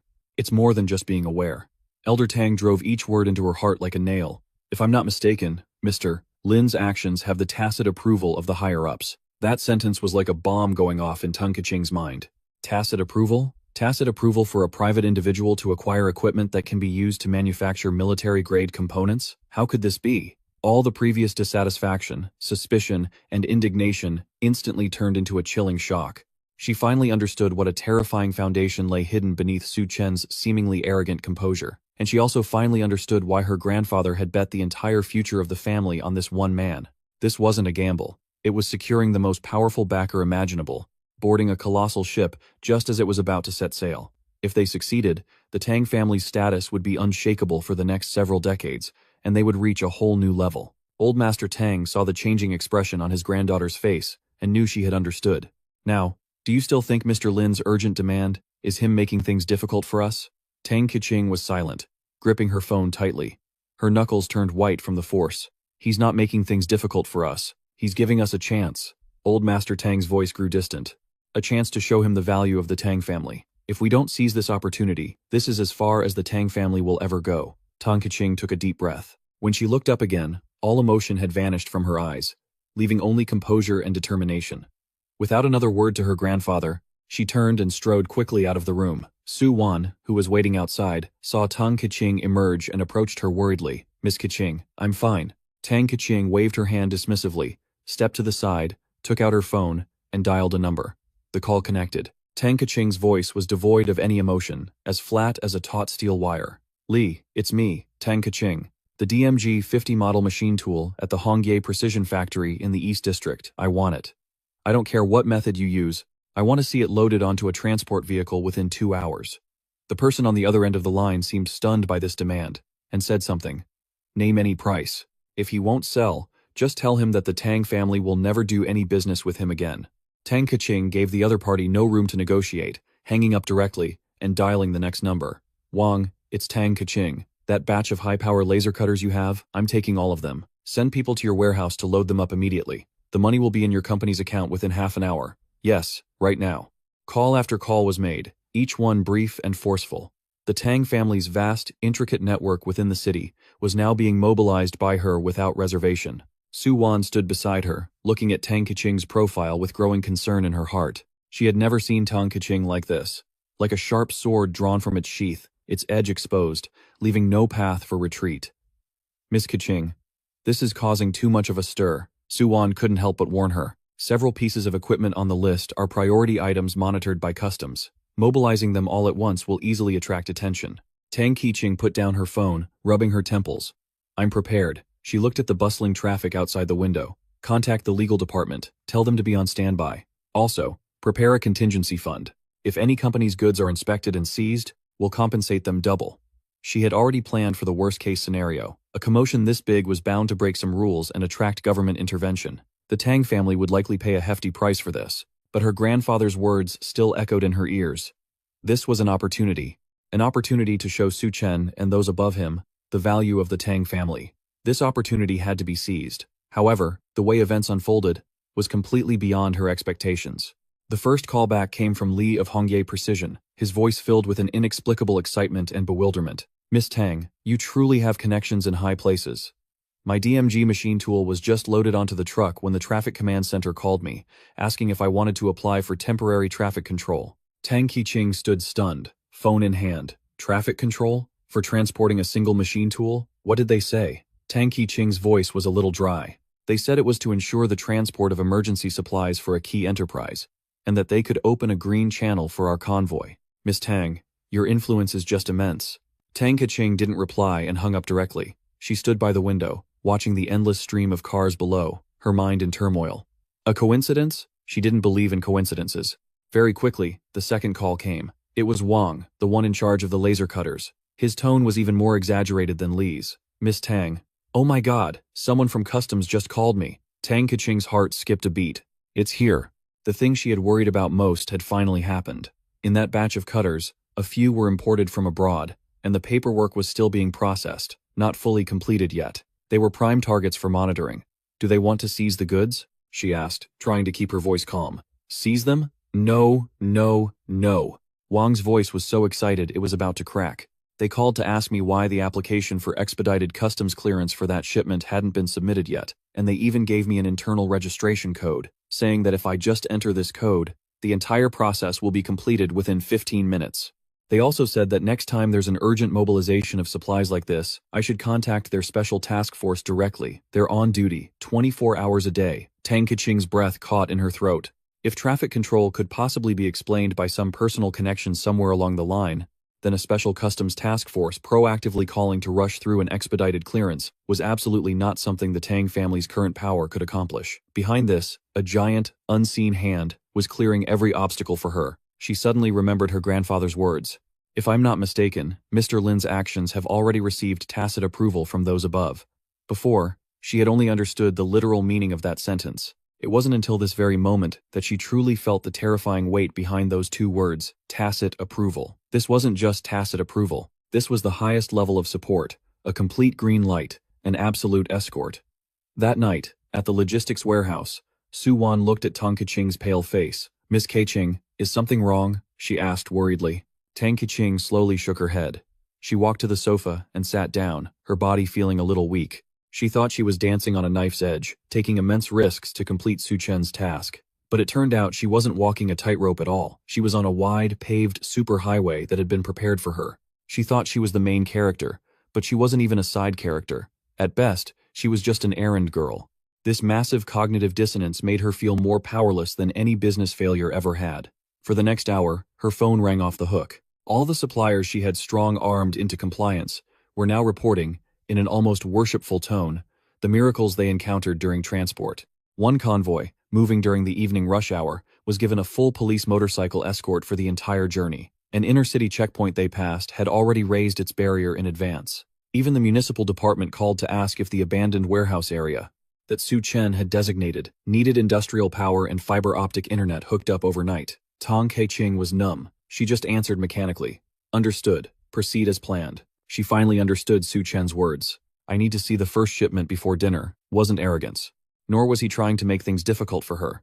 He was simply stating a fact, because he knew that what he wanted would face no obstacles whatsoever. At 6 p.m., as dusk settled and the evening glow painted a corner of the sky red, Tang Keqing and Su Wan stood before the largest warehouse in the complex. In that abandoned area, one heavy-duty truck after another, coordinated by traffic police, drove into the lot in an orderly fashion. They parked in the empty yard in front of the warehouse. Workers jumped down and began using cranes and forklifts to carefully unload sophisticated equipment tightly wrapped in tarps. DMG 5-axis machine tools, high-power laser cutters, CNC lathes. All the equipment on the pre-dinner list had been assembled. Not a single item was missing. The entire process was as smooth as an impossible dream. The warehouse's roll-up door was open. A few lonely emergency lights were lit inside. Under the lights, a figure leaned against a familiar white box truck. It was Su Chen. He'd arrived at some point, just standing there quietly, watching the busy workers. Tang Keqing composed herself and walked over in her high heels. Mr. Lin, everything you needed has arrived. Her voice had lost some of the coldness it had at the tea house, replaced by a hint of reverence she didn't even notice herself. Su Chen's gaze shifted from a CNC lathe being unloaded and turned to her. You've worked hard. His voice was calm, as if all of this was exactly how it was supposed to be. Tang Keqing's lips parted. The strange events during transport, the reports of unusual actions from government departments. The words reached her lips, but she couldn't say a single one. Saying those things in front of Su Chen would only make her look more ridiculous. I'll transfer the payment to the Tang family's account soon, Su Chen said again. There's no rush. Tang Keqing quickly waved her hands. Grandfather said, there's no hurry when it comes to the money. Su Chen didn't reply. He walked over to a 5-axis machining center that had just been set down, his hand stroking its cold metal shell. He then checked the control panel and connection ports, his focused expression like that of someone admiring a perfect work of art. Tang Keqing stood not far away, looking at Su Chen's back, with an incredibly complex mix of emotions. Who on earth was this man? What was he planning to do? Inside the warehouse, the shouts of the workers, the beeping of forklifts, and the heavy thud of equipment being set down all blended together. Tang Keqing stood outside the bustle, watching the lone figure inspecting the equipment. With every machine that touched the ground, Su Chen would walk up to examine it. Tang Keqing approached him. Mr. Lin, all this equipment requires professional engineers for installation and calibration, especially that 5-axis machining center. It has extremely high requirements for ground flatness and shock absorption. The slightest error will affect its machining accuracy. She tried to use her professional knowledge to find her footing in the conversation again. Our Tang family has the best technical team. Just say the word, and I'll have them come over immediately. They can work through the night and complete the preliminary installation. This was the last bit of value she could offer as a partner. Su Chen straightened up, dusting off his hands. No need, he replied decisively. Tell your workers to stop. Just unloading the equipment here is enough. Tang Keqing froze. But, no buts. Su Chen's eyes swept over the workers who were still busy. Your job is done. Have your people leave this place, immediately. His voice was calm, without any commanding tone, yet it made it impossible for anyone to even think of resisting.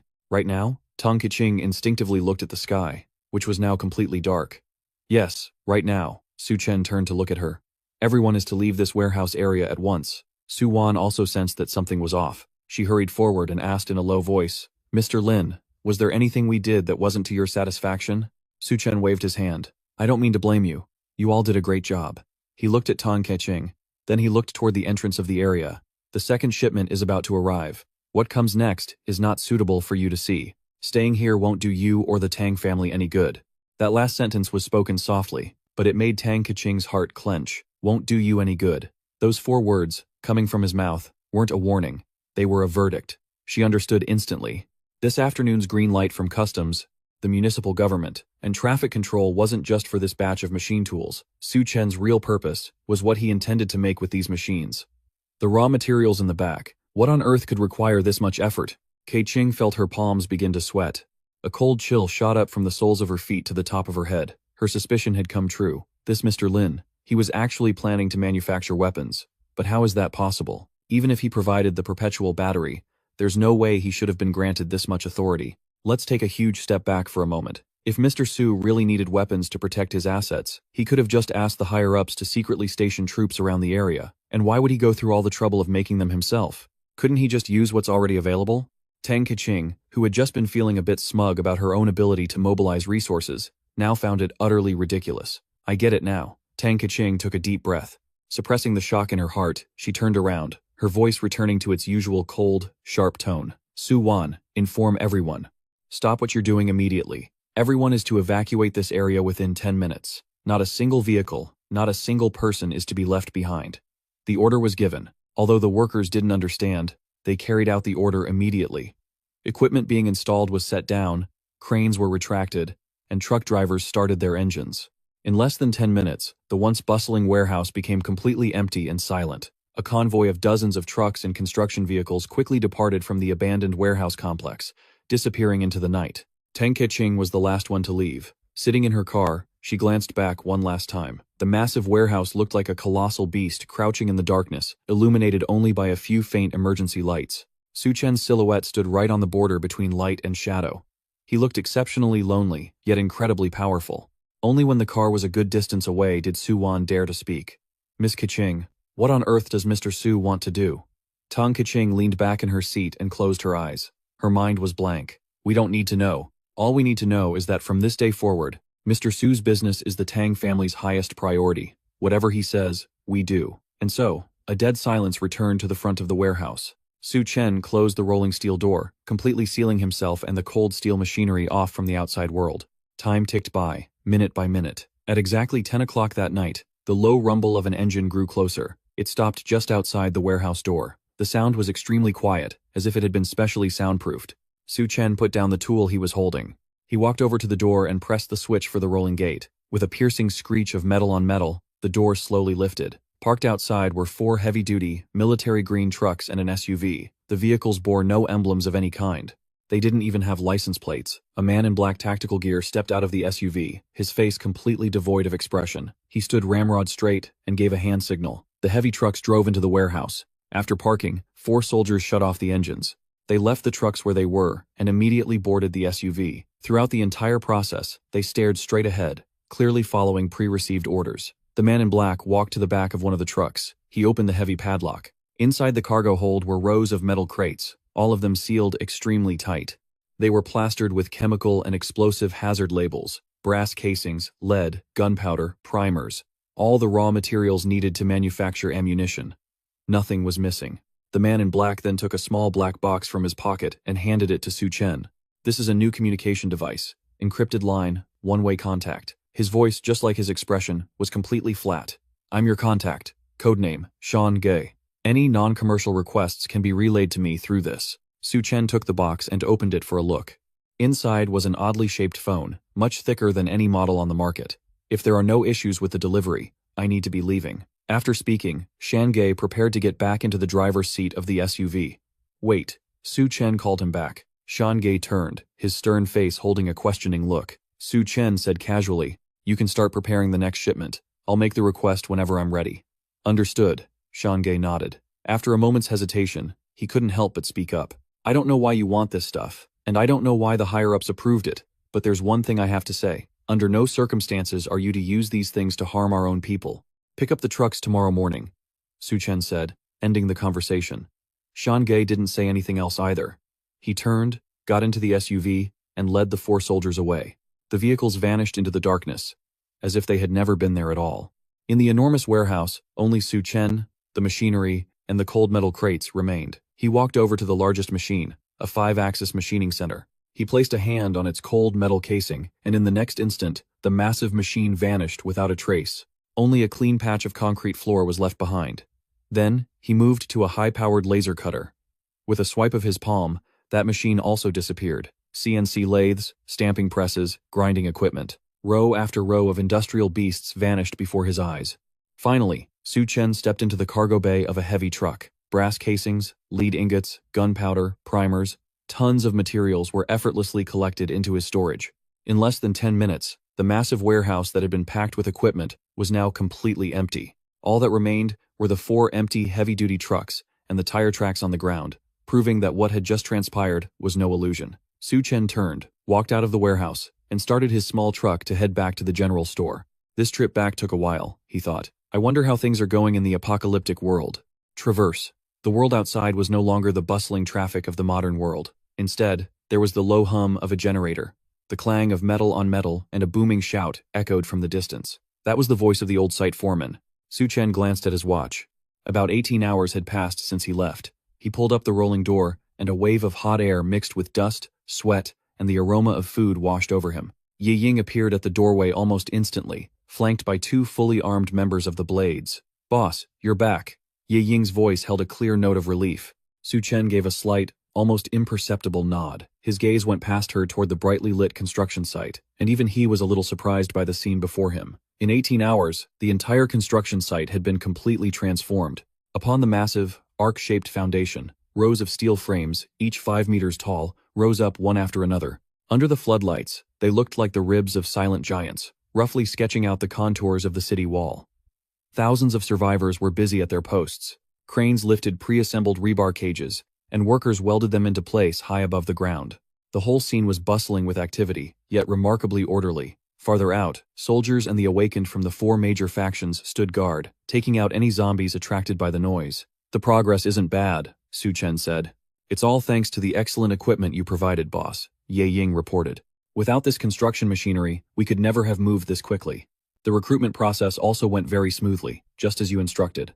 After cross-referencing their backgrounds, we've accepted over 300 more survivors, more than 50 of whom are skilled technicians. Regarding sanitation, new drainage ditches have been dug on the east side of the camp, and we've also set up temporary bathhouses and latrines." Ye Ying's report was concise and to the point. "And what about the 4 major factions?" "Very cooperative," she replied. "In addition to their regular guard shifts, they've also taken the initiative to send out scout teams to clear out stray zombies within a 5-kilometer radius of the construction site." Su Chen pulled his gaze away from the bustling construction site and looked toward Ye Ying. "You've worked hard while I was away." Those simple words eased the tension that had been building in Ye Ying. "It's all part of my duty." Su Chen said no more, and Ye Ying promptly presented him with a notebook. "Boss, this is the list of supplies that were used up while you were away. It was mainly food and fuel." Su Chen glanced over the figures. While the consumption was significant, compared to his massive stockpile of supplies, it was just a drop in the bucket. After all, he had an entire civilized world backing him up. "There's one more thing." Ye Ying's voice became more serious. "This afternoon, Yanzi came to see me. He said that their ammunition consumption rate has far exceeded expectations." Ye Ying flipped to another page in her notebook, which showed the ammunition consumption data she had estimated. "The commotion from the construction site is just too great. The roar of the machinery and the bright lights are attracting all the wandering zombies in the area. Even though they're mostly small groups that don't pose a serious threat, clearing them out is using up a ton of ammo. At this rate, the 4 major factions' ammunition reserves won't last much longer." After she finished, Su Chen gently tapped his fingers on the table. He knew this was the real reason Yanzi's group was worried. Food and a sense of security could buy their temporary compliance and hard work. But if the guns in their hands turned into useless pieces of wood, the trust they had just begun to build would quickly evaporate into thin air. The leaders of the four factions would never be willing to use up all their ammunition here, no matter how many supplies Su Chen offered in payment. But Su Chen was here this time for the very purpose of solving this problem. Tell them to come here, Su Chen instructed. Right away. Ye Ying turned and walked out. Soon after, Yanzi, Bai Lu, and the other two commanders hurried to the general store. Mr. Lin, you've returned. Yanzi greeted him respectfully. Su Chen glanced up at them. I hear you're running out of ammunition? His single question made all four of their hearts jump into their throats. Mr. Lin, we're not trying to ask for handouts, Yanzi quickly explained. It's just, the rate of consumption has really surpassed our expectations. We've even organized our people to collect spent casings and try to reload them. But the efficiency is extremely low, and we can't guarantee the quality. That's right. Mr. Lin, Bai Lu chimed in. The commotion at the site is just too great. We get a few waves of zombies every single night. Even though the numbers aren't massive, every gunshot means more ammunition draining away like water. The remaining two men nodded in agreement, afraid that Su Chen might misunderstand and think they were there to demand supplies or complain about the difficulty of their defensive duties. I'm not blaming you, Su Chen said calmly. How much longer can your current ammunition supply hold out? Yanzi did a quick calculation in his head before replying in a low voice. If we conserve it, 3 days at most. If a few more large hordes show up, we might not even last 2 days. After he finished, the four fell silent, waiting for Su Chen's decision. They knew full well that once their ammunition was depleted, they wouldn't be able to hold such a long defensive line with only melee weapons and the powers of their awakened. At that point, the entire project would collapse instantly. After hearing Yanzi's report, Su Chen showed no reaction. His calmness made Yanzi and the other three even more uneasy. The 3-day deadline felt like a sword hanging over all their heads. Once the ammo was gone, forget continuing the construction. Just dealing with the attracted zombie hordes would be enough to bring down the entire encampment. Mr. Lin, Yanzi began, trying to explain further. Su Chen held up a hand, cutting him off. I understand your predicament. He stood up, walked to the doorway of the general store, and gazed out at the furiously working crew. After tonight, you won't have to worry about ammunition anymore. His statement left all four commanders momentarily stunned. Yanzi was the first to snap out of it. His breathing became ragged. Mr. Lin, you managed to get ammunition? Bai Lu also reacted at once. This is great. With more ammunition, we won't have to be afraid of any zombies, no matter how many there are. Su Chen didn't elaborate, simply telling Ye Ying to go and get Foreman Zhao from the construction site. Though Ye Ying was confused, she immediately went to do as he asked. Yanzi and the others exchanged puzzled glances. What did solving the ammunition problem have to do with calling the construction foreman? A short while later, the gray-haired Foreman Zhao came jogging over. He was covered in dust and grime, but his face was lit up with an excited glow. Mr. Lin, you were looking for me? Mr. Zhao, good work. Su Chen pointed to an empty plot of land next to the general store. Clear this area out. The general store was a sanctuary in the hearts of all the survivors, so the area around it was always kept clear.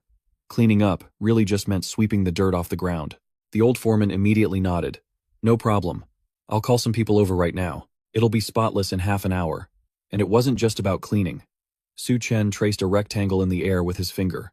I want you to pour a concrete slab right here, 10 meters by 20 meters. Level it out to create a foundation, 1 meter thick.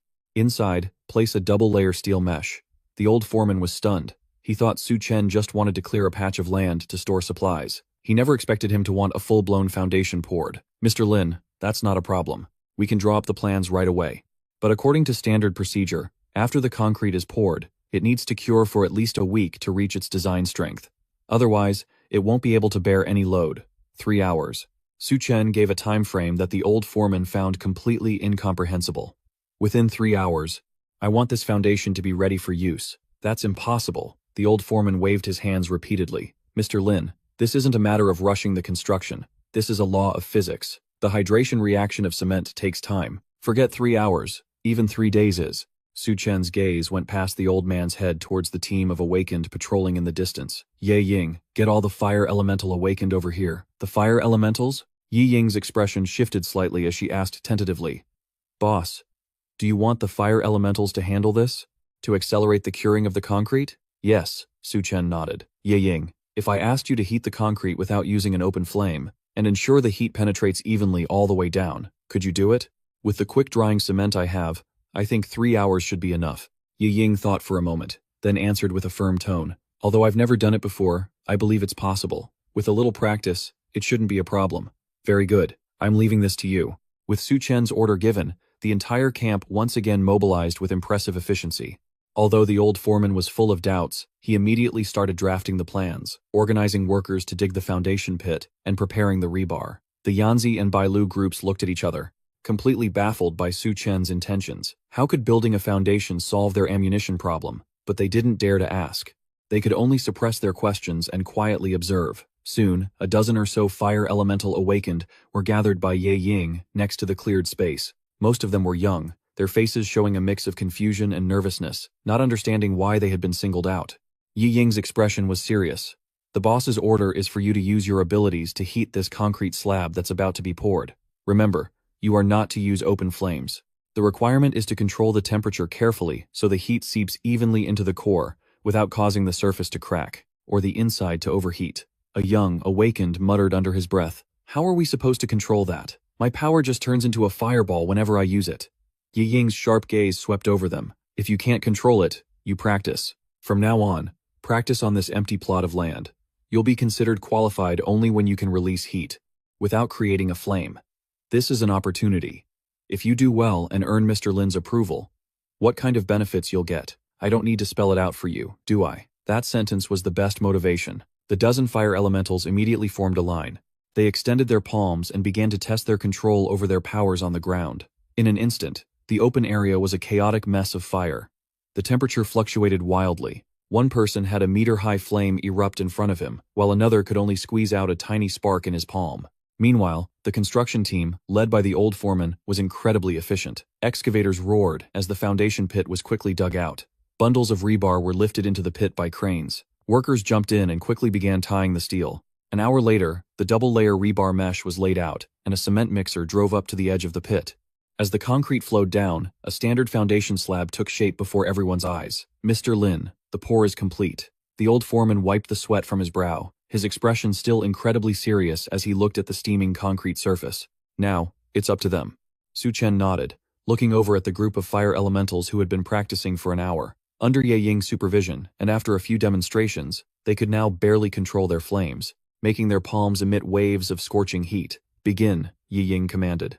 The dozen fire elementals spread out, each picking a section of the concrete. They stretched out their palms, and a searing heat immediately enveloped the entire foundation. Steam billowed up under the floodlights. It created a thick white fog. Yanzi and Bailu's groups stood a short distance away, their eyes glued to this miraculous sight, using supernatural abilities to speed up a construction project. This was something they had never even dared to imagine. Awakened were so precious, the major factions would do anything to pamper them. How could they possibly be made to do this kind of menial work? The old foreman, however, had taken out a long steel rod. Every 10 minutes, he would step forward and poke the concrete surface to test its hardness. The first time, the rod slid in easily. The second time, it required a bit of force. The third time, he could only make a shallow dent. An hour later, when the old foreman once again stabbed the rod into the ground with all his might, there was just a sharp clang. The tip of the steel rod had actually chipped. The old foreman stood frozen in place, holding the rod, his hand still trembling. He stared at the concrete surface, which had now turned a solid grayish white. His lips trembled, but he couldn't utter a single word. His entire lifetime of engineering knowledge had been completely shattered in that single moment. "Mr. Lin, its strength is absolutely up to standard." The old foreman's voice was filled with excitement. A truck could drive on it right now without any problem. Yanzi and Bailu's groups were also staring in disbelief. To use Awakened in such a way, they feared there wasn't another person in the entire wasteland who would do this. The Yanzi and Bailu groups gathered around. They stomped their feet hard on the ground. The solid feeling transmitted through their shoe soles only deepened the confusion in their hearts. A sturdy foundation. What on earth did Mr. Lin plan to put on top of it? And what did any of this have to do with replenishing their ammunition? Under everyone's puzzled gazes, Su Chen performed several teleports. In an instant, a figure materialized on the concrete foundation, which still held a bit of warmth. He stood in the middle of it, surveying his surroundings. The next moment, without any warning, a massive, dark gray machine, the size of a small truck, suddenly appeared on the cement ground, landing without a single sound. It was as if it had always been there. The minds of Yanzi, Bailu, and the others went completely blank. They had seen Su Chen pull out food and supplies before, from thin air, but the largest of those were just a few crates. The thing before them now was a heavy industrial machine tool weighing over 10 tons. This completely shattered their entire understanding of spatial abilities. Just how powerful would a spatial storage have to be to hold something like this? However, they then remembered that Mr. Lin had already brought a bulldozer and a crane here. Now, there was just one more machine. An industrial machine tool didn't seem so unbelievable anymore, but before anyone could recover from the massive shock, Su Chen waved his hand again, and a slightly smaller CNC lathe appeared, followed by a high-power laser cutter, a stamping press, a grinding machine. One by one, machines representing the pinnacle of modern industry appeared. They materialized silently on the foundation, lining up neatly like a steel army awaiting inspection. Su Chen returned to the general store and instructed Ye Ying, "I told you to register the survivors' information. Find the ones who know about machining and bring them here." Understood. Yi Ying immediately turned. She hurried towards the survivor camp, leaving Yanzi, Bai Lu, and the old stewards group standing dumbfounded before the forest of steel that had just appeared from thin air. At this point, if they still didn't understand what Su Chen wanted to do, they'd have been living in vain. Manufacturing? He wanted to manufacture his own ammunition. The thought made Yanzi's throat go dry. Having struggled in the wastelands for so long, they had thought of countless ways to replenish their ammunition. But no one had ever dared to think of this. Directly building a production line. Or rather, people might have thought of it, but no one could do it. Power was a problem. Manpower was a problem. And raw materials were the biggest obstacle of all. Soon, Ye Ying returned, leading a dozen or so men. Most of them wore tattered old work clothes, their faces weary and confused from their labor, not knowing why they had been summoned to the core area of the camp. But as their gazes passed over the crowd and fell upon that brand new foundation, everyone's pace slowed. Leading them was a man in his 50s. With salt and pepper hair, his name was Wang Wenbing. He rubbed his eyes, staring at the 5-axis machining center as his lips began to tremble. A 5-axis? A young man behind him recognized another machine, his voice cracking. A fiber laser cutter, and a high-power one at that. That other machine is a CNC lathe. Before the apocalypse, these men were all veteran craftsmen and key technicians in factories. These machines were incredibly familiar to them. Wang Wenbing rushed to the edge of the foundation. If a member of the blade team hadn't stopped him, he would have practically thrown himself onto it. He stared covetously. Gazing at the glossy paint and intricate structure of the machine tool, his eyes filled with fascination. Good stuff. This is absolutely top-quality stuff. Su Chen looked at the group of technicians. Which of you knows how to use these? Wang Wenbing immediately turned around, puffing out his chest. Mr. Lin, I do. I used to specialize in operating 5-axis machines. I've been doing it for 20 years. I do too. I know how to program. I know laser cutting. The dozen or so men shouted over each other, their previous fatigue and numbness completely gone, their faces filled with excitement and desire. Su Chen nodded. Very good. From now on, you all will be in charge of this equipment. He waved his hand again. Clang, clang. Dozens of huge metal crates piled up in the empty space in front of the general store. They formed a small mountain. Yi Ying stepped forward and opened a crate, revealing neatly stacked, gleaming brass ingots inside. They glittered metallically under the lights. She opened another, revealing silvery white lead blocks, as well as propellant and primers, all the raw materials needed to produce ammunition. Everything was there. Yanzi looked at the mountain of raw materials and swallowed hard. He finally understood what Su Chen meant before, when he said they wouldn't have to worry about ammunition tonight. This wasn't just a simple resupply. He wanted them to achieve true ammunition independence. You, the one who knows how to use the 5-axis machine, what's your name? Su Chen asked. Wang Wenbing jumped, straightening up. Wang Wenbing. My name is Wang Wenbing, Mr. Lin. You will be in charge of this production line. Personnel coordination and the production process are all up to you, Su Chen instructed. If you have any problems, go directly to Ye Ying. Old steward, build walls and a roof for this workshop. Get it done as fast as possible. We guarantee we'll complete the mission, the old steward and Wang Wenbing shouted almost in unison, their voices robust and full of energy. For them, this wasn't just a job, but a chance to prove their worth to Mr. Lin. Start calibrating the equipment now, Su Chen ordered. I want to see the first batch of finished products. Before dawn. With the order given, the entire foundation immediately buzzed with activity. Wang Wenbing led a group of technicians. They carefully stepped onto the foundation, checking the wiring and control panels of each machine. Meanwhile, the old steward, pen and paper in hand, began planning the construction steps with a few key engineers. They had to erect the surrounding walls and roof while the equipment was being started up, which was no easy task. A piercing alarm bell rang out. It was the sound of the equipment running its self-check after being powered on. followed immediately by the distinctive high-frequency whir of the machine tool's main spindle starting up. These sounds, which would have been considered noise in the past, were now more beautiful than any music to the ears of everyone in the camp. Wang Wenbing personally stood before the control console of the 5-axis machining center. He took a deep breath, and his finger flew across the screen. Line after line of code was entered. A precise robotic arm picked up a brass ingot and placed it in the machining bay. The bay door closed, and the hiss of the high-pressure coolant spray filled the air, accompanied by the sharp sound of metal being cut. Yazi, Bailu, and all the survivors present held their breath, staring intently at that tiny observation window. In less than a minute, the machinery stopped. A brilliant golden object fell into the collection chute below, with a crisp clink. Wang Wenbing reached out with a trembling hand and picked it up from the chute. Held up hot? It was a perfect bullet casing, shimmering with a captivating light under the lamp. Yanzi stared at that tiny casing, and it was as if he could see an endless stream of bullets and an unbreakable line of defense. The freshly made bullet was brought over. Su Chen took the casing, which was still warm, and casually tossed it in his hand. He turned to look at Yanzi and told him to have his men get the ammo crates ready. After tonight, they would have all the ammo they could ever need. Those words, all the ammo you could ever need, echoed in Yanzi's mind. He looked at Su Chen, but the man's expression hadn't changed at all, as if he hadn't just made a promise capable of changing the entire wasteland's fate, but had just mentioned some trivial, insignificant matter. The production line ran non-stop, and Wang Wenbing and his dozen technicians were practically running on pure adrenaline. Each of them manned a machine, their eyes gleaming with excitement. A heavy stamping press rose and fell, pressing brass plates into the shape of casing blanks. A high-speed lathe trimmed them down to precise dimensions. Mechanical arms then performed the assembly in perfect sequence, packing the powder and setting the primers. The entire process was seamless, filled with the brutal, violent beauty of the industrial age. Row after row of gleaming golden bullets slid out from the end of the production line, falling into the iron crates below with a crisp, satisfying clatter. This sound drowned out the roar of the construction site, drowned out the growls of the distant zombies, and hammered a beat into the heart of every survivor. "What are you all spacing out for?" Su Chen's voice broke in. "Bring all of your crates over here and get them filled." Yanzi snapped out of his daze, whipping his head around to shout at his trusted subordinate, "Get all the empty crates over here now. All of them."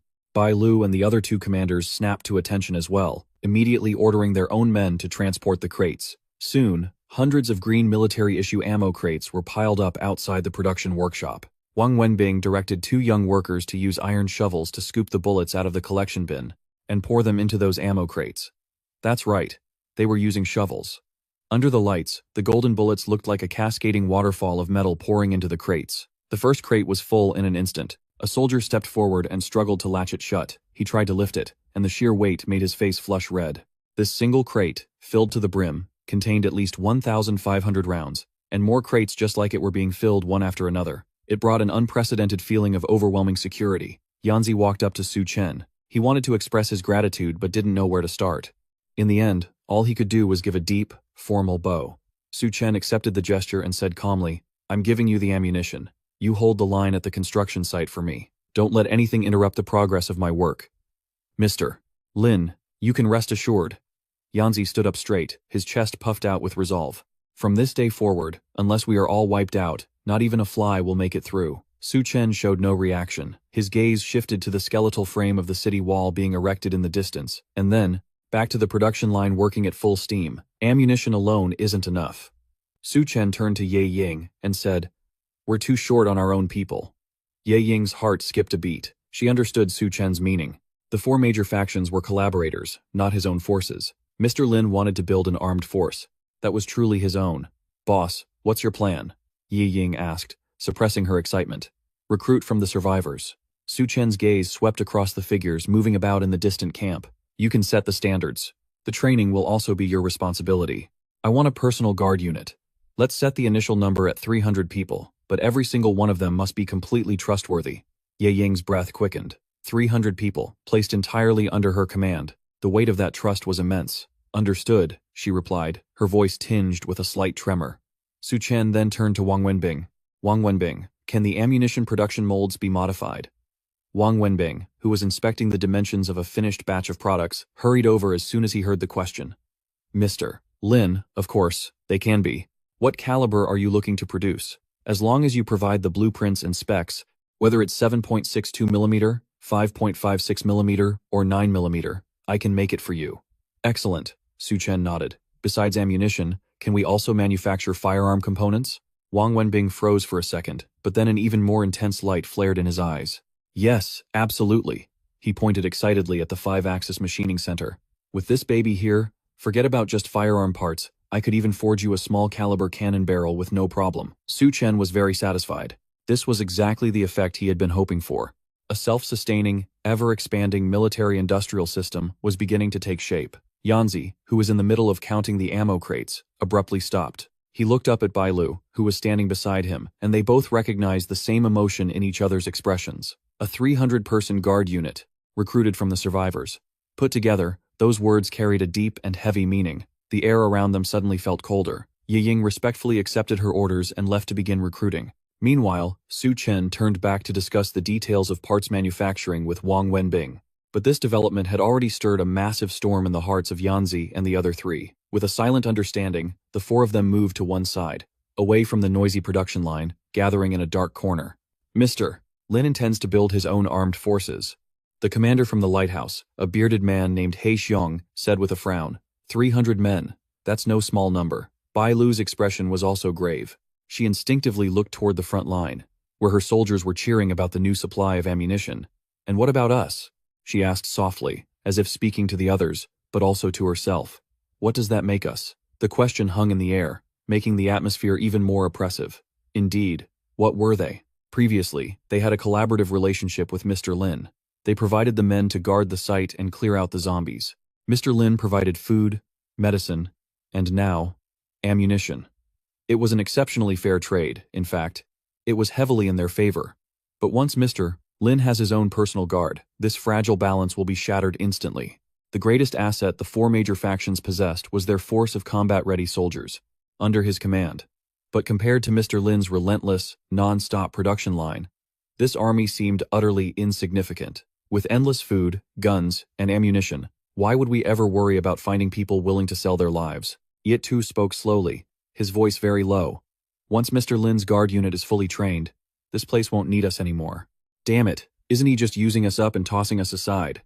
He Xiong slammed his fist into the nearby wall, making a dull thud. We've put in the blood and sweat for this place, even if we don't have any medals to show for it.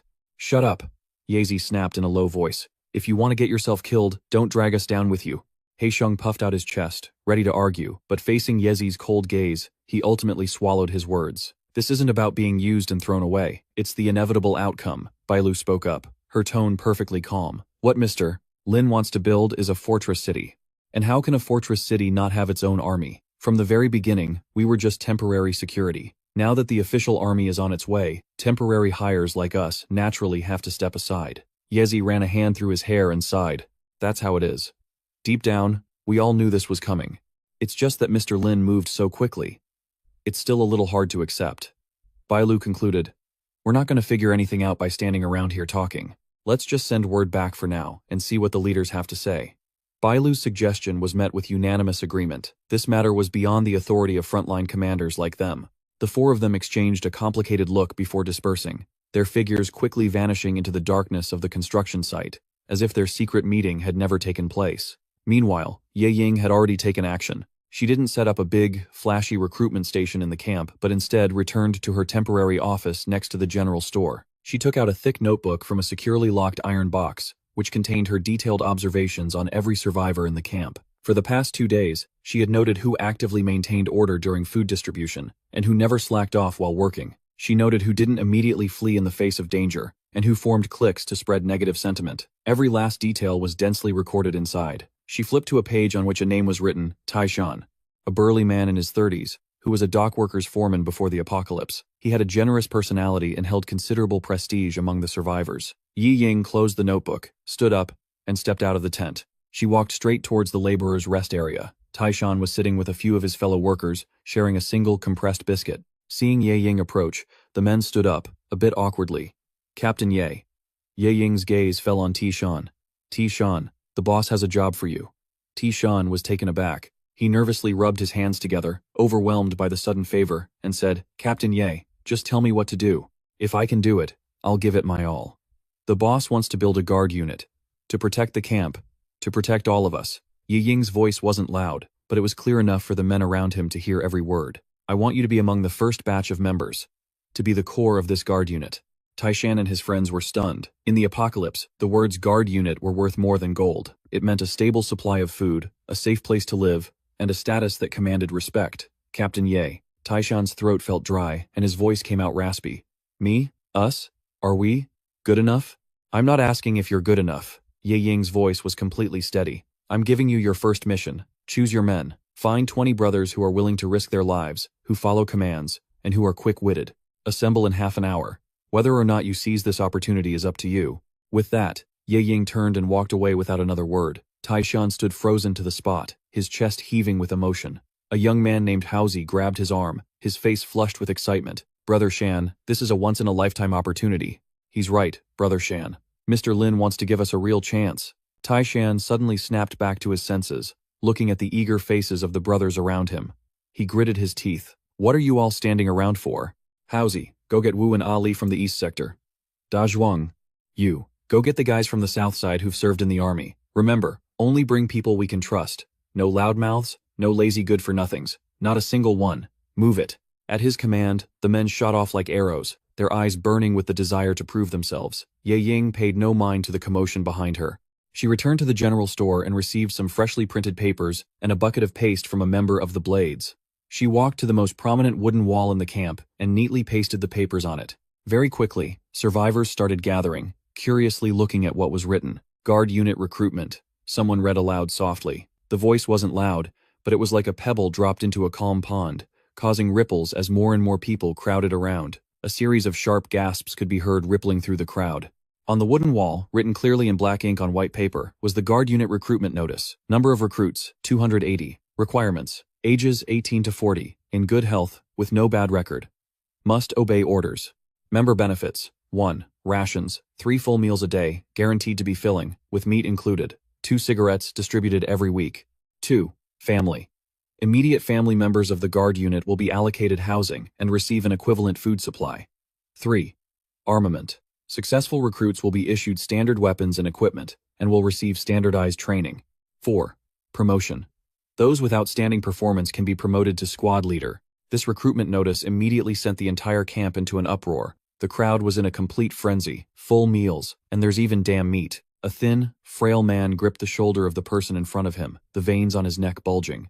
2 cigarettes a week. Damn it, I've almost forgotten what a cigarette even tastes like. Look at the family benefits. Our families get food and housing too. That single line had a bigger impact than all the others combined. This was especially true for the survivors who had struggled to support their families up to this point. The desire in their hearts burned more fiercely than anyone else's. The entire camp was in an uproar. All the men who could still move swarmed towards the wooden plank wall. That frenzied surge of power was almost too much for the members of the Blades who were trying to maintain order. Also felt the pressure. Just then, Tishan led a dozen or so men and forcefully cleared a path through the crowd. They were different from the surrounding survivors, whose faces were contorted with agitation. While they also showed desire, it was overshadowed by the solemnity of being the chosen few. They walked up to Ye Ying, puffing out their chests. Captain Yi, the men are all here, Taishan boomed, his voice hearty. Ye Ying swept her gaze over them. These men came from different backgrounds, but they all carried a fierce aura. You are the first members of the guard. Ye Ying's voice cut through the surrounding clamor. From now on, you are no longer refugees. You are no longer laborers. You are Mr. Lin's soldiers. She waved her hand, and a member of the Blade team behind her carried over a wooden chest. He opened it, revealing not guns, but brand new, dark gray combat uniforms, and rubber batons as thick as a man's wrist. Change your clothes. Take your weapons. Your first mission is to maintain order here. Taishan was the first to step forward, grabbing a uniform and a rubber baton. He quickly stripped off his tattered undershirt, revealing a dark, scar-covered back, and put on the brand new combat uniform. The feel of the fabric against his skin sent a slight shiver through his body. The other men followed his lead. Soon, a team of new recruits, armed with rubber batons, stood before everyone. They stood behind Ye Ying, facing hundreds of agitated survivors. Among the crowd were the men they had worked alongside just yesterday, their neighbors, and even their own relatives. But now, they were separated by a uniform and a baton. Yi Ying walked to the front of the squad, facing the dense crowd. The natural, imposing silence of an awakened being calmed the commotion slightly. Anyone who wants to join the guard, registration begins now. Go to Taishan to register your name, then line up in that open space over there. Let me make one thing clear. Anyone who cheats, or breaks the rules, will not only be disqualified, but will also lose their current job and be thrown out of the camp. The threat of expulsion from the camp quieted the crowd considerably. Here, as long as you worked, you could eat. You were protected by soldiers from the 4 major factions, and the defensive walls were slowly taking shape. It was practically a paradise. Being kicked out would be a fate worse than death. Yi Ying turned her head, and Tishan tightened his grip on the rubber baton in his hand, striding forward to begin registration. Understood.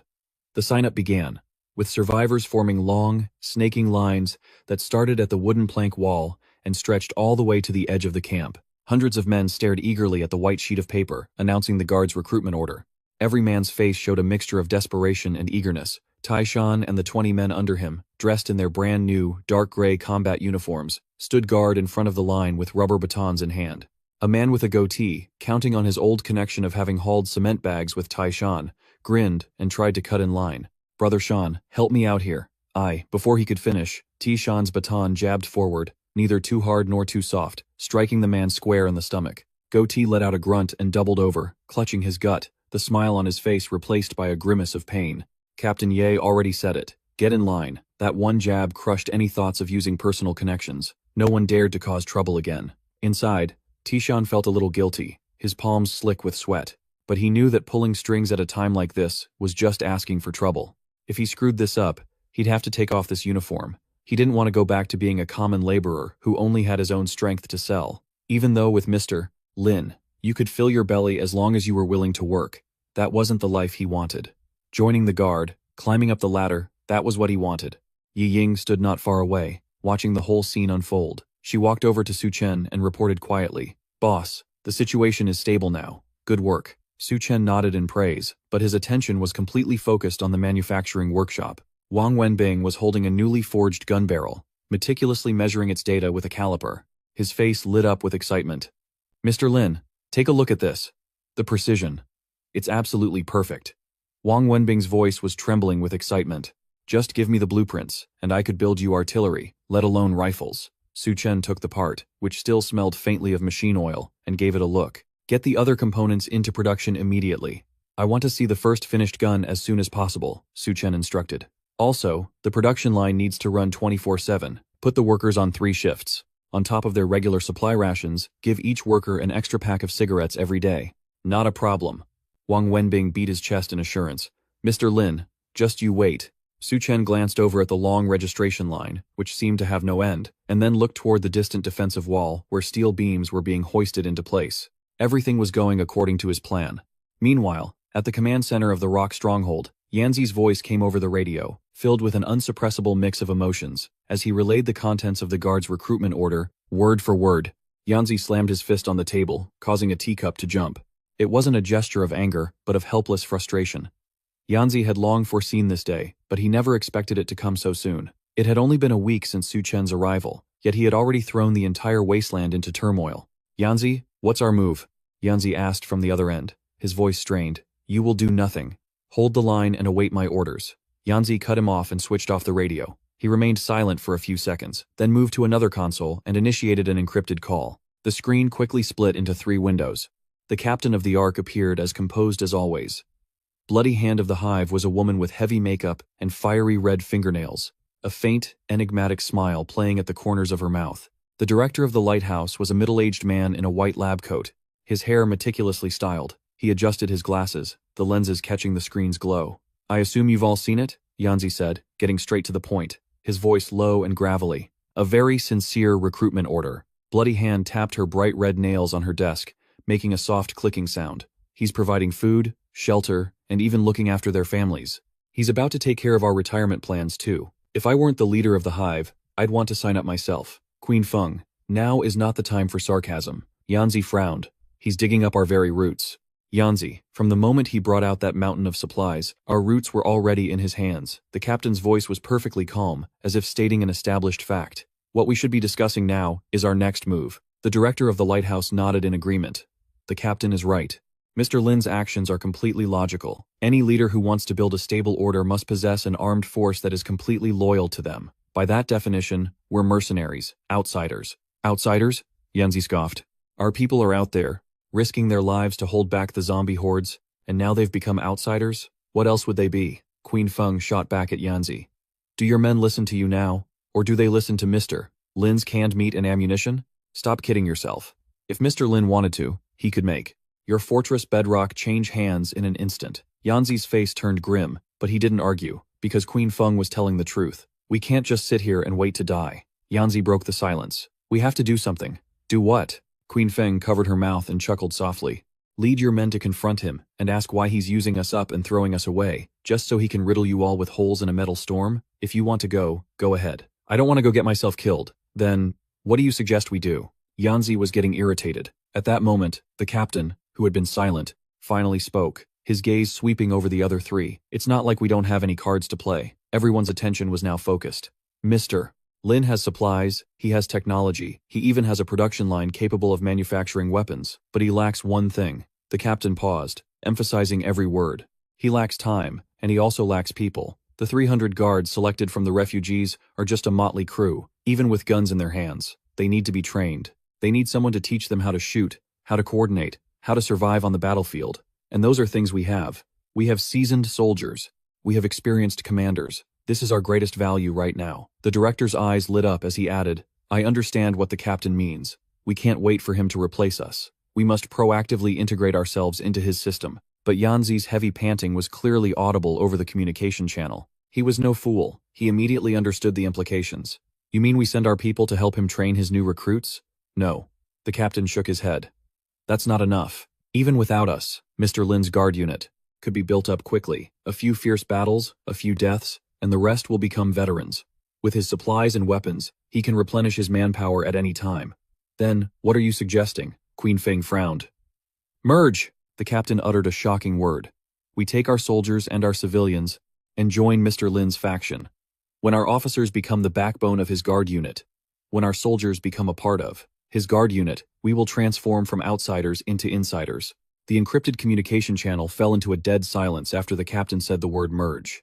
Yanzi's breathing grew even heavier. Queen Feng stopped tapping her bright red nails, the smile vanishing from her face, replaced by pure contemplation. The director's eyes flashed with a thoughtful light. I disagree. Yanzi was the first to speak. Fortress bedrock is the kingdom. My brothers and I fought and bled for, piece by piece. You want me to lead them to be someone else's dogs? I can't do it. Yanzi, this isn't about being a dog. It's about adapting to the times. The captain's voice remained calm. If we continue on our separate paths, we will soon be rendered obsolete by the new order that Mr. Lin is building. Obsolete? Yanzi sneered. He has bullets, but I have guns too. You think his 300 greenhorns can compare to my 1,000+ elite troops at Fortress Bedrock? No, no. This time, it was the director who spoke. He pushed up his glasses, his tone matter-of-fact. Yanzi, your elite troops need to eat. They need medicine. They need to restock their ammunition. And all of that is in Mr. Lin's hands. He doesn't even have to lift a finger. He just has to cut off your supply for no more than 3 days, and your army's morale will collapse. Besides, have you forgotten that metal storm? Numbers are meaningless against him. The director's words directly extinguished the fire Yanzi had just ignited. He wanted to retort, but found he had nothing left to say. Queen Feng then let out a soft laugh, breaking the deadlock. Yanzi, don't be so emotional. The captain is right. They say a wise bird chooses which tree to nest in. Instead of passively waiting for him to pick us apart and swallow us whole, why not be a little proactive? We can bring our own dowry and marry into his family. We might even secure a good position for ourselves and the sisters under my command. Her words were crude, but the logic was crystal clear. You people! Yanzi looked at the faces of the other three on the screen, a sense of isolation washing over him. I've made my proposal. The captain gave him no further chance to argue. How you choose is your business. I will hold an internal meeting with the ARC, and then submit our application for a merger to Mr. Lin. With that, the captain's video feed blinked out. Heh, now that's decisive. Queen Feng chuckled lightly. Well, I can't be left behind. Farewell, everyone. Her video feed also disappeared, leaving only the director. He looked at the grim-faced Yanzi and calmly delivered the final blow. Yanzi, history teaches us that when a new force of production emerges, the old relations of production will inevitably be destroyed. We are the old guard. The connection was cut. In the command center of Fortress Bedrock, Yanzi violently swept the radio transmitter off the table in front of him, components and fragments scattered everywhere. His presence was terrifying, like a caged lion pacing back and forth, its chest heaving violently. Agreeing to this merger is no different from wagging my tail and begging for pity. He, Diem Vung, has clawed his way through this wasteland for far too many years for that. I've never been humiliated like this. Just then, the command center door was pushed open and an awakened walked in. He glanced at the mess on the floor, then at the furious Yanzi, and without a word, placed a tablet on Yanzi's desk. Yanzi sent back the data on ammo consumption, sir. It also includes the new supplies our people received. Yanzi glanced at the screen, which clearly listed the details of tonight's battle. They had used over 1,000 rounds of ammunition, while another column showed the supplies they'd received from Lin Mo, 2,000 rounds of ammo, plus 100 crates of canned meat, 50 crates of medicine, along with cigarettes and white liquor. In addition, the Awaken's voice was a bit hoarse. Yanzi also said, "The morale of the men on the front lines is incredibly high. They're saying that by following Mr. Lin, they get to eat meat with every meal and use as much ammo as they want. A life like this is something they never even dared to dream of before." Yanzi froze. He slowly sat back down in his chair, unable to utter a single word. In the face of such overwhelming material superiority, loyalty had become worthless. The times had truly changed. In the meeting room of the Ark stronghold, the captain sat at the head of the table, facing all of the Ark's high-ranking officers. "I disagree." A middle-aged man abruptly slammed the table and stood up. He was the first mate of the Ark, and also the captain's uncle, Hai Sande. "We built the Ark with our own blood and sweat, rising from a pile of corpses. On what grounds should we merge with someone else's faction? Especially some snot-nosed kid with an unknown background." Hai Sande's voice echoed throughout the meeting room, full of agitation. "Captain, has that kid put some kind of spell on you? We have our own soldiers, our own territory. Why should we have to bow down to someone else?" "That's right, Captain. Isn't this merger a bit too hasty?" "The Ark.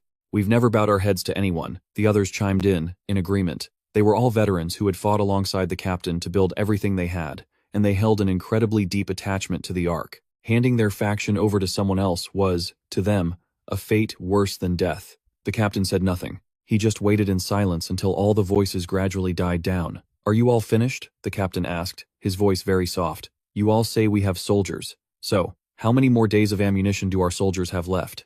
Haisandi's face flushed bright red, and he was choked up for a long moment, unable to say a single word. The captain continued, "You say we have territory. But without food, without medicine, how long can we hold this territory?" Everyone lowered their heads. These were the deadly problems they agonized over daily, yet were powerless to solve. As time went on, the supplies found in the ruins grew scarcer and scarcer. "I am not selling out the Ark." The captain's voice betrayed little emotion. "I am finding a path to survival for the Ark, for all of you, and for every single person under our command." "A path to survival?" Hai Sande sneered. "Entrusting our fate to someone else? You call that a path to survival?" Just then, the meeting room door was pushed open, and a soldier hurried inside. "Captain, Commander Bai Lu has arrived. Let her in." Bai Lu entered. She was still covered in dust from a construction site, a hint of exhaustion on her face. She greeted the captain, then noticed the tense, confrontational atmosphere in the room. "Bai Lu, you've come at the perfect time." Hai Sande looked at her as if he'd found a lifeline. "Tell the captain, aren't our Ark soldiers the best of the best? Can we still fight? Do we really need to bow down to some snot-nosed kid who just came out of nowhere?" Bai Lu didn't answer immediately. She looked at the captain, who simply met her gaze calmly, signaling for her to speak the truth. Bai Lu took a deep breath and faced everyone. "Sirs, I have just returned from Mr. Lin's new city.